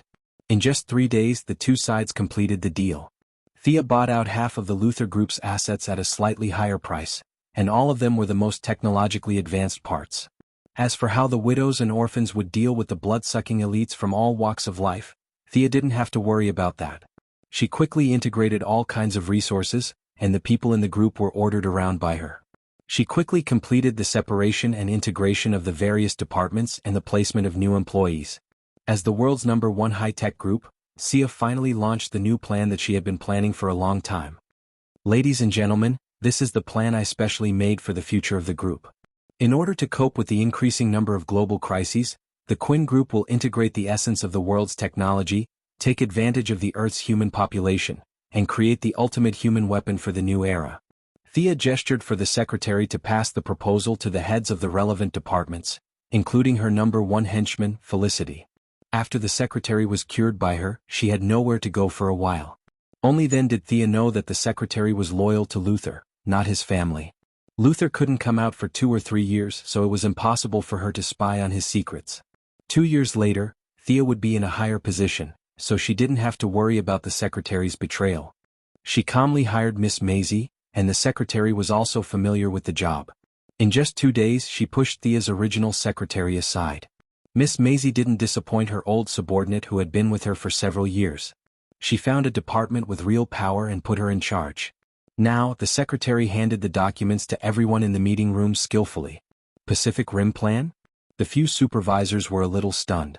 This title was a little big. Thea explained as she showed them. Gather the existing forces to build a giant mecha that is 100 meters tall and weighs 1,000 tons. It will be driven by nuclear power and equipped with electromagnetic weapons, missiles, powerful physical weapons, and even nuclear weapons when necessary. As for the mecha pilot, we will take advantage of the large number of humans. 2 or 3 pilots with similar brainwaves will be assigned to connect their floating neurons to control these giants. Select pilots from all over the world and carry out data matching and screening. Our company will develop the first generation of trial mecha. I expect to do the preliminary test in a month. Do you have any other questions? Sia gave them a brief rundown of what had happened. The people in the meeting room were the technical backbone of the company. To some extent, they represented the highest level of research and development on Earth today. Thea's giant mecha didn't exceed the current technology by much, but once it was put into operation, it would cause a huge sensation. Thea's superhero identity was a little vague. Those who knew about it knew, but those who didn't were skeptical. The plan in front of them was from the perspective of ordinary people. Once a few technical difficulties were solved, the huge number of people on Earth might really give humans a powerful weapon. Ordinary people can control such a huge robot? Felicity asked after the meeting. The former hacker had no resistance to these technological products. Now her eyes were shining. Of course, this is the best weapon I've thought of. A stone stirred up 1,000 ripples. 2 hours after her plan was announced, a few observant people saw the full text of the plan. In an old house full of vicissitudes of history, a few elders had a meeting again. That professor is starting to speed up. This wasn't hard to see. Thea's steps were very obvious. She was starting to speed up the entire human civilization, regardless of whether the other party was willing or not. The few old men were a little grinning. It's a good thing just looking at the plan. If it succeeds, we can also get rid of the predicament of being controlled by superheroes. I think we should support it. A rather dignified middle-aged man said. Such a huge steel beast can only be created by super large corporations or a few strong countries. It's impossible to hide such a huge thing. It's impossible to eliminate the possibility of private and illegal corporations creating it. The few of them analyzed from their own perspectives. In the end, they miraculously found that this Pacific Rim plan didn't harm them and even had many benefits. The faces of the politicians who were beneficial to them were exposed. Support her. In the next month, Thea and the entire corporation were very busy. At first, a few corporations with ulterior motives sent commercial spies to investigate carefully, but soon found that Thea didn't hide it at all. They couldn't be bothered to be petty and sent representatives to observe the scene. Quinn Corporation was very generous this time. They directly built a manufacturing factory on the outskirts of the metropolis. A huge amount of money was invested, and thousands of tons of steel was used as the main material. A huge steel monster was gradually showing its magnificence. With Thea's own ability to create armor, coupled with the corporation's and Luther's technological reserves, the construction of the giant mech wasn't afraid of outsiders. The core technology was in her hands. From the outside, it looked like a huge toy that had been magnified countless times. Thea was using her power to suppress others. Other than a limited number of countries, no one or organization could compete with her in this field. Her plan was simple. She would integrate the world's resources and create 50 of these giant mechs.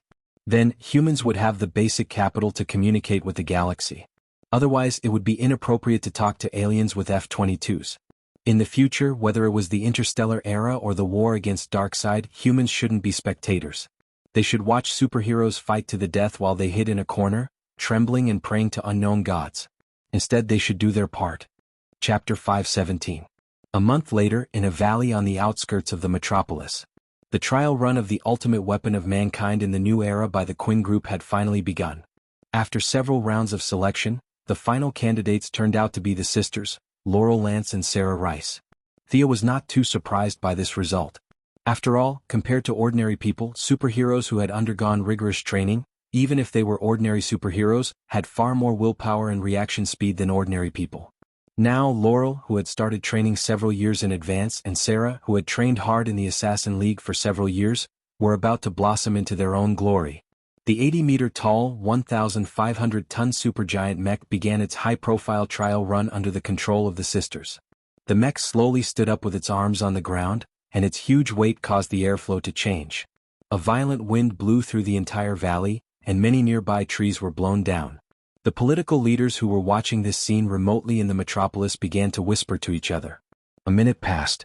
After some ground simulation training in advance, the coordination and synchronization of the sisters, who were skilled in martial arts, began to improve. As they gradually familiarized themselves with the control of the mech, today's other guest, Superman, appeared on time. The superheroes were generally supportive of humans having a greater ability to protect themselves. Except for Batman, who was worried that this would deepen the bullying of small countries by powerful countries, everyone else's opinion was basically positive. Enemies like Zod and Doomsday appeared one after another. If the enemies they faced in the future were to become stronger and stronger, it would not be a bad thing for humans to have some resistance. Superman's task today was very simple. It was to test the attack and defense of the robot. In order to prevent the politicians from thinking too much, and not to belittle the results of her work, Thea calculated the maximum strength of a robot for 2 days. This value was equivalent to 20 to 30% of Superman's strength. Superman looked like a burly man, but in fact his acting skills were not bad. After all, he switched back and forth between the two identities of Superman every day. His acting skills were not bad. The mech stretched out its arms and bent its legs in place. The sisters quickly familiarized themselves with the operation.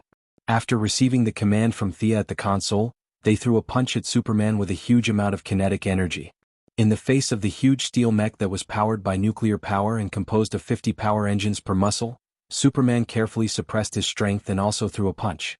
The disproportionate fists of the two sides collided, and the huge roar could be heard throughout the metropolis. Many people saw the live broadcast. The various values from the Quinn group quickly began to feed back. The theoretical value of the impact has reached 30,000 tons. The mech's power system has been affected by the impact. 9 engines have malfunctioned. The lower half of the mecha is stable. It can continue to fight. The shock absorption effect of the armor coating is only 90% of the expected. The heads of the various departments began to report their observation data separately. Thea nodded. The data did not exceed her expectations by too much. Overall, she was quite satisfied. She connected to the cockpit and asked, "Lance sisters, do you feel any discomfort?" The Lance sisters were driving as ordinary people, so she definitely couldn't call them Black Canary or White Canary. "We just started warming up." Unlike the hysterical and delicate girl on Purgatory Island, Sarah Lance now had the demeanor of the captain of tomorrow's legendary team after years of training. She was the one who took the initiative between the two sisters. The giant mech pulled out 2 short sticks from its arms. These 2 sticks were specially built according to the Lance sisters' habits. Each stick was 50 meters long and weighed 600 tons. The whole body was made of titanium alloy. The materials for these 2 sticks alone cost Thea $350 million. The giant mech skillfully waved the sticks, caught a flaw, and sent Superman flying like a fly. There was a burst of cheers at the scene, which made Louise Lane, who saw the scene, not know whether to laugh or cry. "My Superman didn't even use his full strength. Can't you see?" The dignitaries all stared at the screen. As laymen, they were secretly happy that Superman was killed, and worried that the cost of this weapon was too high. Unfortunately, their thoughts were all in vain. Although Superman was hit into the mountain, he was not hurt at all. He had never dealt with the Lance sisters, but he knew that they were not ordinary citizens. The battle intent in his heart was slightly released, and the two sides fought back and forth. Is the situation really that bad? Everyone in the conference room was focused on the screen, and Bruce Wayne whispered to Thea. The young lady was now dragging the humans to climb the technology tree. With his IQ, it was not difficult to find the problem. "Remember the Omega symbol you mentioned to me last time? I went to see Luthor a few days ago. From his analysis, we are being targeted by a terrifying race. Many of the key knowledge of Doomsday were taught to Luthor by this race. Our world is very dangerous," Thea said in a low voice. There were many people at the scene, so the two just said a few words and went their separate ways. The battle in the valley was still going on as usual. The Lance sisters relied on their skillful martial arts to fully display the abilities of their mecha. This valley, which usually attracted many outdoor enthusiasts on weekends for rock climbing adventures, was completely destroyed by their battle. "Okay, Lance sisters, stop." Thea saw that the mech's damage had exceeded 20% and hurriedly stopped them. This was a waste of money. The two sisters successfully stopped the mech. Superman did not continue to pester them. This was originally an experiment to boost the morale of the humans and reduce their hostility towards him. He destroyed the mech, which had no practical use other than to deepen the fear of ordinary people towards him. Superman flew away with a whoosh. In less than 2 minutes, Clark, with his old-fashioned eyes, returned to the scene as if nothing had happened. Thea glanced at Superman, who was intimate with Louise again, and did not say anything. This guy's destructive power was too great. The mech's energy consumption and various parts of the mech would require at least $700 to $800 million to repair. Although she had acquired half of Luther Group's quality department, and the group's share price had risen greatly, Thea still felt a little distressed about this unplanned expense. Wool comes from sheep, so she immediately began to transfer the financial pressure to them. Countries like the United States cried every day that they had no money, but in fact, it was all an act. Thea's goal was to sell it to them. Generals, what do you think? Sia asked a few old men in military uniforms with a faint smile. She didn't need to use a heavy hammer. Her intention was clear. If the United States did not buy it, other countries would buy it. At least on the surface, this was a weapon that could compete with Superman. The advantages of the giant mech were undeniable. Ordinary people could operate it, and the weapon system was within the scope of understanding. Although the cost of production was high enough to give people a heart attack, a problem that could be solved with money was not a big problem for them. Chapter 5:18. This kind of mech was expensive to manufacture, but it had many advantages. The only disadvantage was that small countries did not have the ability to manufacture it on their own. However, this was an advantage for the military and the government. The few of them exchanged glances and quickly reached a consensus. We want 3 of the same model. Both parties did not talk about the pilots. The military had taken away her brainwave simulator long ago and selected excellent pilots from the lower-level troops. Thea did not have to worry about this. The demonstration was very successful. The other 4 countries also ordered one each. Their thoughts were not hard to guess. They wanted to buy one and reverse engineer it to reverse engineer the technology used by Thea. Their plan was good, but there was a key problem. Earth was too small and resources were limited. Gideon had calculated that if all the resources in the world were integrated, they could manufacture about 80 of this kind of giant mech. However, the whole world working together? That was simply a dream. Optimistically, if the industrial capacity of each country was fully developed, 50 would be the limit. No country could tolerate others having it and not having it. Even if it was purely for the sake of an arms race, they would have to grit their teeth and follow suit. When that time came, the lack of resources would force them to step into the interstellar era. After a period of dormancy, Thea's subordinates and the Yellow Lantern Corps did not disappoint. They secretly took over the Ibn Trade Alliance and completely controlled 6 of the 15 planets of this neutral trade alliance. They could also exert influence on the remaining planets. The rebellion of the mechanical soldiers caused this neutral interstellar alliance to suffer heavy losses. At the critical moment, the Yellow Lantern Corps came out like a savior and saved the Ibn Trade Alliance. This group of businessmen who wandered between the various forces were not fools. In order to balance out the power of the Yellow Lantern Corps, they supported another force to fight against it. That was the mercenary group led by Death Knell. They did not know that these 2 groups of people had a common leader. They thought that they had succeeded in balancing the left and the right. Controlling this interstellar trade alliance meant that Thea had the resources of dozens of planets for her to squander. The politicians of Earth could only dream of getting rid of her. Time passed slowly. Thea's life gradually settled down. The strong, or rather resilient people of the metropolis cleared the rubble in their homes and resumed their normal work in life. Thea was also summarizing her gains and losses in the battle with Doomsday. Many of the backup plans that she had prepared were not used. This meant that she had underestimated her own strength. However, there were still many problems exposed in this battle. She used fear to control the sacred sword, which was very uncoordinated. The sacred sword could contain the emotion of fear, but this kind of negative emotion would still cancel out a lot of the sacred sword's power, which made Thea very unhappy. Finding a type of positive energy became the top priority.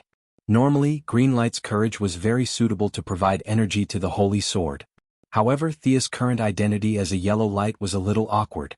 On the other hand, she did not want to be controlled by the guardian of the blue men. Anger, greed, fear, courage, hope, compassion, love. Among the 7 emotions, the first 3 were all negative emotions.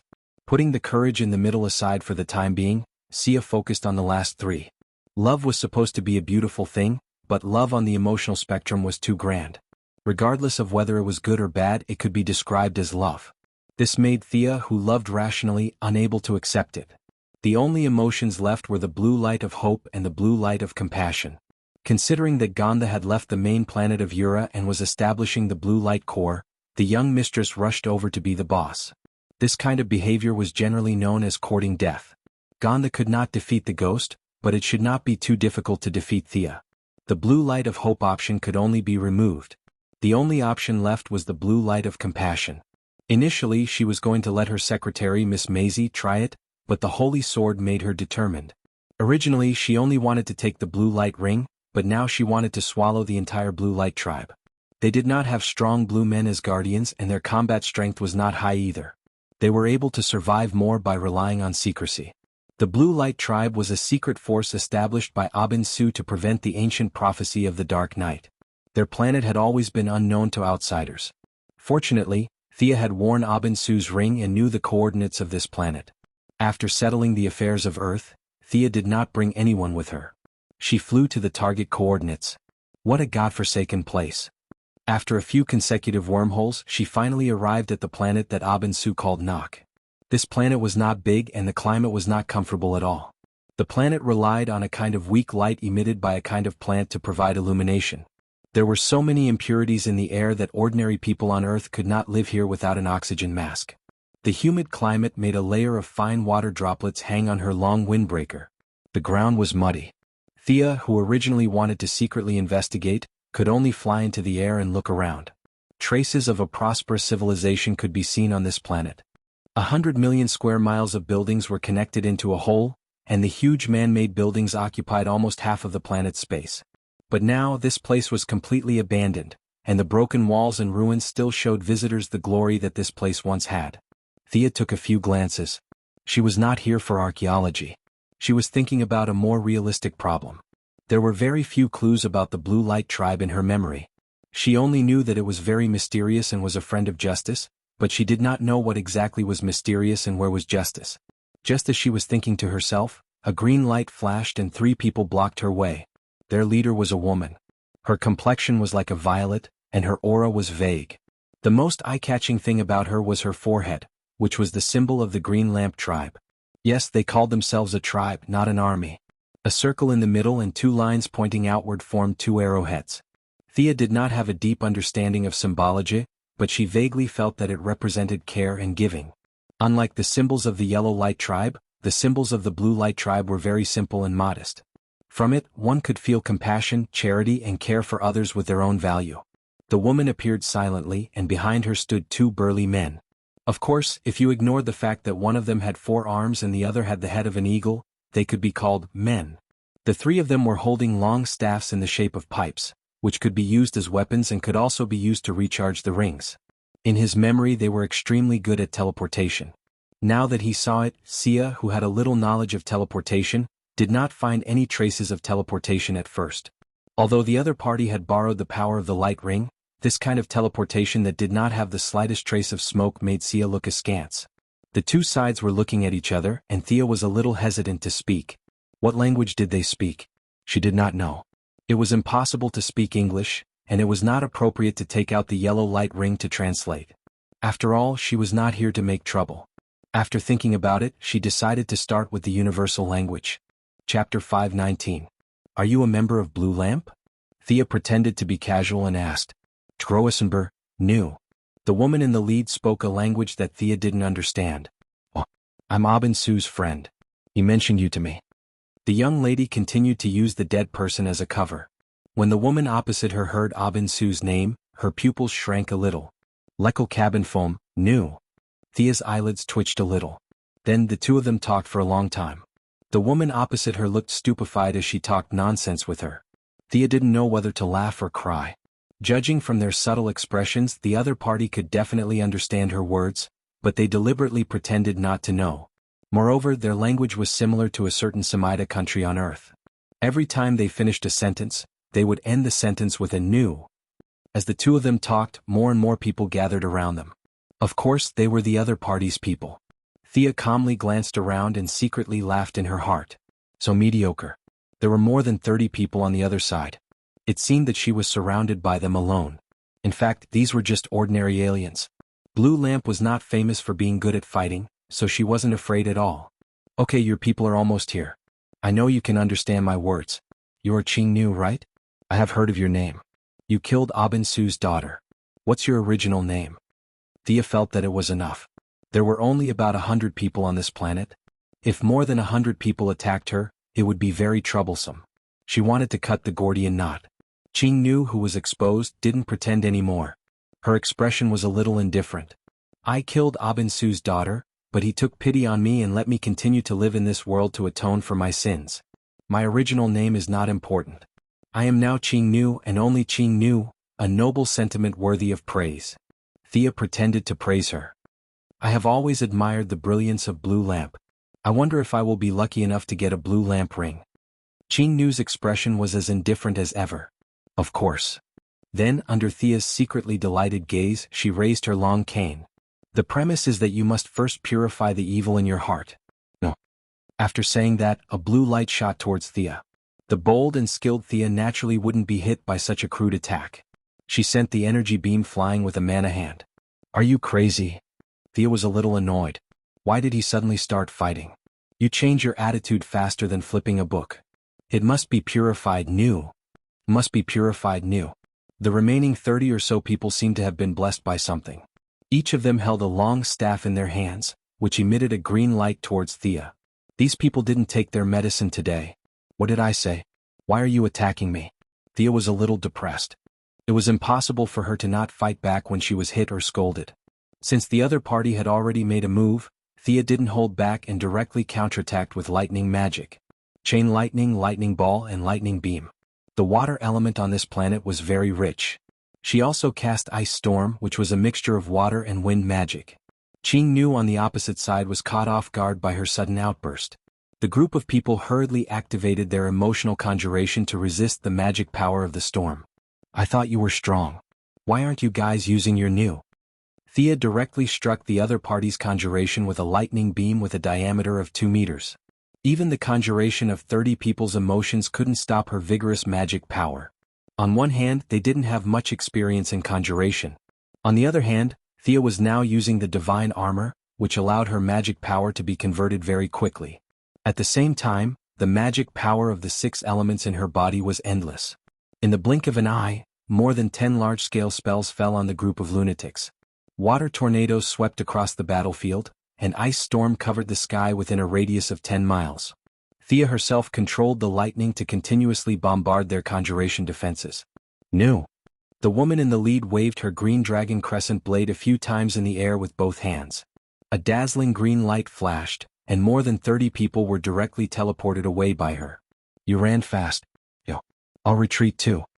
Thea was quite pleased with herself at first. However, she soon realized that the other party was not retreating. Instead, they were gathering more people to attack her. Thea was not afraid of a tribe of more than 100 people even if they were all wearing lantern rings. The adopted son of the original Spacetime Father, Darkseid's second son, Olion of the New Gods, fought against dozens of Green Lanterns and beat up Hal Jordan. Similarly, Olion was much weaker when fighting against Diana's divine siblings. The New Gods' level of life had nothing to do with their specific combat power. Thea felt that her combat power was about the same as Olion's. Of course, she couldn't fight against thousands of experienced Green Lanterns at the same time, but it was not a problem for her to deal with 100 or so unskilled Green Lanterns. Just as she was about to attack head-on, she felt something strange. Thea felt that the planet was resisting her. After absorbing Gaia's divine power from Earth, she was very sensitive to the will of a planet. This planet was certainly not as strong as Earth, but the will of a planet was not to be trifled with. It was impossible to predict and reason with. After a moment of hesitation, Thea chose to avoid it. To be honest, this battle was inexplicable. These people started fighting without saying anything. If they couldn't win, they would team up. If they still couldn't win, they would probably communicate with the will of the planet and self-destruct. Their style of doing things really surprised her. She put on an invisibility spell and scanned her surroundings with her supervision. Being extremely sensitive to emotional energy, she soon found something strange. Before Qing Nu and the others surrounded her, she rushed into the dense forest in the distance. Thea walked through the dense vegetation, looking back from time to time. She didn't know if the Green Lanterns were wary of this forest or if they had not discovered her. In less than 3 minutes, the vague feeling of being chased completely disappeared. Following the subtle emotional energy detected by her mind power, Thea walked and stopped. Finally, she stopped in an open area. Aliens? An old man who was not as tall as Thea's waist walked out. According to Thea's aesthetics, this old man could basically be classified as ugly. His head was big, his body was small, and his limbs seemed to be malnourished. His exposed skin was covered with symbols of the Green Lanterns. He also held a long staff, but he didn't have a lantern ring. In countless interstellar journeys, Thea had been treated as an alien many times. Especially since this seemed to be the Green Lantern's planet, she accepted the title of alien calmly. As if seeing her doubts, the old man said, "Alien, you shouldn't have come to this planet. The Horde has long deviated from its original intention." "Maybe I have. Anyway, you shouldn't have come here." The old man's contradictory statement made Thea even more confused. Why are they attacking me? The emotion of pity is too rare. They believe that only pure people are worthy of this emotion. They will use the power of the emotion to purify everyone, making them reach the standard of wearing the lamp ring. "This is the biggest difference between me and them," the old man said unhurriedly as if he was leading the way. Chapter 520. The old guide's words made Thea couldn't help but yell, "Damn!" She had always been the one to brainwash others. Now that she knew that she was about to be brainwashed, she was extremely upset. "You know so many things? Who are you to them?" The old man was silent for a long time. When Thea thought he had fallen asleep, he finally spoke. "The Green Lamp tribe was created by me and another Green Lantern. I know this Abensu. I even got the coordinates of this planet from his ring. It seems that you know a lot of things. How is Abensu?" The old man asked with a sense of camaraderie. "Pretty good," Thea replied with a smile. If you ignore the fact that he had a close contact with Earth in a spaceship and was dismembered into small pieces by Earth's scientists, then Abensu was indeed pretty good. Abensu is a good man.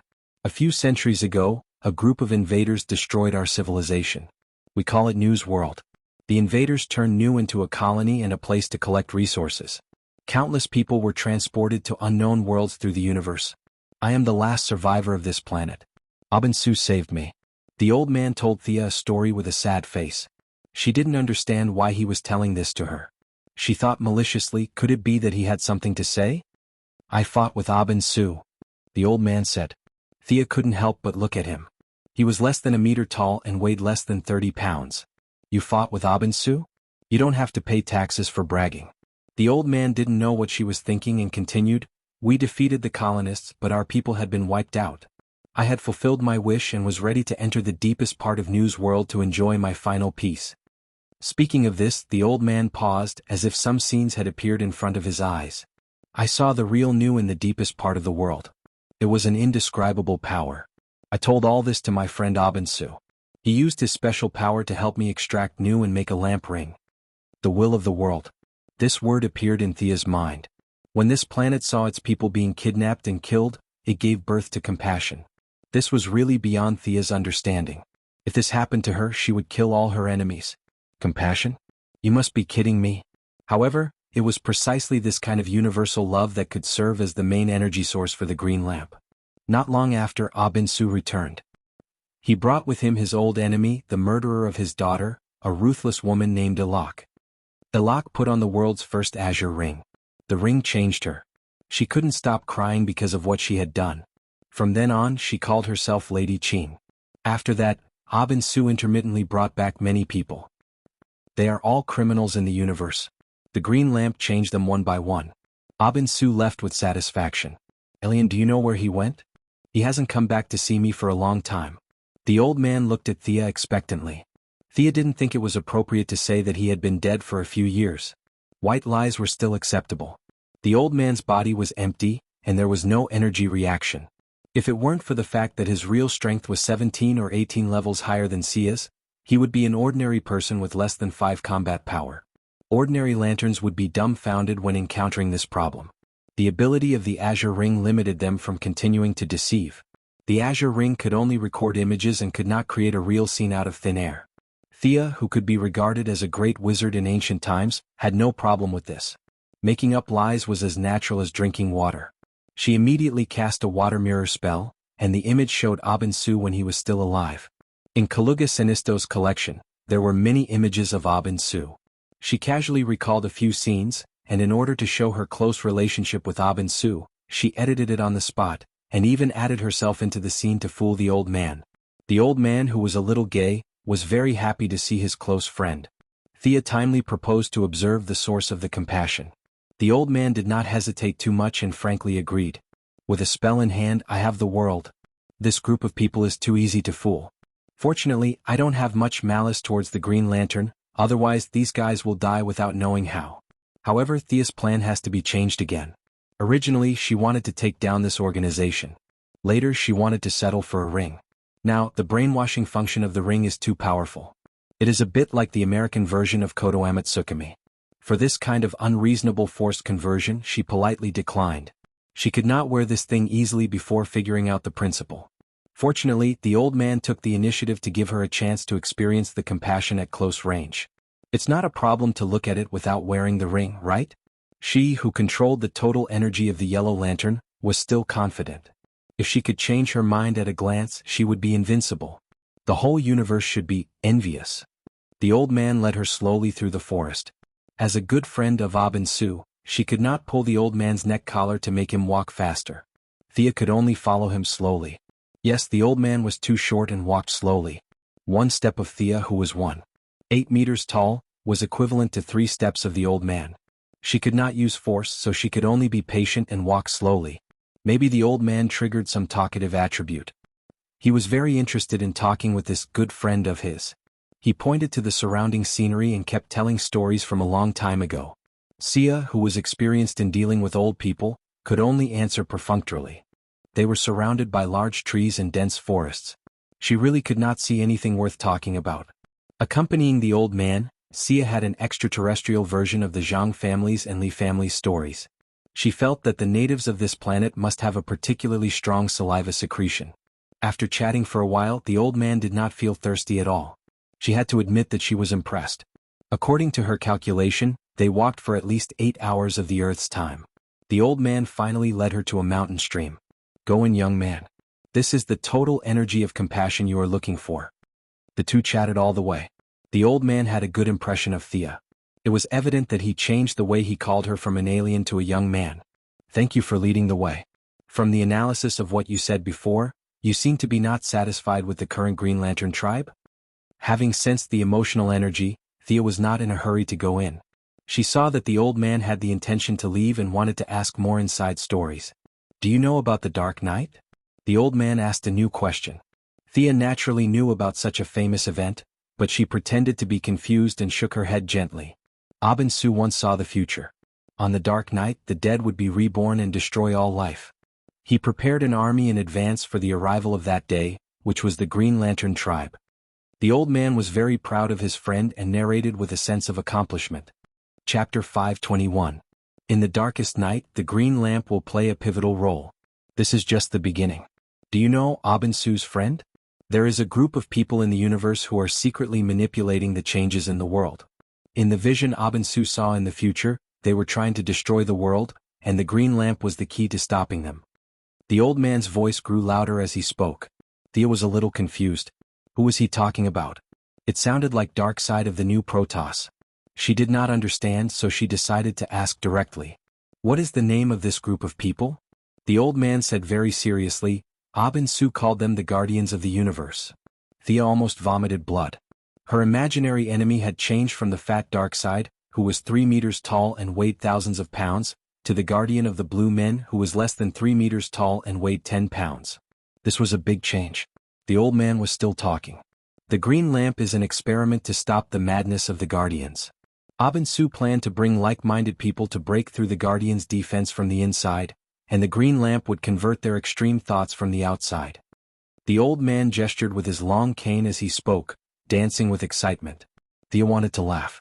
The old man probably did not know that the Guardians were the leaders of the Green Lanterns. If Abin-Su, the hero in his heart, really did do this, he would be a rebel. Judging by his words and actions, Abin-Su, who had died young, did not seem to be an honest person. The Guardians had a big problem with their judgment. The so-called greatest Green Lanterns, Abin-Su, Sinisto, and Hal Jordan, had either rebelled or were on the way to rebelling. How unpopular were the Guardians to be betrayed by everyone? Sinisto was only at odds with them, but Abin-Su actually wanted to brainwash the Guardians. Fortunately, he had died early. Otherwise, Sinisto wouldn't have had the chance to betray them. Sia expressed her utmost respect for this senior who had such a brilliant mind. Eating the Guardian's food while trying to brainwash the little blue man, Abin-Su was indeed very courageous as a green light. As for Qing Nu and the others, they will most likely still listen to Abin-Su's orders. The old man said with uncertainty. Thea had her reservations about this. She could only see that they had gone crazy. Every time they caught someone they would brainwash them. Even if Abin-Su was resurrected now, he would still be brainwashed by them. However, those matters had little to do with her. After exchanging a few more words with the old man, she slowly walked into the mountain stream. Dilapidated, shabby, dark and damp. Some reptiles that Thea doesn't know crawl out from the cracks of the stones. Sensitive animals detect an intruder and are very dissatisfied that their peace is disturbed. A few reptiles try to attack, but they are immediately frightened by her and hide again. The ground wasn't very wide, but there were many marks made by sharp weapons. It could be seen that it was created by the lantern ring. Thea slowly walked inside according to the guidance of the emotional energy. When she reached the deepest part, she finally saw the true embodiment of the will of the world, the green light of compassion's total energy. What made her a little speechless was that this total energy was still in the shape of a rechargeable lantern.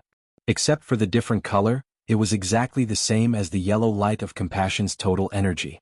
Needless to say, this was created by Abin-Su, who lacked artistic talent, imitating the green light of Oha. Thea's mind was already filled with images of 7 different colored total energy in front of her, and the image of her loudly summoning Shenron. Thea carefully approached the total energy. The waves of brainwashing short waves that she imagined did not appear. Thea was even more certain of her judgment. This total energy was harmless to her. Qing Nu and the others must have read the scriptures wrongly. Otherwise, how could such positive emotional energy have such a strong hostility and start a fight just because of a disagreement? Perhaps the red light core that controlled the wrath was just like this. Thinking of the purpose of her trip, she no longer hesitated. Without the green light of compassion, she could still communicate with the emotions of compassion. Drawing out the excited holy sword, Thea sank her mind into the spiritual world, searching for the compassion that belonged to her. Back then she obtained the emotion of fear through a trick. After that, she gradually grasped and controlled this emotion in the process of continuously using it. First she bore the fruit, then she planted it. The order was obviously reversed. Compassion was not an emotion that could be used in the same way. Generally speaking, compassion was not rare. As long as one had a kind heart, they would have compassion. Even the most evil people could occasionally do something to help the weak. The most obvious example was Qing Nu and the others who were reading the scriptures wrongly. Helping someone when they met with misfortune was a form of compassion. However, it was different from courage and hope. Those two were extremely positive, while compassion was slightly darker. It had a premise that was, it could only be pitted when someone else was unlucky. Otherwise, in a peaceful and harmonious environment, if a certain person sang a song of pity, who would you pity? Lunatic. Thea had never found her place. She definitely had the emotion of compassion, but she had not reached the level where she could use it. For the ordinary people on earth, she could be said to be loved by all. To exaggerate, she was like a god in the eyes of the world. Now, even if the president wanted to talk to her, he would need to be mentally prepared. It was not that she was repulsive, nor was it that she was difficult to communicate with. It was completely the difference in the level of life, which naturally made people revere her. However, she knew her own situation better than anyone else. No one knew better than her how many hardships Earth would suffer in the future. Pity others? Who would pity her? What virtue of loving the world? She had never felt that she had such a thing. She had always been searching for the compassion that she did not know where it was. Now, facing the total energy of compassion in the universe, and with the help of the Holy Sword, Thea felt that she might have been wrong before. Abin-Su's idea of making the bad people good and letting them feel compassion was undoubtedly a crooked path. Sia's original idea of being merciful and delivering all living beings from torment was also biased. The target of compassion was not limited to intelligent life. Especially after seeing the will of the planet turn into the total energy of compassion, she was even more convinced of this point. With the help of the total energy, Thea jumped out of the fixed circle. Only then did she realize how narrow-minded she was before. She saw the grandeur in front of her. The whole world was wailing and the world needed help. Not one person, one land, one planet, but the entire universe, the universe that had been ravaged, needed compassion. When she saw the boundless world, Thea was excited. She finally found her heart of compassion. Azure emotional energy gushed out from her body and from her spiritual world. Few people in the world could compare to her in the use of emotional energy. She just needed to learn a little and she was able to control this emotion.